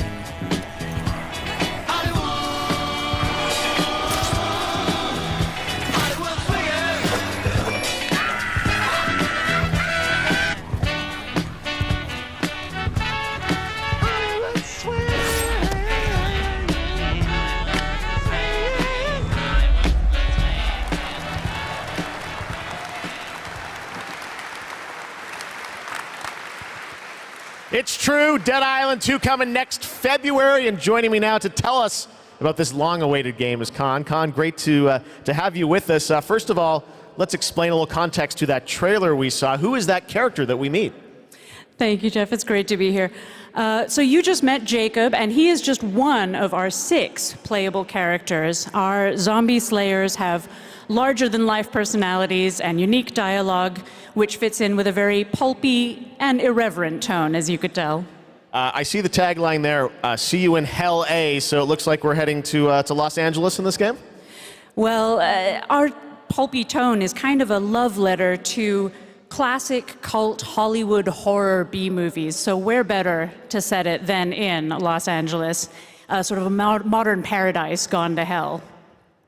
Well, yeah, it looks cool. It's obviously over the top. I know you're working on the narrative for it. This game has been, long awaited for many, many years. You guys have been working on it for a few? Yeah, I'm sure some fans would agree with you. It has been long awaited, but Deep Silver Dam Buster Studios started work on it about 4 years ago. We were really lucky. We got to build it from the ground up. We got to focus on what we love about the franchise, the over-the-topness, and we think we've got a really great action RPG out of that. So let's talk about the gameplay. We saw the CG piece, obviously, but what can we expect from the gameplay when you show it? So Dead Island 2's gameplay is all about experimenting with your preferred zombie slaying methods, just kind of going nuts. It's a combat toy box of close quarters, melee brutality with a few guns for fun. Okay, well, can't wait to learn more. When are we going to get to see more, see some gameplay of it? You want to see some gameplay? I think we want to see some gameplay. You guys want to see the gameplay? Can we do it now? How about now? Okay, let's do it. Here's your first look at the gameplay of Dead Island 2. Thanks, Con.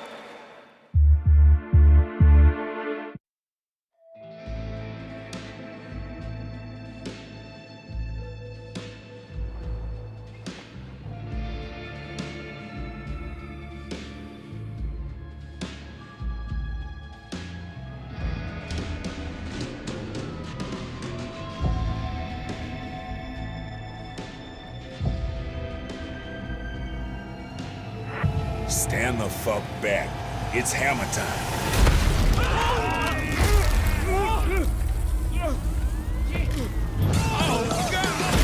Let's wait for the happy ending. Jimmy?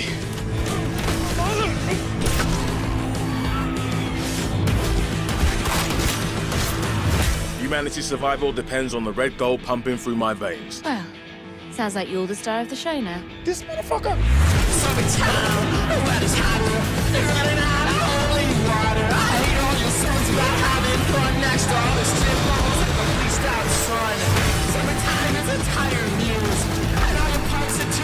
Oh, shit. Boom! Gods and whiskey. I will not have this devil in my house!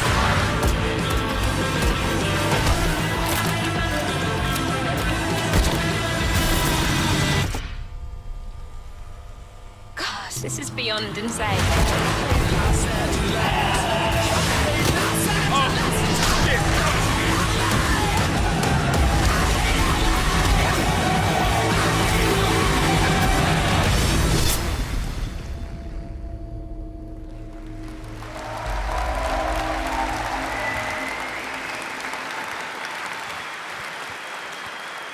And believe it or not, there is an uncut version of that trailer you can watch online if you want to see even more. All right, well, that's Dead Island 2 coming in February, and that is going to wrap up all the reveals for Gamescom Opening Night Live 2022. It's been a fun show, but before we go, I just want to say I hope everyone has a great Gamescom. There's lots of live streams for the next couple of days, lots of things for you guys to go and play and check out here on the show floor. And as for me and the team, well, we're going to go back to Los Angeles and get ready for the Game Awards 2022, which I'm excited to announce will be live on Thursday, December the 8th, 2022 from the Microsoft Theater in Los Angeles.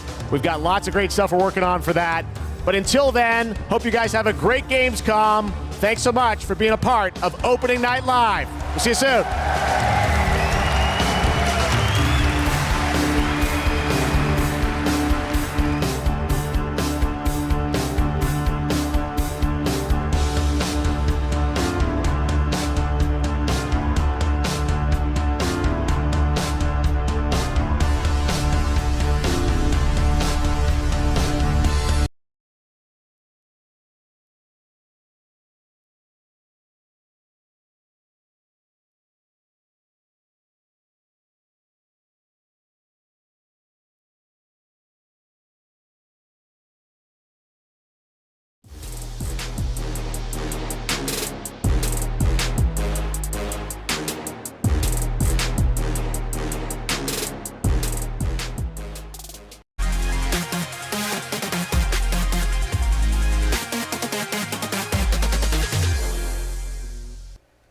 Hello and welcome. I'm Ryan McCaffrey, and that was Opening Night Live, which means that Gamescom 2022 is officially underway. In just a moment, we're going to recap the biggest games that were just shown off, but a public service announcement first that party's just getting started.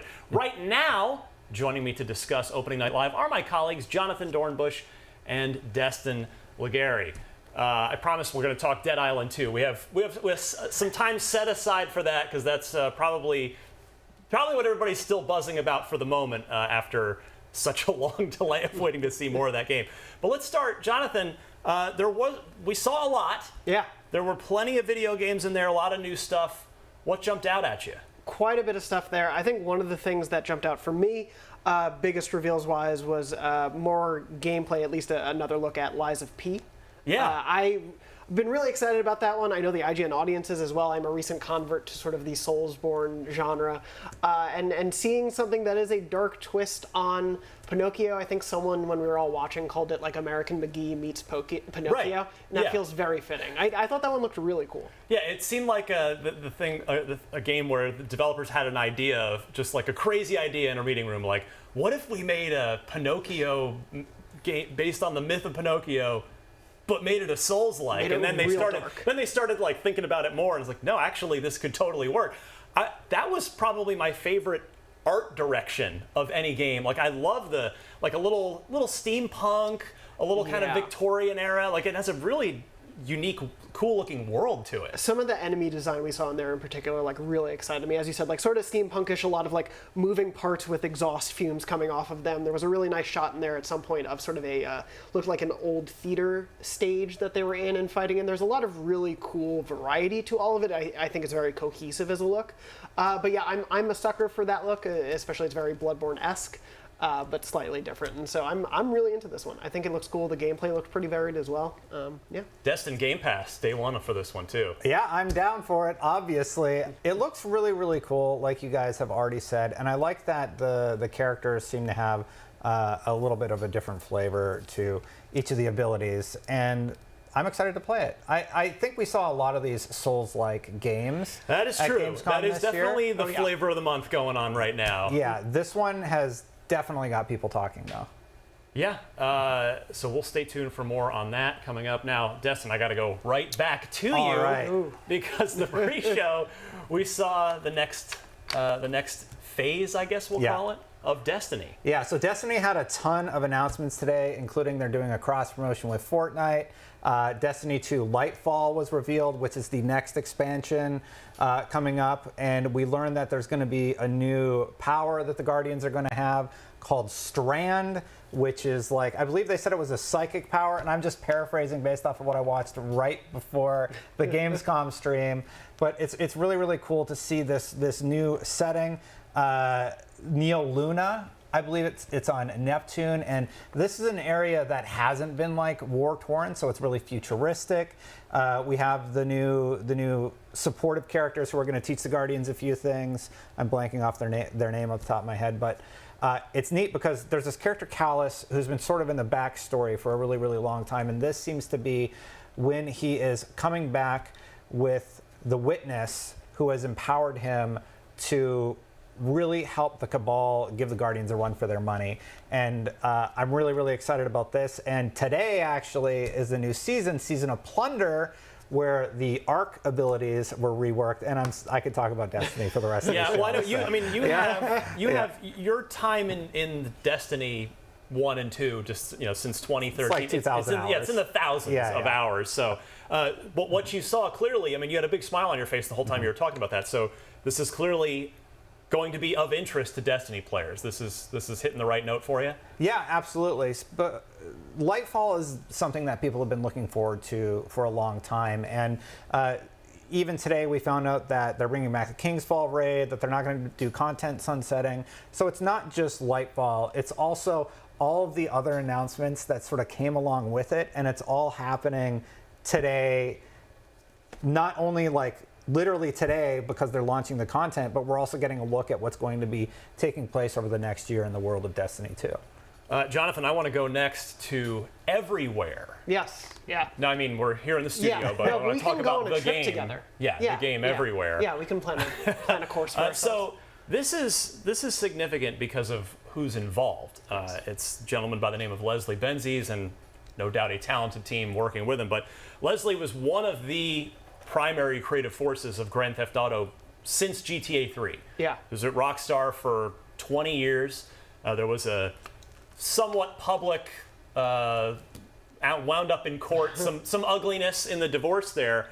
But now Leslie's got a new studio working on a new game called Everywhere that is a little tough to pin down, but I think purposefully. Yeah. We see some elements of gun combat, of jumping around, of driving, but then they talked extensively in this sort of behind the scenes first look at it about social elements. It seemed like hints of user generated content. Like, what do you make of this in the early going here? I mean, it definitely seems like an ambitious project. I don't know the extent of it.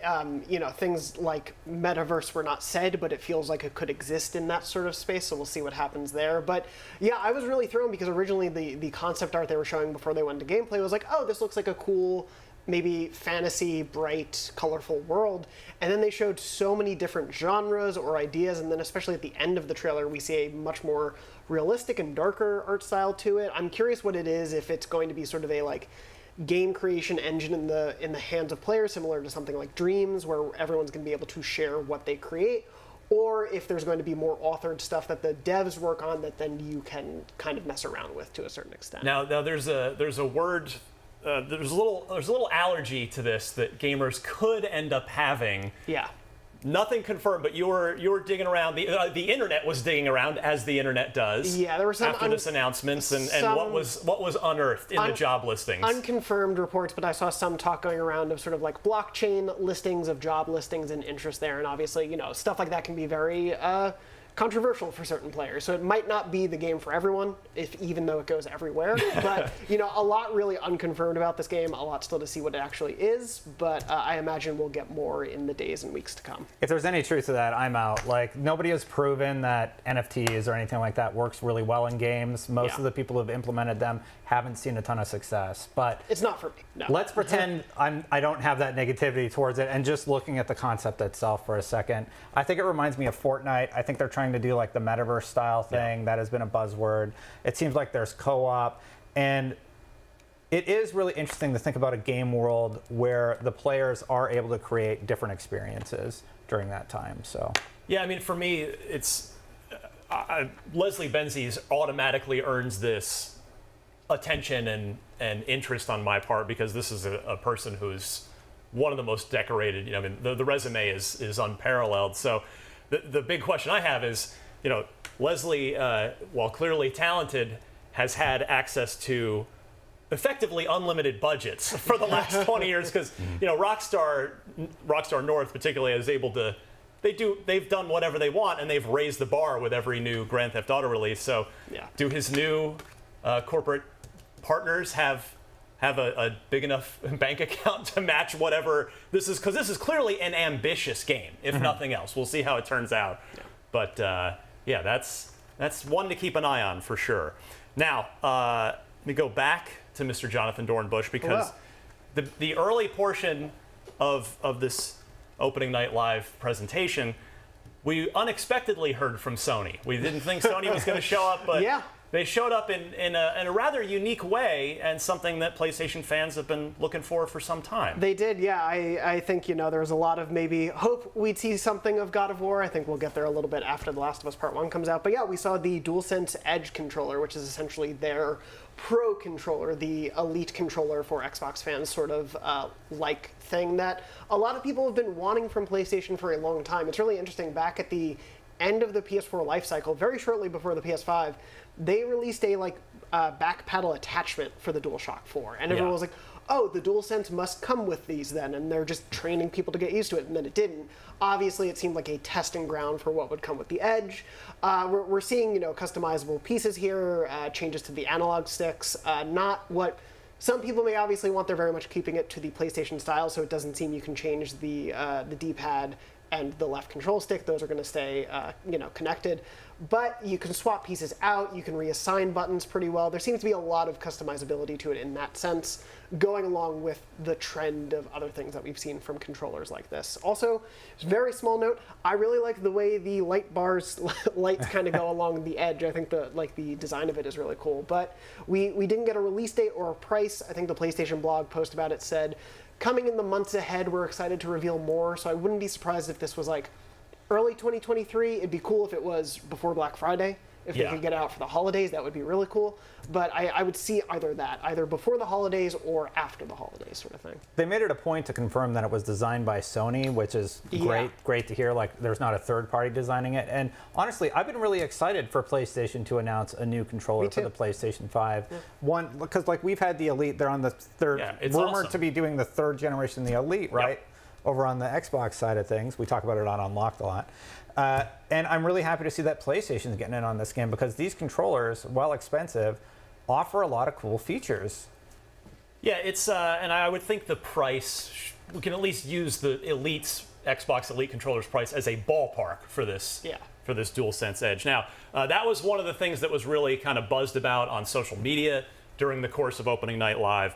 Something else that was, Destin, was The Lords of the Fallen, the sequel to the 2014 action RPG Lords of the Fallen. So going with a Suicide Squad, the Suicide Squad type of thing here, but trailer looked great. Yeah, the Lords of the Fallen is supposedly a spiritual successor to Lords of the Fallen. Actually, a very popular game that sort of was one of the first Souls-like games before everybody started doing it, right? Right. So it looks like we're going back to that world, and we're going to be killing enemies using their abilities. I didn't play Lords of the Fallen, full disclosure, but I love Souls-like games, and to hear that this game that was positively received by the community is getting some new life brought into it, it's great to hear. And seemingly the team has been working on it for some time because, again, as I just said, Lords of the Fallen was 2014. Mm-hmm. That is 8 years ago at this point. So they've been keeping busy on this new one. Now, also buzzed about online, Hogwarts Legacy, one of two big WB games coming up. Both of them were at this show. We're going to talk about Gotham Knights a little later on in this show, I believe, in our wrap up here. But Hogwarts Legacy, February 2023.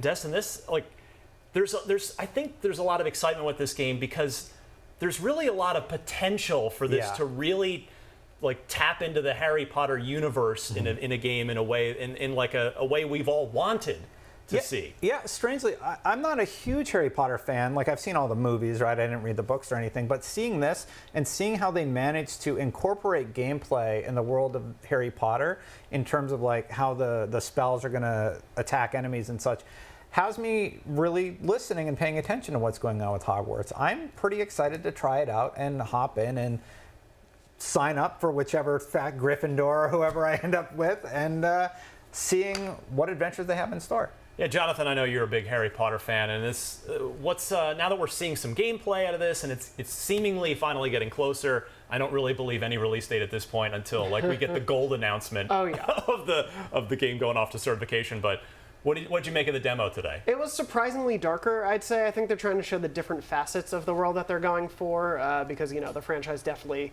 could go through different, not genres, but different tones at different parts of the series. So this felt like showing you a little darker side of it. I think we got one of the unforgivable curses in here. It's certainly something that it feels like they want to show you the sort of, I suppose maybe not challenge, but what's on the line and what's at stake for the characters in this world. And certainly went to some places I didn't expect this to go to, like the undead. I didn't expect that, I guess, at first glance from this game. So yeah.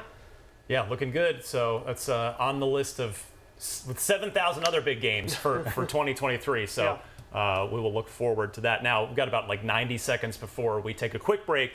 And in that time, there was one other game buzzed about. This is a word from our team on site that was actually attending in the audience for Opening Night Live. We're told the biggest cheer in the room today came for Killer Clowns from Outer Space.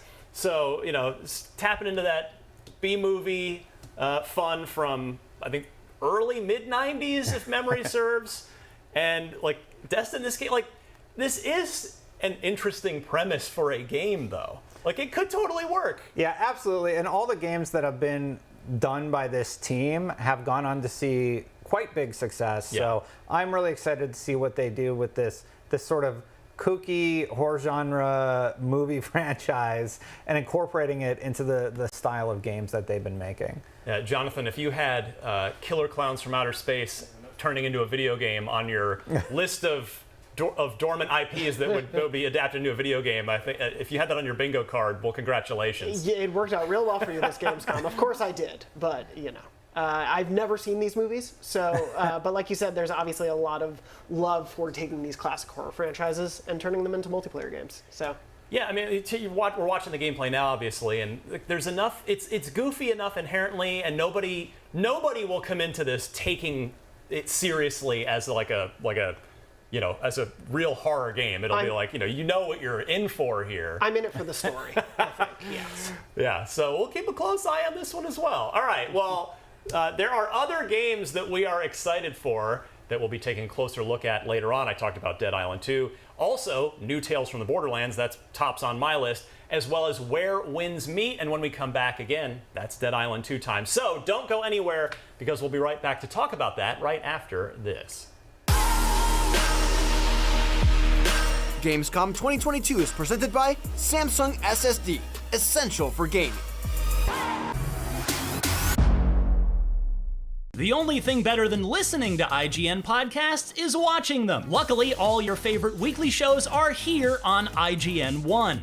Whether you're chasing the latest Xbox releases with Unlocked, looking for your PlayStation fix with Beyond, tracking everything coming to Switch with Nintendo Voice Chat, or catching up on this week's gaming news with GameScoop, we've got you covered. Check it out. Tune in every weekday at 5 p.m. for the best gaming coverage right here on IGN One. If you're not following IGN on social media, what are you waiting for? We're constantly updating our feeds to bring you the latest news, gameplay, custom original content, memes, the best user-generated videos and art, and a whole lot more. Be part of the conversation throughout the year. Follow IGN on Instagram, Twitter, Facebook, TikTok, and Snapchat. Everybody loves watching a speedrun of their favorite game, but what if you got a chance to peek into the mind of the developers behind those games as they watch their hard work get completely destroyed right in front of them? What is happening right now? That's exactly what happens on every episode of Devs React to Speedruns. We invite you to ride along with the developers as they watch, react, and enjoy some of the craziest gameplay by the most skilled speedrunners on the planet. Tune in every Saturday for a brand new episode.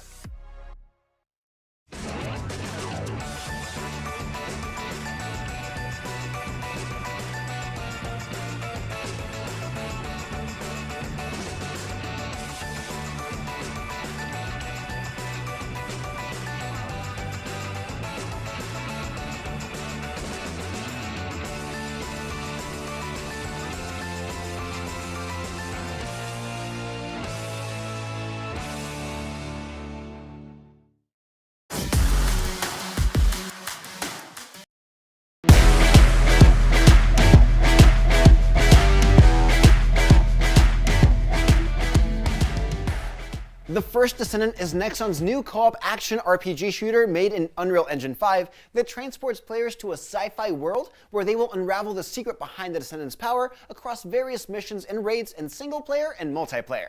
Let's take a look at what's in store for players during the First Descendant Steam beta coming this October.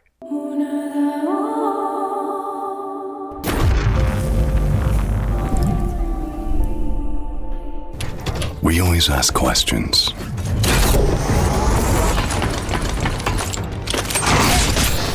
What is it that actually exists?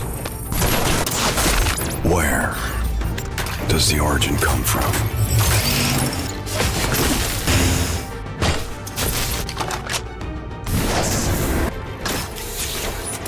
Where are we headed to in the end?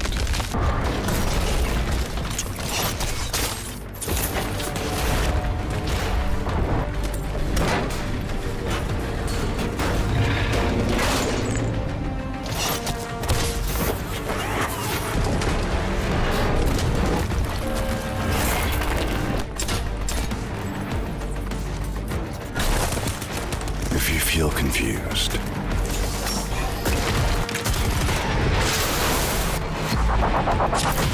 just reload your gun.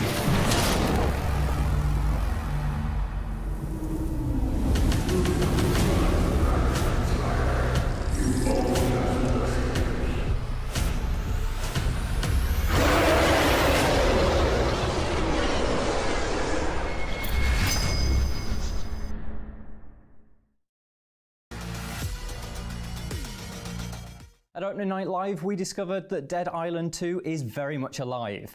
And here from Dambuster Studios, I've got David and James, the game director and creative director, to chat all about it. Hi guys, it's great to have you here. It's great to actually see Dead Island shambling around. Thank you, we're very excited.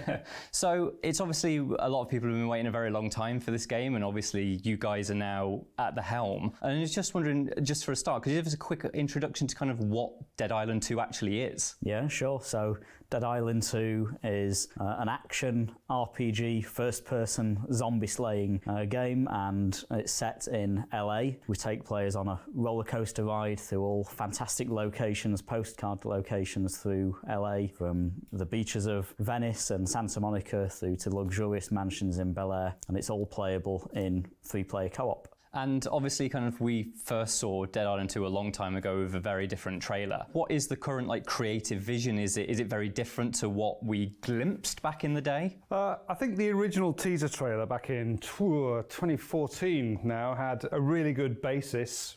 The idea that Paradise Gone to Hell is a Los Angeles. I think that's a great basis for lots of iconic locations that people know the world over, and a lot of opportunity for some good characterization, some interesting NPCs and some interesting story. But from our point of view, we took on the game in 2018, that's Deep Silver Dambuster Studios, and we wanted to start with a clean sheet. We wanted to absolutely drill down and focus on zombie combat at the core, get everything up in your face and really personal and visceral, and make that sort of street level personal struggle. We also wanted to shy away from the more survivor based, the grim and the gritty. You know, our heroes aren't survivors, they're thrivers. You know, they run towards the horde and they absolutely thrill in zombie slaughter. And we also have a very distinct pulp tone as well. So, you know, we don't sort of, this isn't a dirge about the ills of humanity. This is a story about heroes surviving and fighting against zombies. You know, the zombies are very much the bad guys, humans are very much the good guys, and we empower the player to just sort of really thrill in that experience. We're in kind of like an era now where there are a few other kind of zombie games that do kind of first-person brawling, but what I've seen of this game, you've got kind of like a unique take on it, right? Like, it seems that these zombies are dropping apart with like procedural perfection almost. So David, could you give me an idea of like how you've made this happen? We've probably spent an unhealthy amount of time passionately developing our own gruesome gore tech, which we codename internally Flesh. And that's short for fully locational evisceration system for humanoids, and that allows players to slice, dice, chop, dismember, melt, bludgeon, break zombies in all kinds of spectacular and stylish ways, and it's all fully procedural as well. So one of the most fun things you can do in the game is melt a zombie, and you can see it burn through the clothes and all the soft tissue and down through the organs and into the bones. So yeah, we've put a lot of effort into the core combat and the gore that goes along with that. Mm-hmm. Yeah, it seems just delightfully like grotesque. It's some of the things I've seen in this game are worse than anything I've seen before, but that pulpy nature kind of makes it so fun. What other kind of things are you bringing to the combat? Obviously, it's almost seems very, very kinetic, very fast-paced. What have you got going on there? We've got a whole series of different tiers, really, of sort of contributed elements to the combat. We've just got the core moves, you know, dodging, blocking, dash striking, all kinds of different skills that you can do, kicking, drop kicking, those kind of things. Then we've got what we call curveballs that you throw into the mix. So these are throwable items like shurikens and Molotov cocktails and timed bait bombs, meat bait bombs that attract the zombies in and then explode. On top of that, we've got the combat sandbox itself. So the world is very physicalized. So we do quite a lot with fluids in the game, fuel and water and caustic fluid. So for example, you can use jerry cans or knock over, like spill water on the ground, and then you can throw your electro katana into the pool and that'll electrify zombies. So yeah, there's a whole sort of mix of things going on within this sort of combat sandbox, and it's really up to players to be able to utilize that, especially in the more difficult fights. It's really a sort of a symphony in a way of combat. James, the original game is well known and loved because of its absolutely bonkers weapons, you know, kind of like we're taking baseball bats and axes and putting kind of like electrical components and flamethrowers on them. What is Dead Island 2's approach to this kind of stuff? Well, all of our weapons, and we've got a range of them, each of them has its own style for use and benefits and drawbacks. I think the best way to sum it up is you have to get used to the right tool for the job. You can modify all the weapons, and those modifications stack with perks as well. And so the idea is that you're building a loadout. No matter what kind of bizarre zombie situation you come to, there's I've got a weapon for that, right? Okay. Learn how to chop and change quickly between the weapons, and then combine that with all the moves. And of course, we haven't even mentioned the skill deck yet, which is a kind of deep RPG element. Well, let's dive into that. It's an RPG, so obviously that means that skills, traits, that kind of stuff. But the way that you're approaching it is like with a card deck. So can you explain how it actually works? Yeah, that's right. So over the course of the game, you'll be able to pick up and discover or be rewarded a series of skill cards. The skill cards have fantastic pulp imagery, and the idea is that we have a series of tiers within our skill deck, and you'll accrue cards within those tiers, and then it's really up to the player choice according to whatever playstyle they want to partake in. You play certain cards into your deck to suit that particular playstyle. So we've got ability cards that more obvious, like kinetic moves like drop kicks and dodging and blocking. We've got what we call survivor tier cards and slayer tier cards, and then a more secret sort of plot related tier as well. So yeah, the skill deck provides a lot of sort of rich gameplay customization to suit whatever playstyle players prefer. And one of the things that we haven't like really touched on yet is the fact that like you've got all of this cool equipment and these cool card decks, but there's also something unique about your player character, right? Like their nature. They're not entirely all human, are they? Yes, I mean, we don't want to give too much away, but you know, you are bitten and infected, and it's changing you in powerful and perhaps disturbing ways. So as you adventure through the game and as you unlock different tiers of your skill deck and different cards to go into that skill deck, you kind of have to embrace your slayer. Perhaps you're also embracing a bit of the zombie as well. So as you go through the game, you're constantly getting glimpses of what it's like to kind of let yourself go and let the virus take charge of you and empower you to chew your way through the horde. Now, obviously, that's a lot of chatting about kind of the who we are and what we can do, but I guess the secondary main character, or maybe even the main character, is LA itself. So what can you tell us about kind of your approach to the world and what kind of things that you can do within it? Our LA is divided up into a series of really recognisable, notable districts. I mentioned a few of them earlier, you know, beaches of Santa Monica, luxury Bel Air mansions. We have quite wide open districts with plenty of exploration within them. There are side quests. We have hub locations where you'll go and meet other survivors. We have workbenches that you can go and customise your weapons, weapon lockers, things like that. So yeah, there's a lot of really fun gameplay just exploring some of these interesting spaces, and obviously with it being LA, you'll sort of meet all kinds of quirky individuals and get to pick up plenty of world building and really interesting lore about the outbreak and about the lives of these different Angelinos. And in terms of quirky characters, obviously some survivors, but plenty of dead as well. You've got a very interesting kind of collection of different zombie types and different kind of zombie models. But what has been your approach to zombies? Did you want them to be kind of like the traditional Romero Shamblers, or had you got like a fresh take on them? Well, first of all, we wanted to keep zombie at the core. So, you know, essentially they are humans that have turned into zombies, but we have various different sort of flavorful variants which reflect the different iconic locations. And then we have, you know, zombies that have slightly different bizarre effects associated with them. And then on top of that, we've got a more sort of sinister, we call them the Apex variants, and they're the ones that have been changed a little bit more by the zombie virus and perhaps give hints about where you yourself might be going. So yeah, we've got a panoply of zombies, each of them reflecting the different locations, the iconic locations. We've got various tiers of zombie kind of evolution, but we are being very careful to still keep them as very much recognizably human, right? To us, the whole point of a zompocalypse or a zombie outbreak is that you still have reflections of the life that's been lost. Even when we look at our locations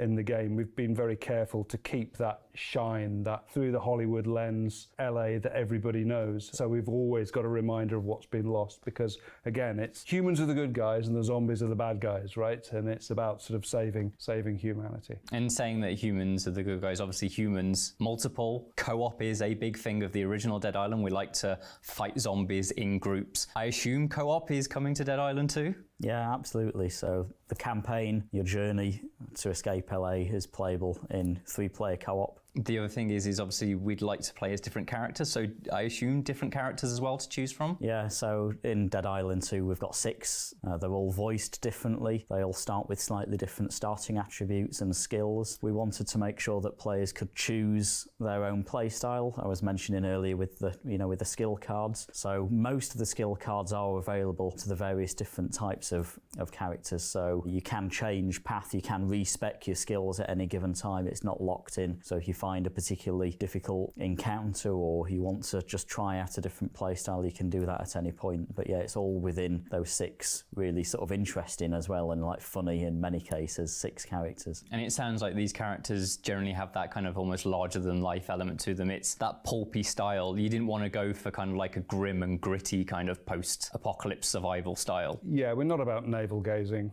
We're about those sort of John McClane style, die-hard kind of characters with a kind of wink to camera, bit of a quip, and then sort of just wading into the fray. So, can you give us an idea as to when we might actually be able to play it? Absolutely. So you'll be able to get your hands on Dead Island 2 on February the 3rd, 2023. Fantastic. David, James, thank you very much for joining us. Thanks for having us. And that was one of our many exclusives today. We're with you for a while. Stick with us. We had a closer look there at Dead Island 2 with IGN's Matt Purslow. Let's talk about it. February 3rd, 2023. Dead Island 2. Yes, it reminds me of a lighter version of Dying Light in terms of the tone. And yes, it reminds me a little, there's some Dead Rising in there, but none of that's a bad thing. Destiny, it looks fun. Yeah, it actually looks fun. One of my favorite things to see were how they laid down a liquid and then ignited the liquid, and you got to see the zombies catch on fire. And you and I were reacting in real time to seeing just how gory the game gets. Taking a quick peek over at Matt Purslow's preview, he says there's a lot of really gory stuff in there. So if you're into that sort of combat focus in a game, this looks great. And we talked off the air about how I played this in, 2014 was it? When it came out at PAX Prime. There's footage. 2 developers ago, by the way. Yeah. It's now, I don't know if this has ever happened, at least, I don't know if a game has ever come out after switching developers midstream twice. Yeah. Jaeger was the first team on this, and then Sumo Digital, and now it's Deep Silver Dam Buster. So, it's, and you heard on Opening Night Live, that this team more or less started from scratch 4 years ago. So it's been quite a ride with this. Yeah, I'm excited to see this. I really like the story elements too. You and I were talking about how we were kind of surprised that they have a lot of story seeming like they put into this world. Yeah, different playable characters that you can choose from that all seem to have different, at least paths of conversations and different things that will pop up for them. All set within LA, which I think really plays into the lighter, poppier nature of their zombie dystopia, but a little utopian, because there's some people are living in some lavish lifestyles despite a zombie apocalypse. And maybe by design or by accident, you get a little bit of that Grand Theft Auto 5 because they're set in the same place. It's like, oh, if this is like a much goofier, lighter version of that world with massive zombie beheading gore, I mean, that's fun. Yeah. There's just there's nothing about this that I didn't like. I mean, I'm really happy to see it actually getting close to the finish line, and if it's really coming out in February, that means we should hopefully get our hands-on playable of it here in, I would guess, the next 2-3 months. Hopefully. Yeah, those zany characters were definitely what sold me on revisiting Dead Island 2. Yeah. Because, I mean, let's be honest, I wrote it off a long time ago, having not heard anything about it, but this looks fun. It does. I mean, and it's, I guess I brought up Dying Light a minute ago. I suppose we didn't see anything resembling parkour, so I'm not here calling it a Dying Light clone, but there's clearly some similarities, and I'm sure that Deep Silver Dam Buster has seen Dying Light from Techland, they've found a lot of success with both of those games and their DLC, and by making a good game and supporting it long term, and that's, I couldn't help but chuckle when the developer who was on stage was talking about we took a lot our ideas for the franchise. It's like, well, hold on. There was one game over 10 years ago.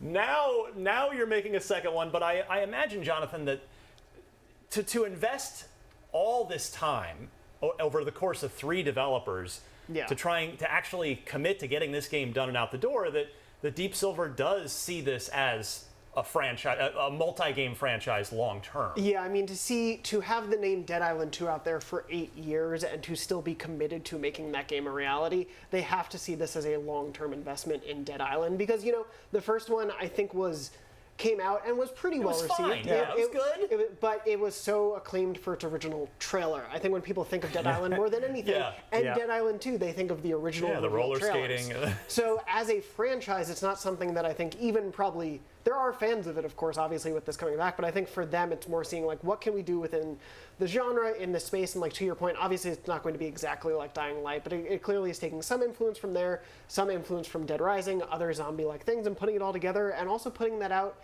as weird as it is, early in the year is a good spot. The first Dying Light blew up in January. That's true. We've seen other horror games pop off in the beginning of the year, and so February is a good time for this. The floodgates haven't quite been opened and dates haven't been marked for 2023 yet, so getting this out there early, I think, you know, especially seeing this gameplay deep dive, it looks fun. It looks like it has a lot of wacky sensibility to it. Well, pop off, a fitting term given the zombie gore we just saw. All right, we're going to take a quick break, and I promise it won't be anywhere near the length of time that you had to wait to see Dead Island 2 again.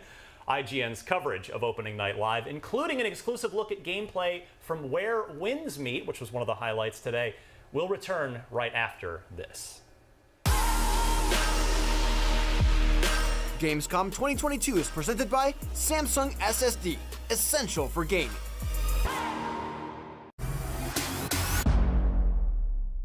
I'm Akeem Lawanson, and this is What to Watch on IGN1. It's a weekly show where we check out the latest and greatest in trailers, reviews, and everything else in the world of entertainment.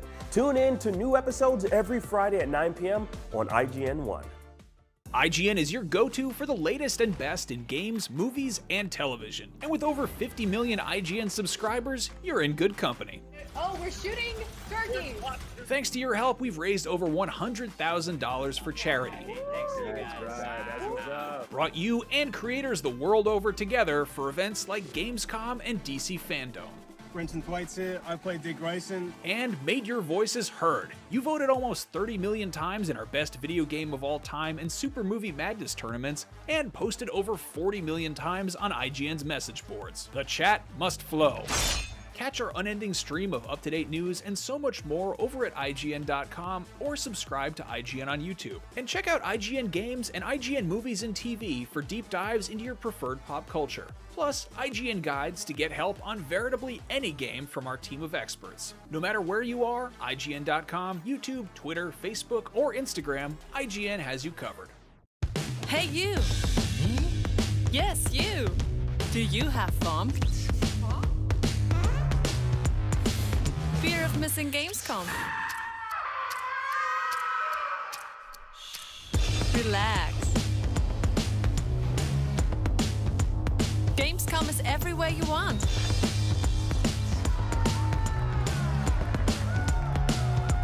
Gamescom now. Register now. What's up, everybody? I'm Stella Chung, and you're about to get your weekly fix. This is the show where we round up all the biggest gaming and entertainment headlines you won't want to miss. Tune into new episodes every Saturday at 12:30 p.m. Eastern and Pacific on IGN1.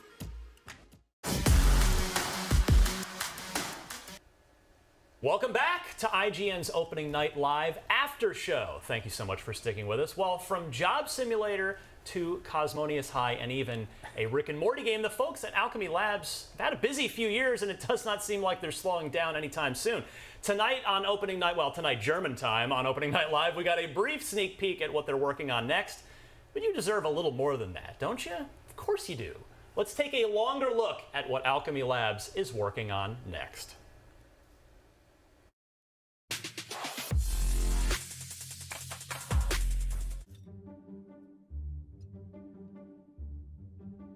Do you see that?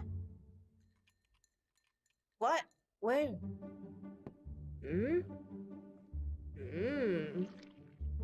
What is it? Wait. What are you? Don't eat that. Don't eat that. You don't even know what it is. Come on, dude. Dude. You know she's gonna eat it. What? No. Yep. No!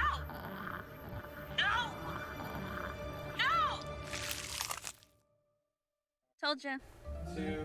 Gross. All right, well, we saw a lot of cool game reveals during Opening Night Live, and now it's time to talk about the games that we thought were the most intriguing. Not necessarily the biggest games, but the ones that really caught our interest. I will start, I will be a selfish host and start with a game that I've had my eye on since the Xbox Game Showcase, Destin, in the summer. Justin Roiland and Squanch Games' High on Life.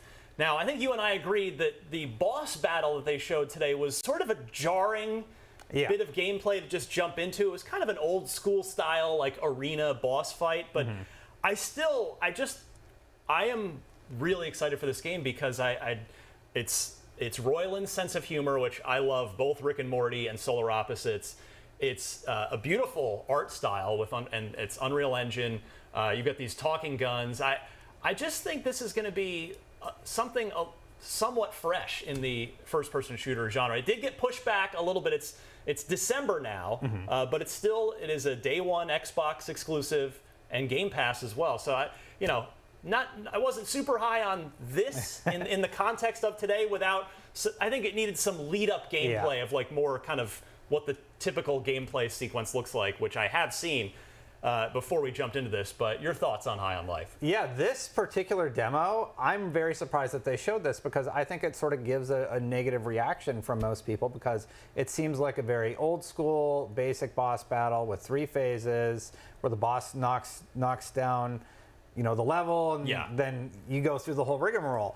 And then you get back on the ground, you kill the boss. But the writing still seems funny and everything like that, but I definitely did not have the reaction that they intended for it. For me, I was like, what was that demo? Because I was just thrown into the middle of it. And again, I have seen more of this game, and I am very high on it, if you will. I apologize for the lame wordplay there, but yeah, so this got pushed out a little bit, still scheduled to make 2022, and it's on a short list of big games coming out this fall, so I'm looking forward to it, and the Game Pass is just a bonus. Jonathan, let me go your way next. Yeah. I think you've got a deep cut for us. I hope so, but it certainly comes from, I think, a pretty notable dev right now, Honkai Star Rail, which I believe comes from the Genshin Impact developers.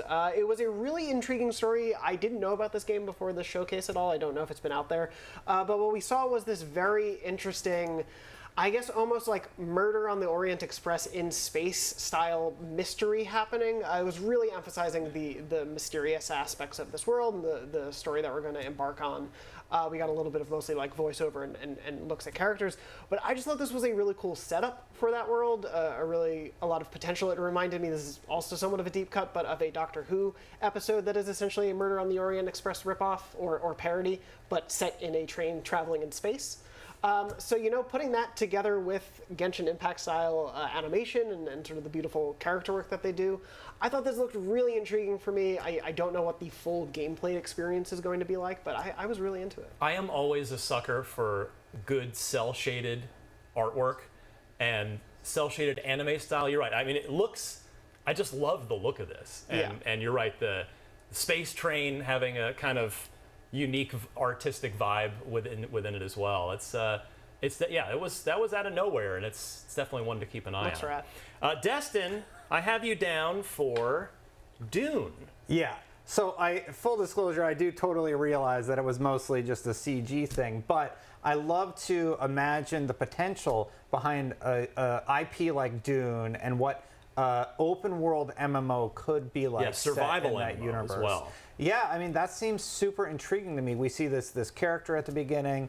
I'm curious about, like, is there going to be character customization, unique armor that you can pick up? It's survival, so I'm guessing you can upgrade in some way. It seems like he's hunting the worms, which is really, really cool to see actually take place in real time. The way that they did it, it looks like it's in-engine. But yeah, this one has me really excited because of the potential that a game like this offers you, And I like to sort of enjoy those early marketing days where you're dreaming about the potential, and then it's a card battle or survival open world MMO, No, but yeah, in a MMO world here with other players and no doubt other sort of quests and other maybe raids involving sandworms as well. There's a lot of potential here. Yeah, so like as a Destiny fan, I'm very intrigued and I'm very curious what they are going to do with the Dune IP. We just recently had the movie that I watched on HBO Max that was hugely popular. Well, and this game is taking from both the original book and the film as well. So they're really going, you know, whichever flavor of Dune you prefer, this game is going to try to tap into it. Yeah, so for the lore fans, there's going to be plenty to dive into. I have high hopes for what ends up happening with the Dune MMO. All right, Opening Night Live also debuted some brand new DLC for, we were just talking about Dying Light 2, and that DLC is called Bloody Ties. So right now we're going to sit down with the developers so they can tell us a little bit more about it. Take a look.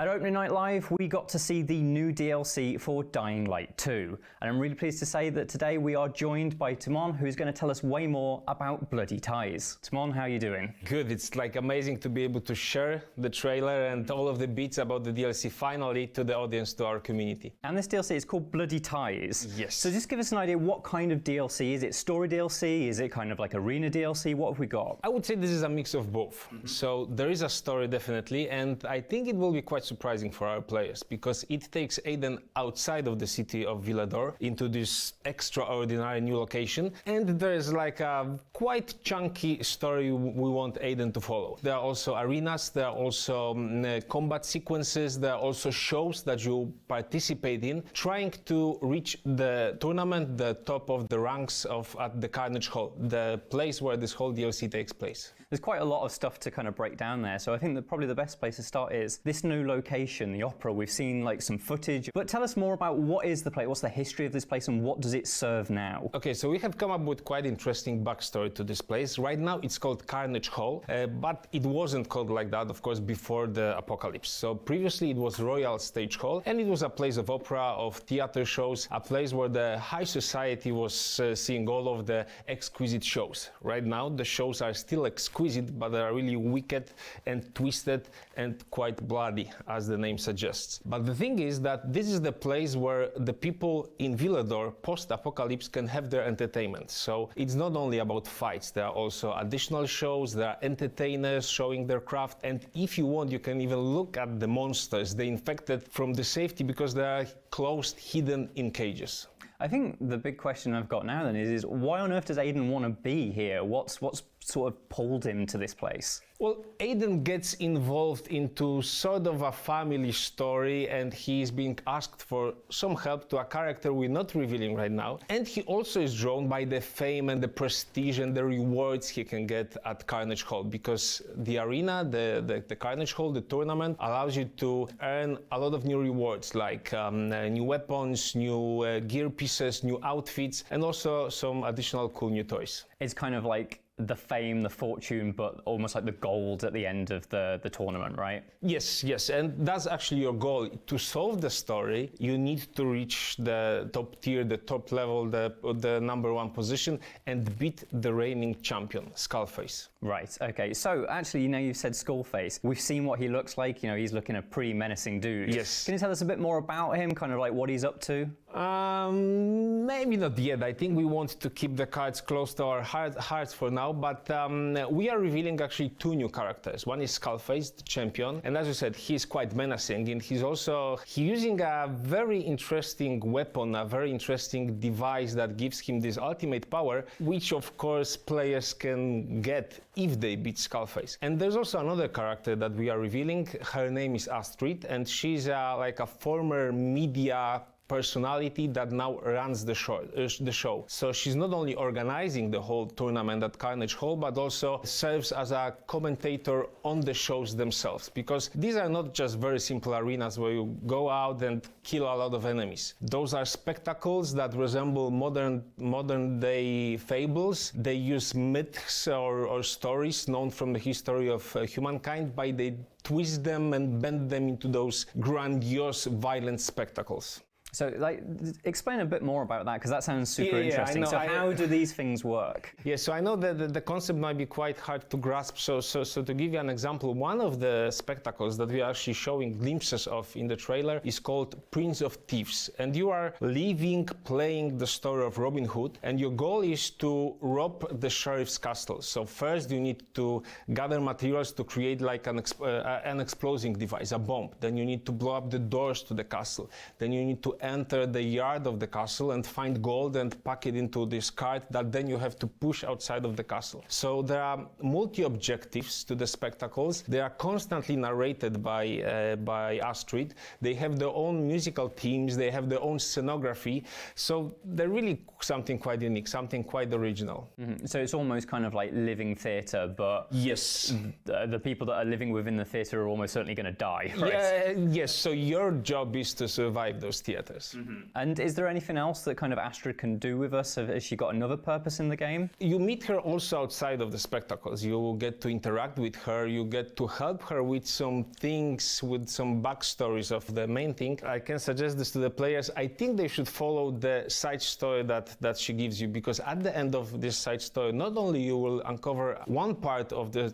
secret of the whole DLC and the Carnage Hall and Skullface, but you will also get a fan favorite item from the first game. So in Bloody Ties, one of the things that I love about the base game is there's a lot of morally grey characters that ask you to do some pretty awful things, and you have to make very, very complicated decisions. Is that like interesting decision making back for Bloody Ties? Definitely, this was one of the goals for the expansion, that we wanted to focus on the choices and make them more interesting and maybe even more organic than in the base game. So actually there are a few moments where we ask players to make a choice, not by choosing like a dialogue line, but actually by role-playing the character in a specific way, which impacts how the story progresses. So yes, this DLC offers branching paths and has more than one ending, let me say it like this. Interesting. Okay. One of the things that you mentioned before was the idea of kind of like Skullface has this kind of interesting kind of item. Now, from what I understand, is this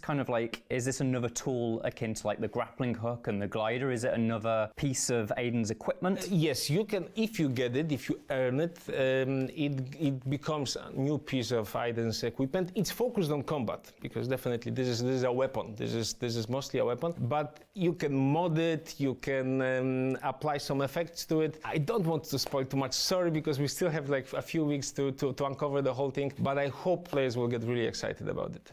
And obviously this seems to be quite a combat-focused DLC. And we've spoken about the spectacle battles, but is there kind of like a gradient? You know, are there interesting smaller battles that we'll be fighting as well? So spectacles aren't the only activities, aren't the only shows that happen at the Carnage Hall. Some of the others are focused more on combat, some of the others are focused more on parkour.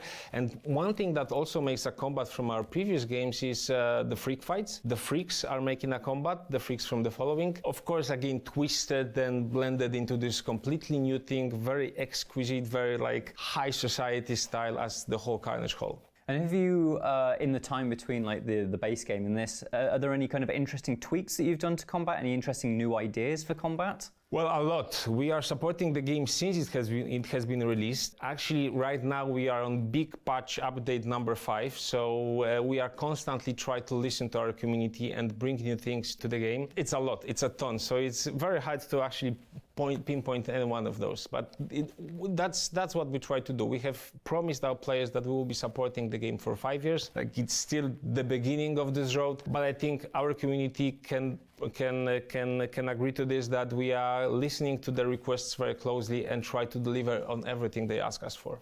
I think one of the things that we expect from Dying Light is obviously this kind of big open world that has a mixture of kind of like activities and main quests and side quests. Obviously this takes us outside of Villador to this more isolated. Can we still expect sort of like side quests and main quests, or have you got a different approach? Of course, definitely. So this really is like a story DLC with additional missions, micro quests, side quests. There's actually plenty to do. Maybe the map isn't Of course, it's not as big as the map of the original game, but it's not just the interior of the Carnage Hall. There's also a very nice surrounding. The map might be small, but it's actually quite packed, and there are a lot of secrets, a lot of like passageways and nooks and crannies that you can look behind to find some interesting stuff. So aside from just this main expansion, we've already had a look at Chapter 2, which you announced a little while ago. I was just wondering, could you give us a little bit more interesting kind of tidbits on that? So it's getting live quite soon. It's just days that divide us till the date. So it's about a new character that we introduce, a huntress, which is keen on fighting the infected using ranged weapons. And as with all of our chapters, we not only bring in a new character, but also new enemies and new encounters. And with this one, I think the encounters and the enemies are actually very, very interesting. So the main enemy, new enemy that you will find in this chapter is called the Hawk. So she is like a mutated version of our Banshee with some cool additional abilities. We have also twisted the mechanics and the logic and the look of one of our enemies that I don't think players expect that we could do something with them, but we did. So like, I hope we will surprise them in just a few days. And then in terms of kind of like now just looking to the future, obviously we know that you want to support the game for a long time. Kind of what can players expect kind of through the rest of the year, maybe even into the next year? So of course we will be continuing the chapters. So those are our free updates with new characters, new enemies, new weapons, new bounties, new tasks to complete. Again, I'm not really able to reveal all of our plans, but this is something that the fans of the original game will be very keen on. Of course, there's another DLC on the horizon, but for right now we are focusing on Bloody Ties. Also, the community can expect a lot more community updates. As I said, we are browsing all of the Twitter feeds, Reddit forums, Steam reviews, trying to find what the community requests. Well, Simon, it's been great to speak to you. I'm really excited to check out Bloody Ties. Thank you for having me. Thank you. Thanks. Gamescom 2022 is presented by Samsung SSD, essential for gaming.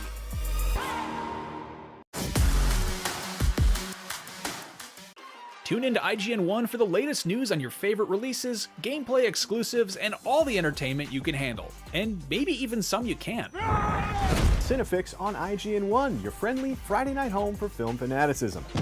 You're watching The Weekly Fix, ready to fill you in on anything you may have missed in the world of gaming and entertainment.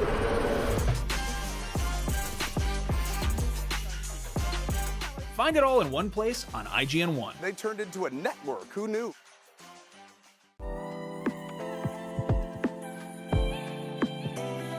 IGN Playlist is all of your games in one place. You can build your library and discover new games. Create and follow playlists from friends. Access guides for what you're playing.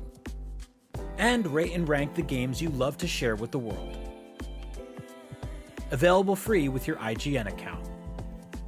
It's for players, no matter where you play.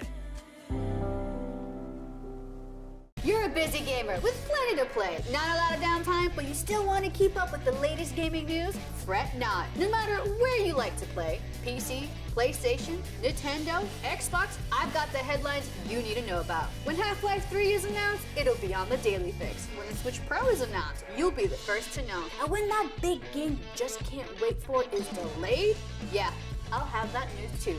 The Daily Fix, with me, Nars, weekdays only on IGN. If you're not following IGN on social media, what are you waiting for? We're constantly updating our feeds to bring you the latest news, gameplay,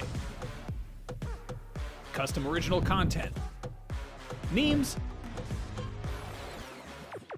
the best user-generated videos and art, and a whole lot more.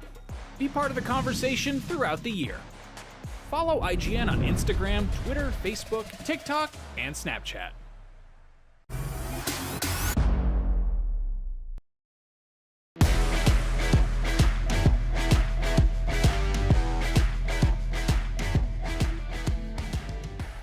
The First Descendant is Nexon's new co-op action RPG shooter made in Unreal Engine 5 that transports players to a sci-fi world where they will unravel the secret behind the Descendant's power across various missions and raids in single-player and multiplayer. Let's take a look at what's in store for players during the First Descendant Steam beta coming this October.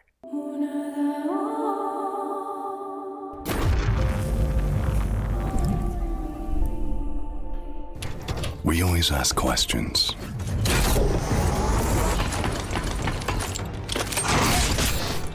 What is it that actually exists? Where does the origin come from?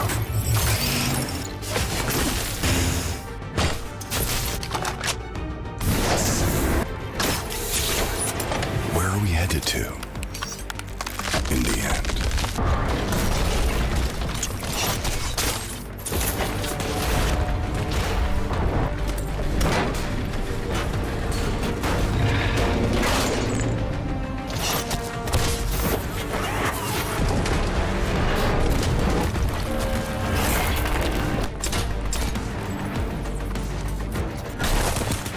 If you feel confused,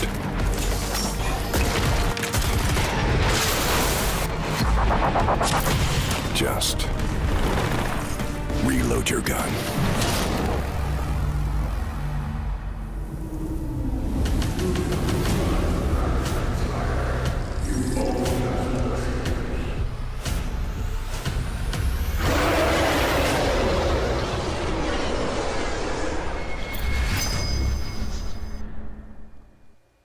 Welcome back to IGN's post-show for Opening Night Live. One of the coolest and prettiest looking games revealed today was Where Winds Meet. And if you're anything like me, you probably can't wait to see more of it.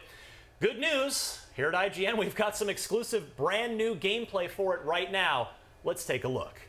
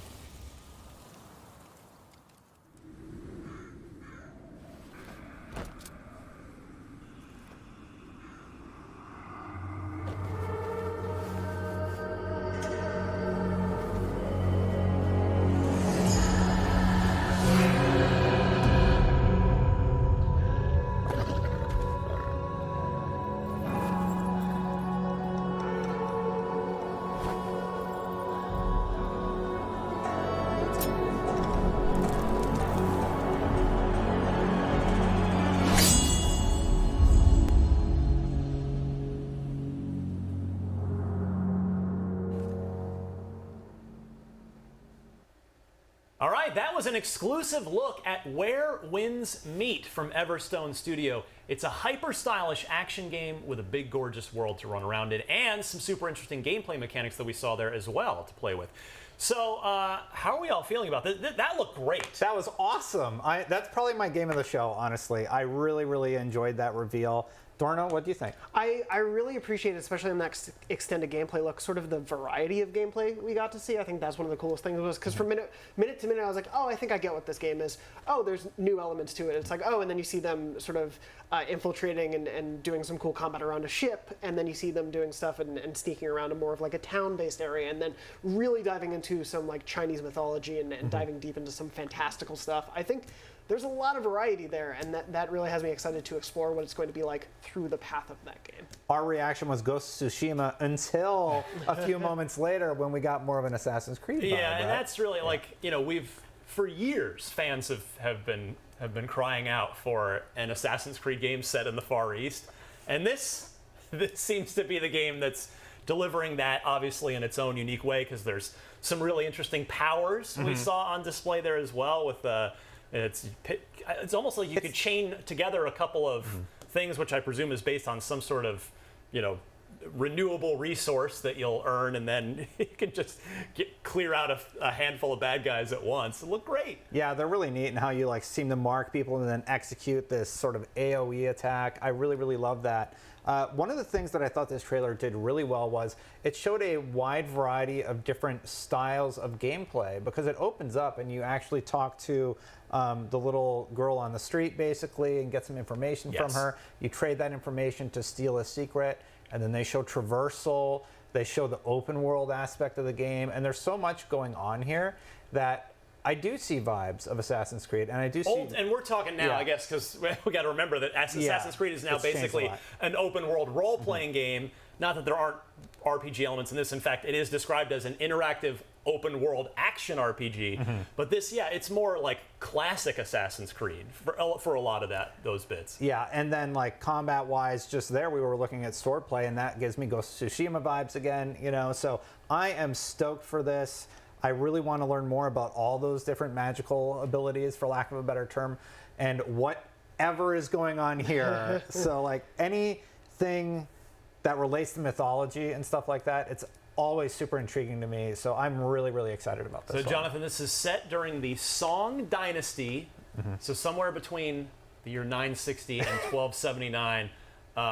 If you're going to ask me history questions, no, I'm not going to make it that tough on you, but yeah, I feel like this is kind of we don't see this Chinese mythology and this era of history explored much in video games. I mean, we do have Black Myth Wukong to look forward to. That's also tapping into some Chinese mythology, and that probably not coincidentally also looks amazing. That's really using its setting and its mythology really well. But this was a standout. I mean, what do we know? Can we surmise anything else from that trailer, Jonathan? There was a lot, as Destin was noting there. There are kind of hints of a lot of things. Yeah, I think what surprised me the most was some of the, dense, I don't want to say city, but sort of settlement areas or cultural hotspots that it seems your character will be in. I'm curious of sort of what the flow of gameplay will be, if there will be these sort of hub towns you go to, if there's one or two main ones that we'll be going in and out of. But I really like showing sort of life and culture going on as well, because I think what this trailer really does well is sort of show you what you think is kind of it's going to be a bit more grounded and realistic take on things, and then it really jumps into the mythological toward the end, as Destin was really saying, I really want to know, as someone who doesn't know this mythology well, of what was going on toward the end of those trailers. I'm sure people who do know that myth better than us will be able to explain some of it, but I think there was a really great balance of sort of grounded swordplay and interaction with other people, and then really unique and interesting mythological takes. Destin, I'll give you the last word on this, but one thing I liked about this trailer, one of many things, is that it would have just been an awesome trailer had it just been that CG bit at the beginning, like the first minute or whatever it was, minute and a half of it. But then we got gameplay too, which was so nice to see. Yeah, we saw a lot of CG trailers during opening night live, so this was sort of a treat to see actual gameplay, actually going into the city and seeing sort of on the ground, and then also seeing traversal. We also got to look at those set pieces at the beginning. This is definitely a standout for me. Absolutely. All right, so we got another look at Homeworld 3 for you old school PC fans at Opening Night Live as well. And we have Akeem here with the developers to give us all the details. Akeem, take it away.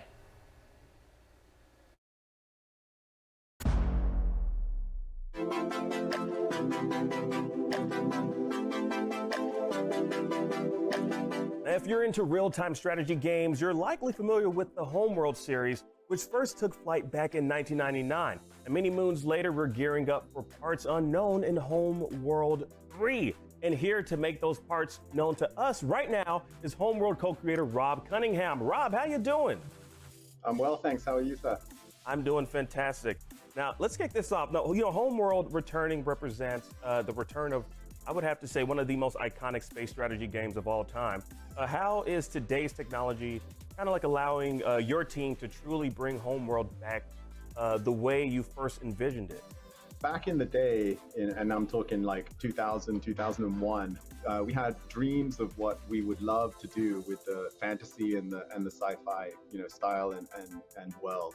And it was simply impossible. It just couldn't be done. So we ended up putting stuff into the backdrops and the skyboxes and stuff like that. But now with Unreal and the technology we've got, we're totally able to bring that into the game and just really give it the depth and structure that we dreamed of back in those days. Homeworld 3 is a continuation of the story you first set out to explore many years ago. Like, what can you tell us about the expansive universe we'll get to explore in the campaign? So the campaign it's obviously a sequel. So the campaign is the continuing of events after Homeworld 2. So at the end of Homeworld 2, the player is shown there's a huge discovery of a hyperspace gate network across the entire galaxy. So travel could be easy and ubiquitous for everyone, and it was sort of billed as this glorious golden age of Sajet that was going to take place. And as is often the case, what appears to be wonderful turns out to not be quite so wonderful. And there's darkness and problems, of course, to deal with as the story develops. Now with that, with that knowledge that we have now, what key elements can you kind of tell us that'll, I guess, help us understand the narrative direction moving forward in Homeworld 3? So the hero of the Homeworld franchise from Homeworld 1 to Homeworld 2 was Karen Sajet. She was fleet command and the sort of mind of the mothership, and she was the navigator of the mothership, and she was mentally plugged in with cables into her head into the hyperspace core of the mothership, which allowed her to travel vast distances and so forth. Homeworld 3 takes place about 100 years after Homeworld 2, and the hero from Homeworld 2, Karen Sajet, has been lost in space, and a great problem is taking place in the galaxy. Gates we're having all sorts of catastrophic problems. So the player is introduced to a new character called Imogen Sajet from the same kith, which is the science kith in the fiction. And she's the sort of successor to Karen, and the new mission to go and deal with the problem is sent, and that's the player's job, to deal with the problem. One way to deal with the problem is, of course, with combat. Now, we got fleet combat. The fleet combat system, I have to say, it looks breathtaking in this next installment. From what I've seen so far, what can we expect to be, kind of like the same and different in Homeworld 3 combat-wise? So players can expect the same basic staples of fleet combat with the different classes of ships, from the strike craft up through the capital ships into the super capital ships, and the same sort of ballistics and unit pairing that was established in the previous games. But new to the franchise with Homeworld 3 will be all sorts of terrain-based gameplay. So because we have these giant structures in space, huge megaliths, giant ice shelves, all sorts of incredible geometry in the level. It's no longer just empty 3D space. Now we have, cover as a mechanic. There's hiding as a mechanic. There's, bottlenecking and unit filtration through different apertures and cavities in the terrain. So it's much more interesting and dynamic as a fleet combat game. Now, with that knowledge, I'm pretty sure, Rob, you probably have seen what some of the fans have been saying online. I know I do a lot of trolling online, and fans have been asking on Reddit, will mothership management be more like Deserts of Tarak, or will they be able to kind of like specialize, customize motherships in Homeworld 3, like over arcs and campaigns? Like, what can you tell us about that? So the short answer is there will not be mothership customization like there was in Deserts, but there will still have that mothership progression, and ship production progression over the course of the campaign. I'm super excited for Homeworld 3. Thank you so much for joining us today. It's my pleasure. Thank you so much. Yes, now this game sounds, dare I say, out of this world. Yes, it does. 2023 can't come anytime sooner for us to hop on into Homeworld 3. Now, we're going to keep the gaming goodness coming with more, so don't go anywhere.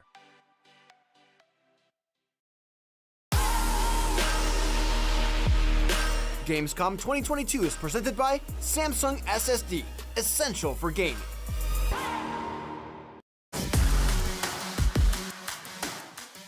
Hey, you! Yes, you! Do you have FOMO? Fear of missing Gamescom?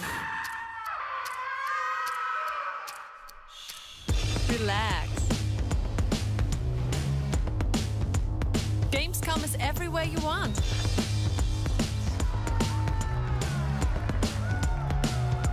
Gamescom now. Register now.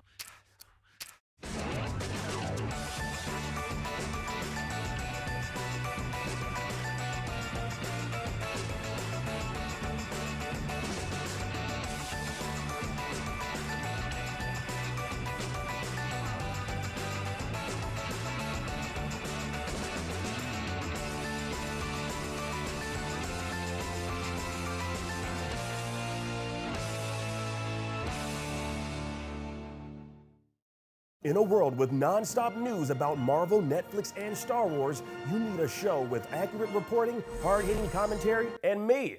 I'm Akeem Lawanson, the host of The Fix Entertainment. Whether it's the latest superhero scoop, film fiasco, or anime announcement, I'll be right here covering all the latest in major studio headlines and pop culture news. Make sure to catch The Fix Entertainment wherever you watch IGN.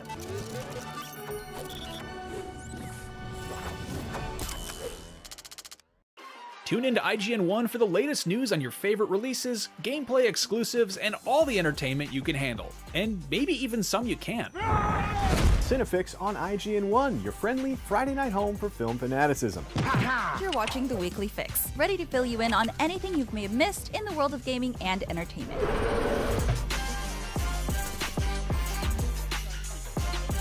Find it all in one place on IGN1. They turned into a network. Who knew?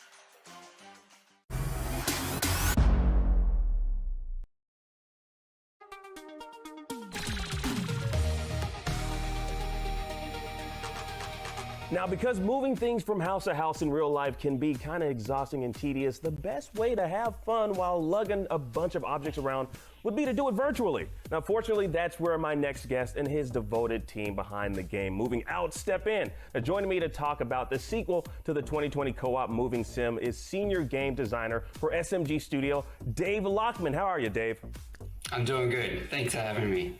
Of course. Now, first off, how did you and your team manage to make moving so damn fun, and what can we expect to experience in Moving Out 2 that'll top its predecessor? Well, with moving, we always thought that it was it's one of the most stressful things you can do. So we thought we'd make a game out of that and make it less stressful and more cathartic by just grabbing a couch and throwing it out the window and chucking televisions into a truck and breaking them and just generally just having fun.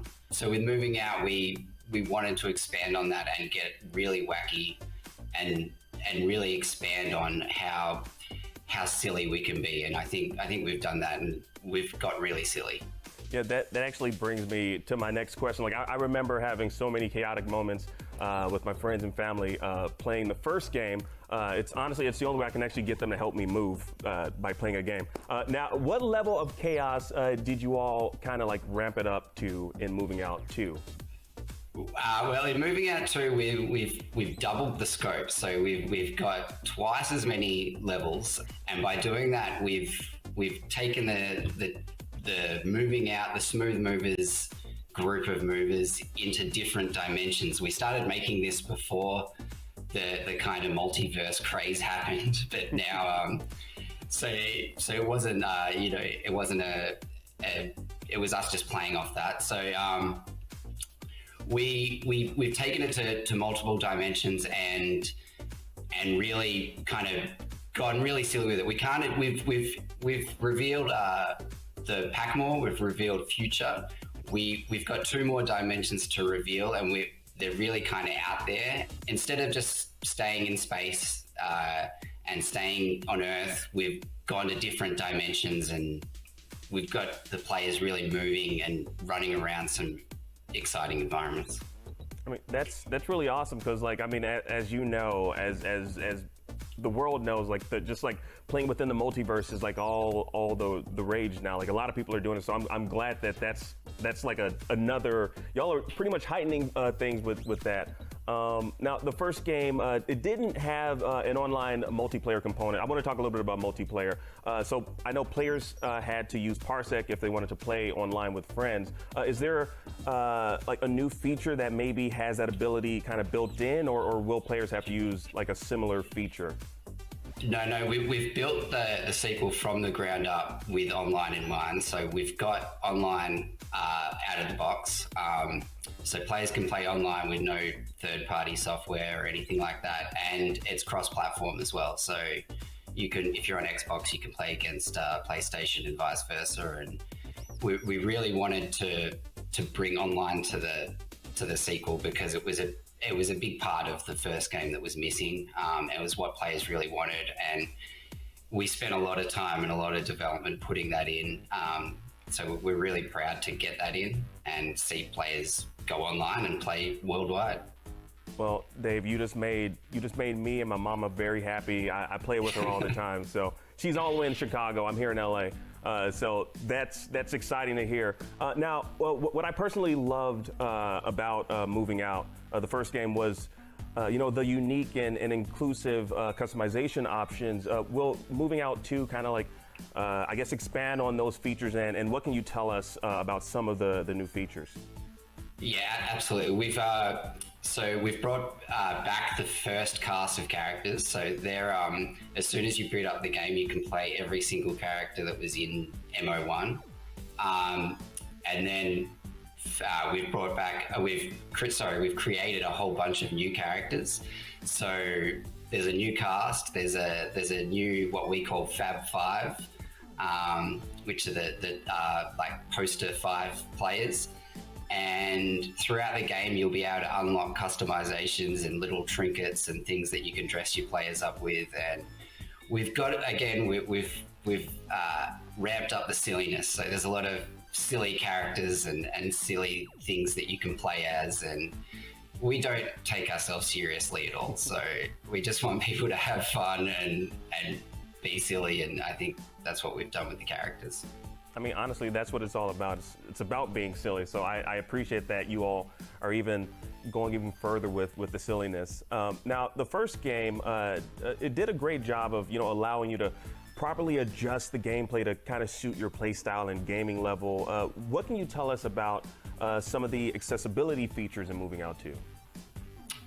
So we got a really good response from accessibility in Moving Out 1. So we've brought all of those same features back, and we've kept that in mind throughout designing every level. We've kept color blindness and difficulty levels. So we want to give players we want a wide range of players to play. So we want it to be a challenge, but we don't want it to be a blocker. So accessibility and just getting everybody in there having fun is big for us. So we've brought back all the accessibility features but also this time in my around, we've designed the levels from the ground up with that in mind. So I think it's going to bring in even more players doing that kind of thing. Now, we talked a lot about multiplayer. Sometimes my mom and my friends are not available to play with me, so I'm kind of curious, what's the single player experience like? See, again, that was one thing in MO1.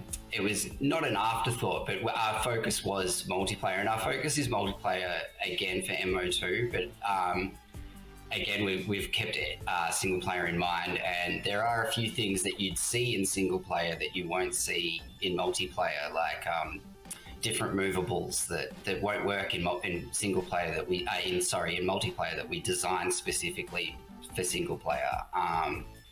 So it's a similar experience, but we've put a lot more development into helping the player have a bit more fun by themselves.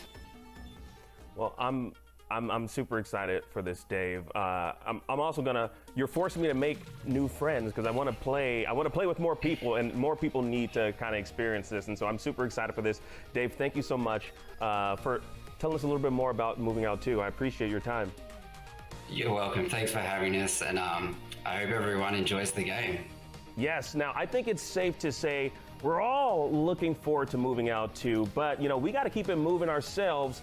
More gaming goodness coming your way, so stick around. Well, we just took a closer look at both Moving Out 2 and Homeworld 3. Up next, our own Rebecca Valentine got an exclusive chat with Geoff Gardner, who had a prolific career at Bethesda Game Studios working on everything from Oblivion to Fallout 76. His new studio, Something Wicked Games, teased a new game called Word Song. Well, what is it? Let's find out.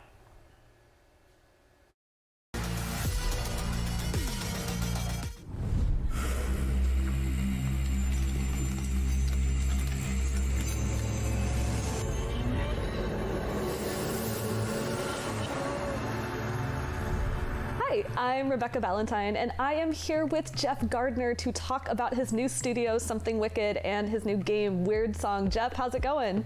It's going great. Thank you so much for the opportunity to be here today. Thank you for being here. So let's just get a baseline idea of what we just saw. Geoff, what is Weird Song? Weird Song is a preternatural or occult historical fantasy game set in Middle Ages Portugal, where the player not only will be able to explore that reality of that time period in a very, very fantastical way, but also to explore the nature of their reality. We really wanted this game to be about the idea that there's no such thing as a reliable narrator. Your brain is not a passive receptor of information.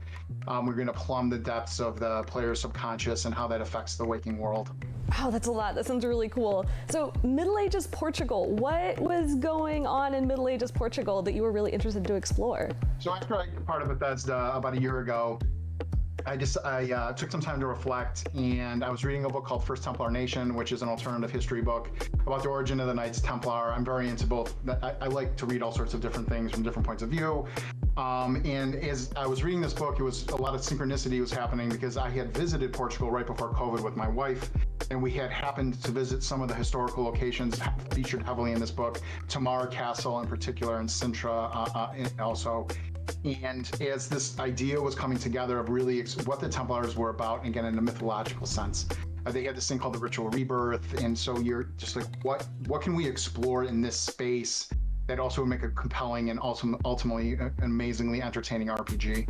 Wow. So who are you in Weird Song? Are you just sort of a bystander? What kind of person are you?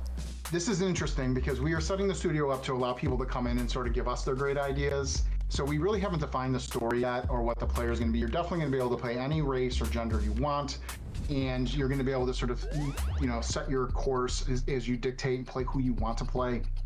Again, very fantastical version of the Templars in Portugal in particular.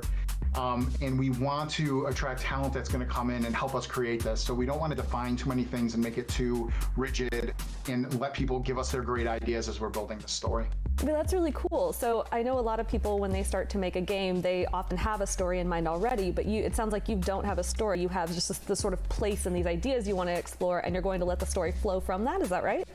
settings and themes are important in Weird Song, and we don't want to, again, like I sort of want to set like high level goals what the gist of things are going to be and let people, plus in RPGs there's so many stories being told. There's the main story and all these side stories. I want people to come in and really dictate what they find interesting and compelling, explore different versions of this narrative and this world, and see sort of what makes a compelling game. Oh, that's really cool.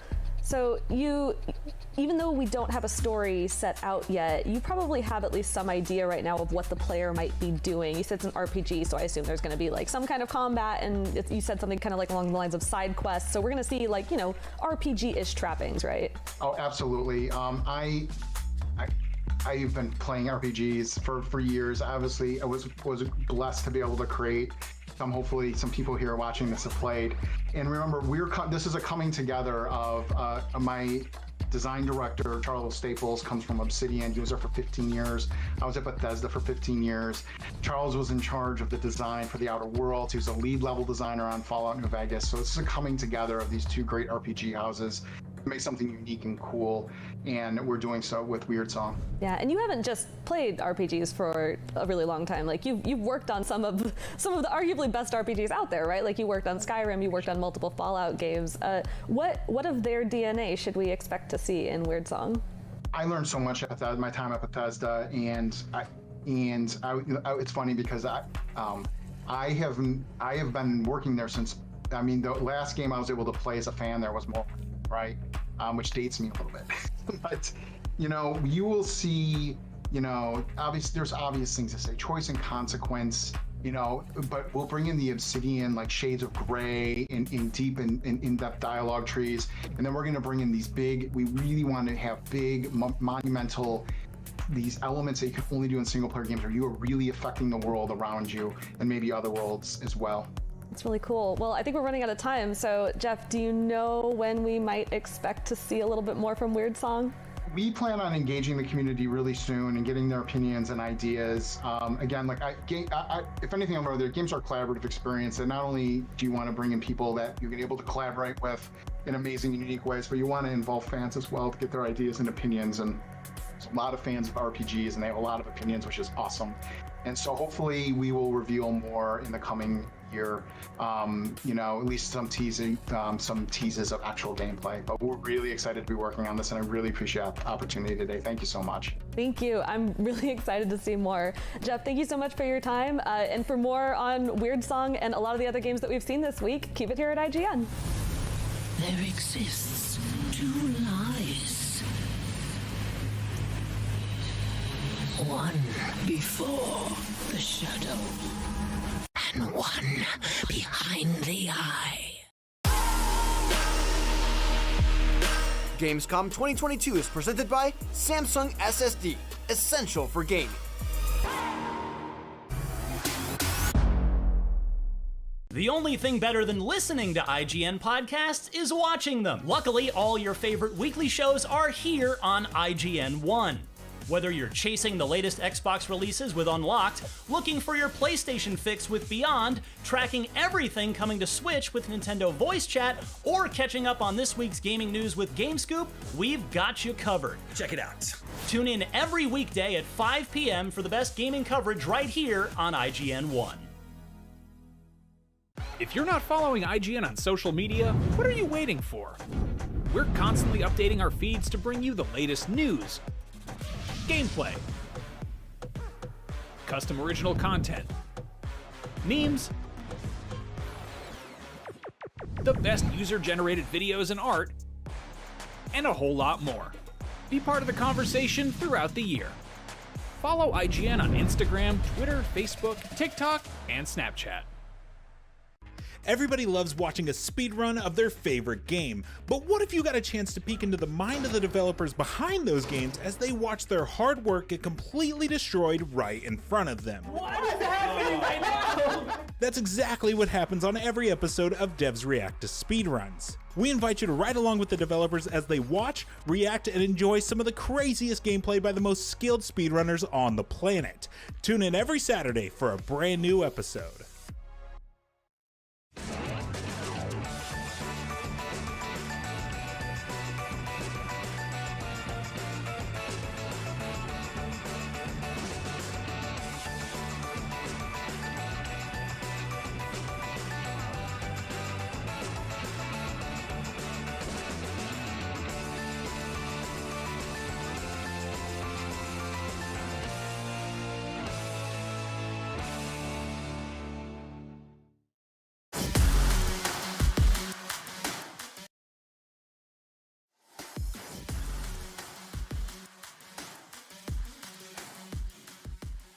Gamescom Opening Night Live has made one thing very clear. We're gonna need a lot more storage for all these new games. When it comes to upgrading storage for PC gaming, Samsung SSD has it handled. The Samsung 990 Pro and 990 Pro with heatsink are perfect for PC gaming. Optimize the gaming experience with the Samsung 990 Pro SSD that offers read and write speeds of up to 7450 and 6900 megabytes a second respectively. Nice. That makes the Samsung 990 Pro perform up to 55% faster than the 980 across creative and productivity software, and of course, gaming. But all that speed is bound to turn up the heat, right? Wrong. Built on low-power architecture, Samsung's newly designed controller improves the SSD's power efficiency by up to 50% compared to the 980 Pro. Plus, the 990 Pro's controller and heat spreader label feature a nickel coating for reliable thermal management. And in case that wasn't enough, the Thermal Guard technology further ensures the drive's temperature stays in the optimal range. And if players are still sweating over temperature concerns, the Samsung 990 Pro with heatsink offers an additional layer of thermal control to prevent performance drops that arise from overheating. And it lets them do it in style thanks to the built-in RGB light, which is fully customizable using the Magician software program. All these features add up to make the Samsung 990 Pro and 990 Pro with heatsink an excellent solution for laptop and desktop upgrades, especially for next-gen gaming. The 990 Pro speeds up loading times for PC games that employ Direct Storage API, meaning more time playing and less time waiting. And thankfully, it's easy to install. Simply slot the Samsung 990 Pro or 990 Pro with heatsink into the appropriate M.2 slot on the computer motherboard. Make full use of the 2 terabytes of storage by filling it with all the brand new games and DLC showcased during today's Gamescom Opening Night Live. IGN is proud to be partnered with Samsung SSD for our IGN coverage of Gamescom Opening Night Live.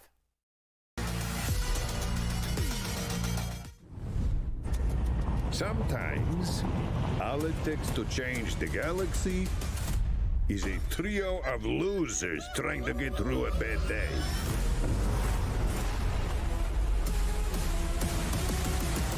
If you happen to see any corpses along the way, don't worry about them. They're just, don't worry about them. Hello, I'm Stella Chung, and with me today I have James Lopez, Director of Production at Gearbox Software, and Lynn Joyce, Head of Writing, to help me answer any burning questions we have about new Tales from the Borderlands. How are y'all doing? Doing really well. Doing great, thanks for having us. Okay, so I have to ask, because this is one of the most curious questions I have. Is this a continuation of the story from the previous Tales from the Borderlands, or is it its own? So New Tales, as the name would suggest, is an entirely new story. This is going to be a standalone product inside of the Tales from the Borderlands franchise. We need that. It's a new set of characters, new story.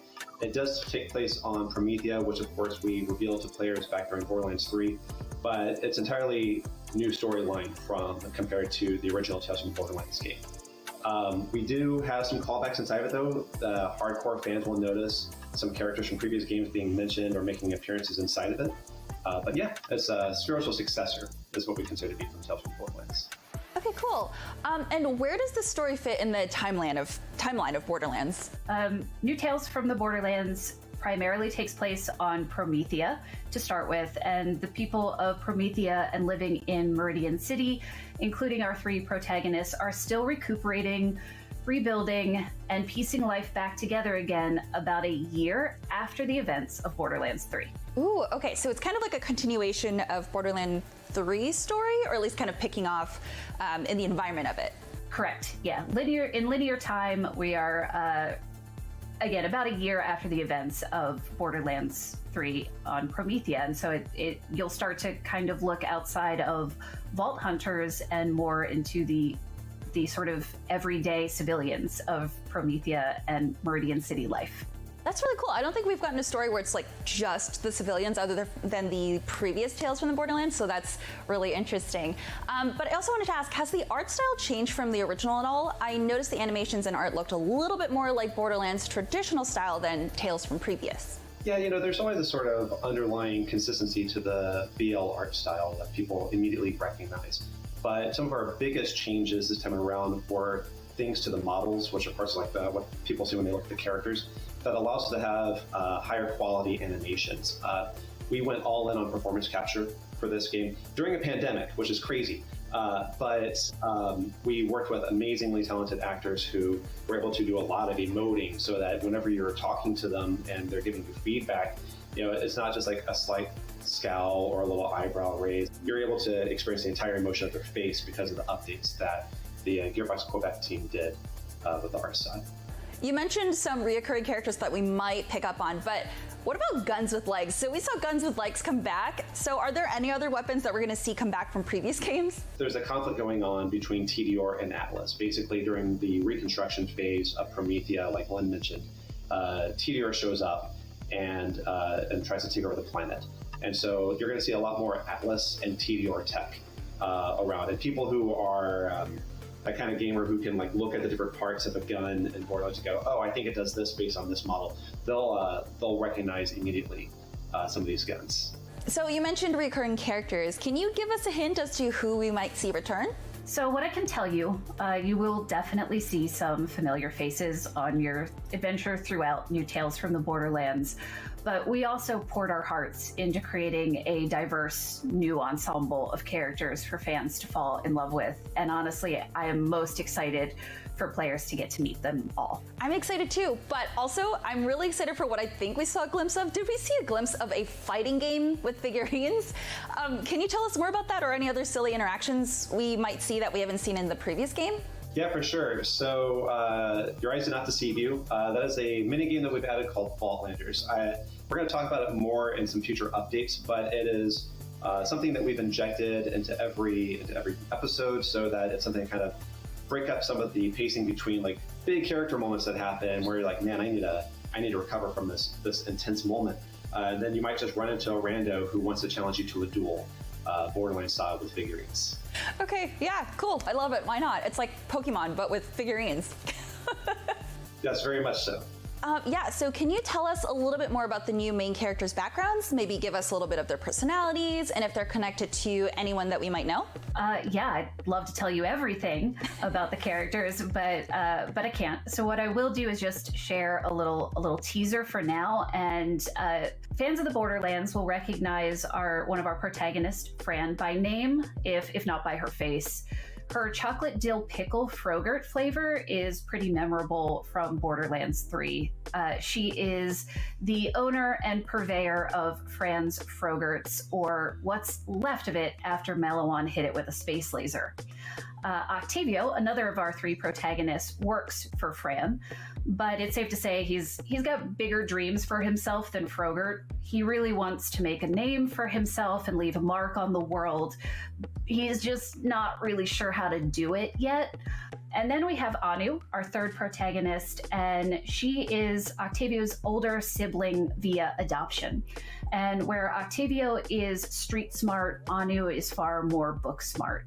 Anu is also a realist and an idealist, and that's going to lead her some pretty interesting directions in New Tales from the Borderlands. So what is the difference between building the world and story of Tales versus your usual Borderlands game? Kind of the key difference in building these kinds of games is that with a traditional Borderlands game, you have we introduce the premise really quickly on, and it's like the whole point of you playing this game is to go fight this thing over here. And then you have two paths. You have your linear path, which is the golden path where you're advancing the main plot. And then you have your side objectives where you're leveling up, meeting more characters, rounding out your experience. But with a game like New Tales, we don't do XP. It's all narrative, and there aren't things like side quests. So, the real mission is primarily one, getting rich in Borderlands, which is a very deadly proposition, but also it's all about character growth with yourself and with the characters that you're playing with. And in this case, we have 3 playable characters, and you're kind of bouncing between playing all 3 of them. And so there's a lot of interpersonal development there that you through the script. And we have a lot of excellent writers between our Gearbox studios who have spent a lot of time building the Borderlands universe, but we definitely wanted some guys, and we partnered with key alumni from the original Tales game to kind of help us understand, like, how do you build this sort of thing, and understand, like, how does one choice lead to another choice, but how can it also branch off, and how do you converge these things back together? And also, and I don't want to put Lynn on the spot too much, but we do have a doctor of interactive narrative writing on the team which helps quite a bit. And how many episodes will be in this story? Yeah, so just like in Tales, we have 5 episodes. The main difference, though, is that instead of them sort of coming out, one at a time across the year, users will be able to play the entire thing in one sitting if they want to. Meaning that whether you buy digital or disc, you'll get 5 episodes all at the same time, and you can play them how quickly you want to. You can also play them in whatever order you want to. If you're one of those people who likes to see the ending before you see the beginning, Lynn and I know some people like that, and we love them and they're crazy. But if you want to do it that way, you totally can also. Okay, cool. I was gonna say, I think you might need to name them because that is not how most people play games, especially story-based games where you have hundreds of different choices you can make. Yeah, you can definitely jump around. Whatever order you start in, you'll have the ability to kind of set things up, and the game also makes some assumptions based on where you are in the plot, so that you can get one of the endings that you hopefully are trying to reach. But yeah, it's pretty neat. But again, in case I wasn't super clear, you'll get all 5 at one time. So, do you plan for this to go into a second season or continue making more Borderlands stories in this format? Man, we sure would love to. But right now, we're definitely focused on landing this and delivering a fun experience this time around. And Lynn, do you have anything else to add about the development of this and how this has been for you? The experience from start to finish was a joy. All of the collaborators between Gearbox Studio Quebec, working with the alumni from Telltale, the mocap studio, and the talent that we brought in the cast was just incredible. And to have done that in a pandemic, New Tales from the Borderlands was a passion project for all of us. It gave us something to unite around and rally for throughout some pretty difficult years. And we are just elated to be able to finally share it with the public. And then one last fun question just for me. James, if you could make any Frogurt flavor, what would you make? Definitely not that dill pickle flavor. I think in my heart of hearts, I would love for it to just be a combination of all the Dole Whip flavors that you can get at Disney World and just all in one, because I find myself getting all of them every time I go. So just having them all in one sitting would be amazing for me. Wow, okay. And Lynn, how about you? I'm going to name drop one that you'll hear in the game, but I always loved it was, we've got like a Peanutty Buddy, which just sounds like my jam. I also became allergic to bananas during the pandemic is a weird thing that happened. And so that is taken bananas off the flavor list for me, sadly. So I think Peanutty Buddy is a safe one. That sounds pretty good. Yeah, that's so sad though. I'm so sorry. Yeah. Who knew that could happen? But I'm discovering all the things bananas are in that I didn't before. Well, thankfully, I don't think there are any bananas in New Tales from the Borderlands, at least not that you can ingest, so that's good. I think we're safe. Thank you so much, James and Lynn, for sitting down to talk to us about the New Tales from the Borderlands. Thank you. Our pleasure. Thanks for having us. For up-to-date news on New Tales, be sure to stay tuned to IGN for more. We're bad at this, like really bad. Tidio has many guns, talking guns, guns with legs. I'm gonna blast you so freaking bad! Yeah! Look at new Tales from the Borderlands. That's one game I know a lot of people are happy to see more of, myself included.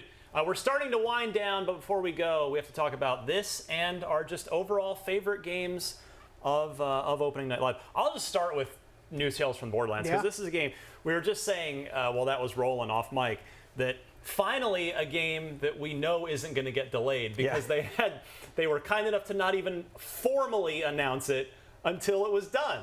So that's a rare thing. We're it's a in nice this treat. It feels like we're pretty safe about that one and the October release date. Like you were saying, Ryan, I can't wait for this one. I love the original Tales from the Borderlands. Obviously, especially in our deeper look, we heard that they brought in some of the alumni from Telltale to work with them, which is great to hear.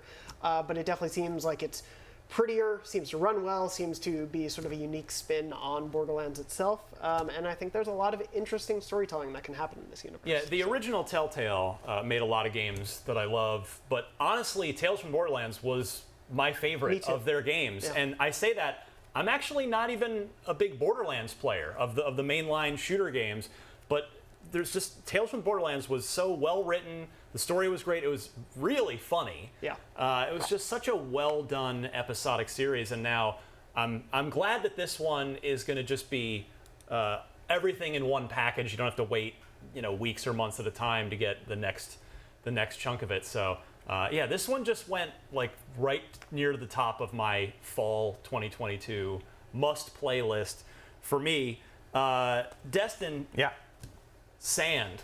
You like sand. That was Atlas Fallen. I know you wanted to talk about that as one of your picks, one of your favorite picks of this event. Well, I already talked about Where Winds Meet, which we did find out is getting a beta this year. We don't know if that means closed beta or open beta, but that's exciting. So I'll talk about my second pick, Atlas Fallen. That was slated for 2023, and a lot of sand-based abilities, like you can glide along the sand, and it's reminding a lot of people on Twitter of Forspoken, because you have these abilities. But if you go read the description about what the game actually is, yes, it has fast traversal, yes, it has those magical abilities, but you are utilizing the sand to make these really, really cool weapons and hunt these sand monsters to gain new powers. Yeah. And it just looks really, really pretty, first of all. And I love the idea of using magic to traverse a world. And we're seeing that more and more in modern games.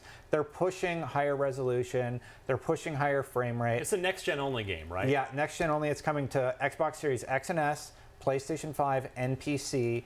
2023, no concrete date yet. But yeah, so there's...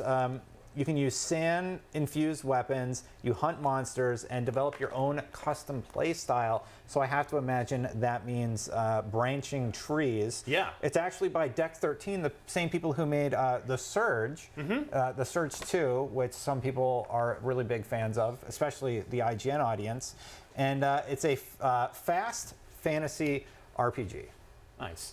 Jonathan. Yes. We saw a lot of games. Give me a favorite. We did. I really enjoyed one that we haven't talked about. I do want to shout out was Moonbreaker. Actually, this one, I'll be honest. Mostly, I am excited for the names that are involved with it and a little bit of the spin on the genre that we saw. It's sort of a turn-based sci-fi game. I believe it's going to early access later this year. But what really excited me was the combination of Unknown Worlds, the developers of Subnautica, which I haven't played all of, but I played a bit of and really enjoyed it. And they're really great devs. Married with the creative mind of Brandon Sanderson, who is an extremely prolific fantasy writer, sci-fi writer.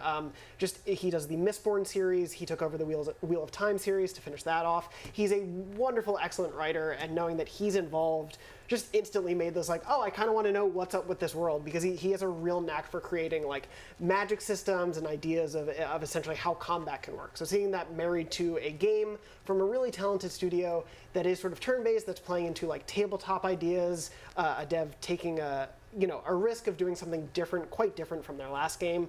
I love the combination of all that stuff, whether or not, what it's going to play like, what it's going to feel like, and how exciting that's going to be.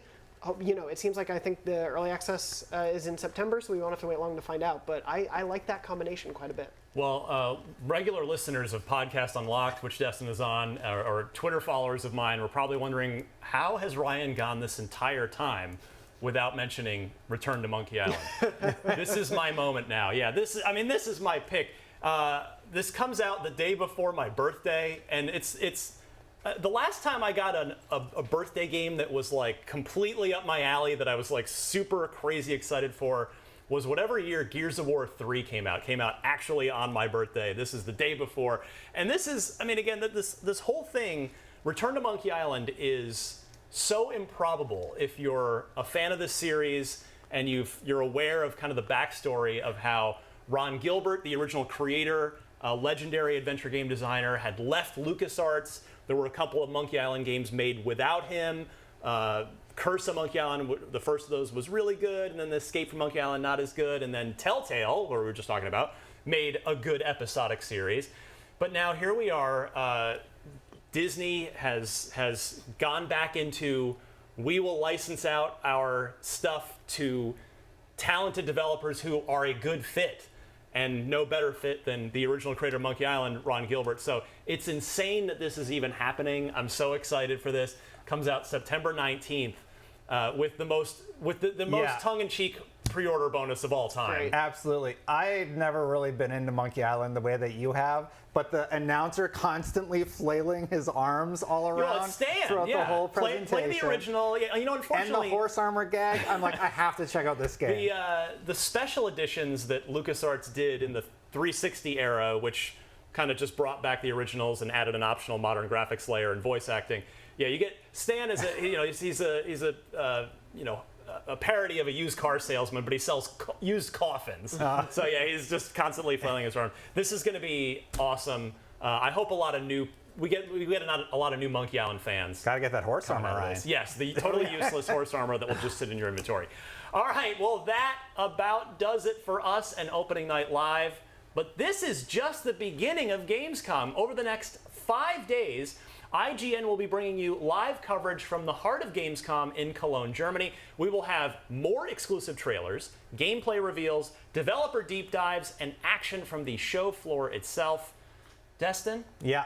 Parting thoughts?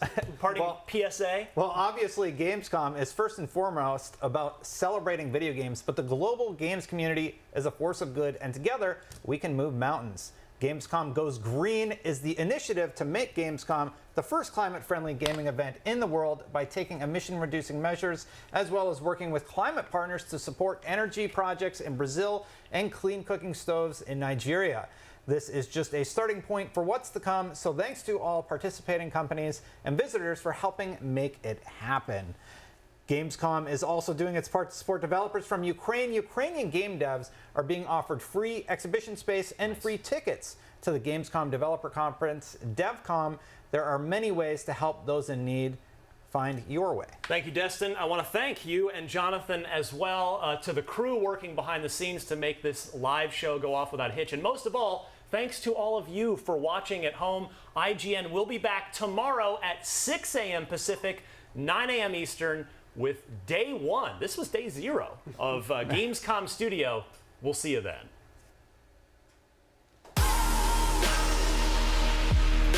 Gamescom 2022 is presented by Samsung SSD, essential for gaming. I'm Akeem Lawanson, and this is What to Watch on IGN1. It's a weekly show where we check out the latest and greatest in trailers, reviews, and everything else in the world of entertainment. Tune in to new episodes every Friday at 9 p.m. on IGN1. IGN is your go-to for the latest and best in games, movies, and television. And with over 50 million IGN subscribers, you're in good company. Oh, we're shooting turkeys! Thanks to your help, we've raised over $100,000 for charity. Brought you and creators the world over together for events like Gamescom and DC Fandom. Brenton Thwaites here, I play Dick Grayson. And made your voices heard. You voted almost 30 million times in our best video game of all time and Super Movie Madness tournaments, and posted over 40 million times on IGN's message boards. The chat must flow. Catch our unending stream of up-to-date news and so much more over at IGN.com or subscribe to IGN on YouTube. And check out IGN Games and IGN Movies and TV for deep dives into your preferred pop culture. Plus, IGN guides to get help on veritably any game from our team of experts. No matter where you are, IGN.com, YouTube, Twitter, Facebook, or Instagram, IGN has you covered. Hey, you! Yes, you! Do you have FOMO? Fear of missing Gamescom? Relax. Gamescom is everywhere you want.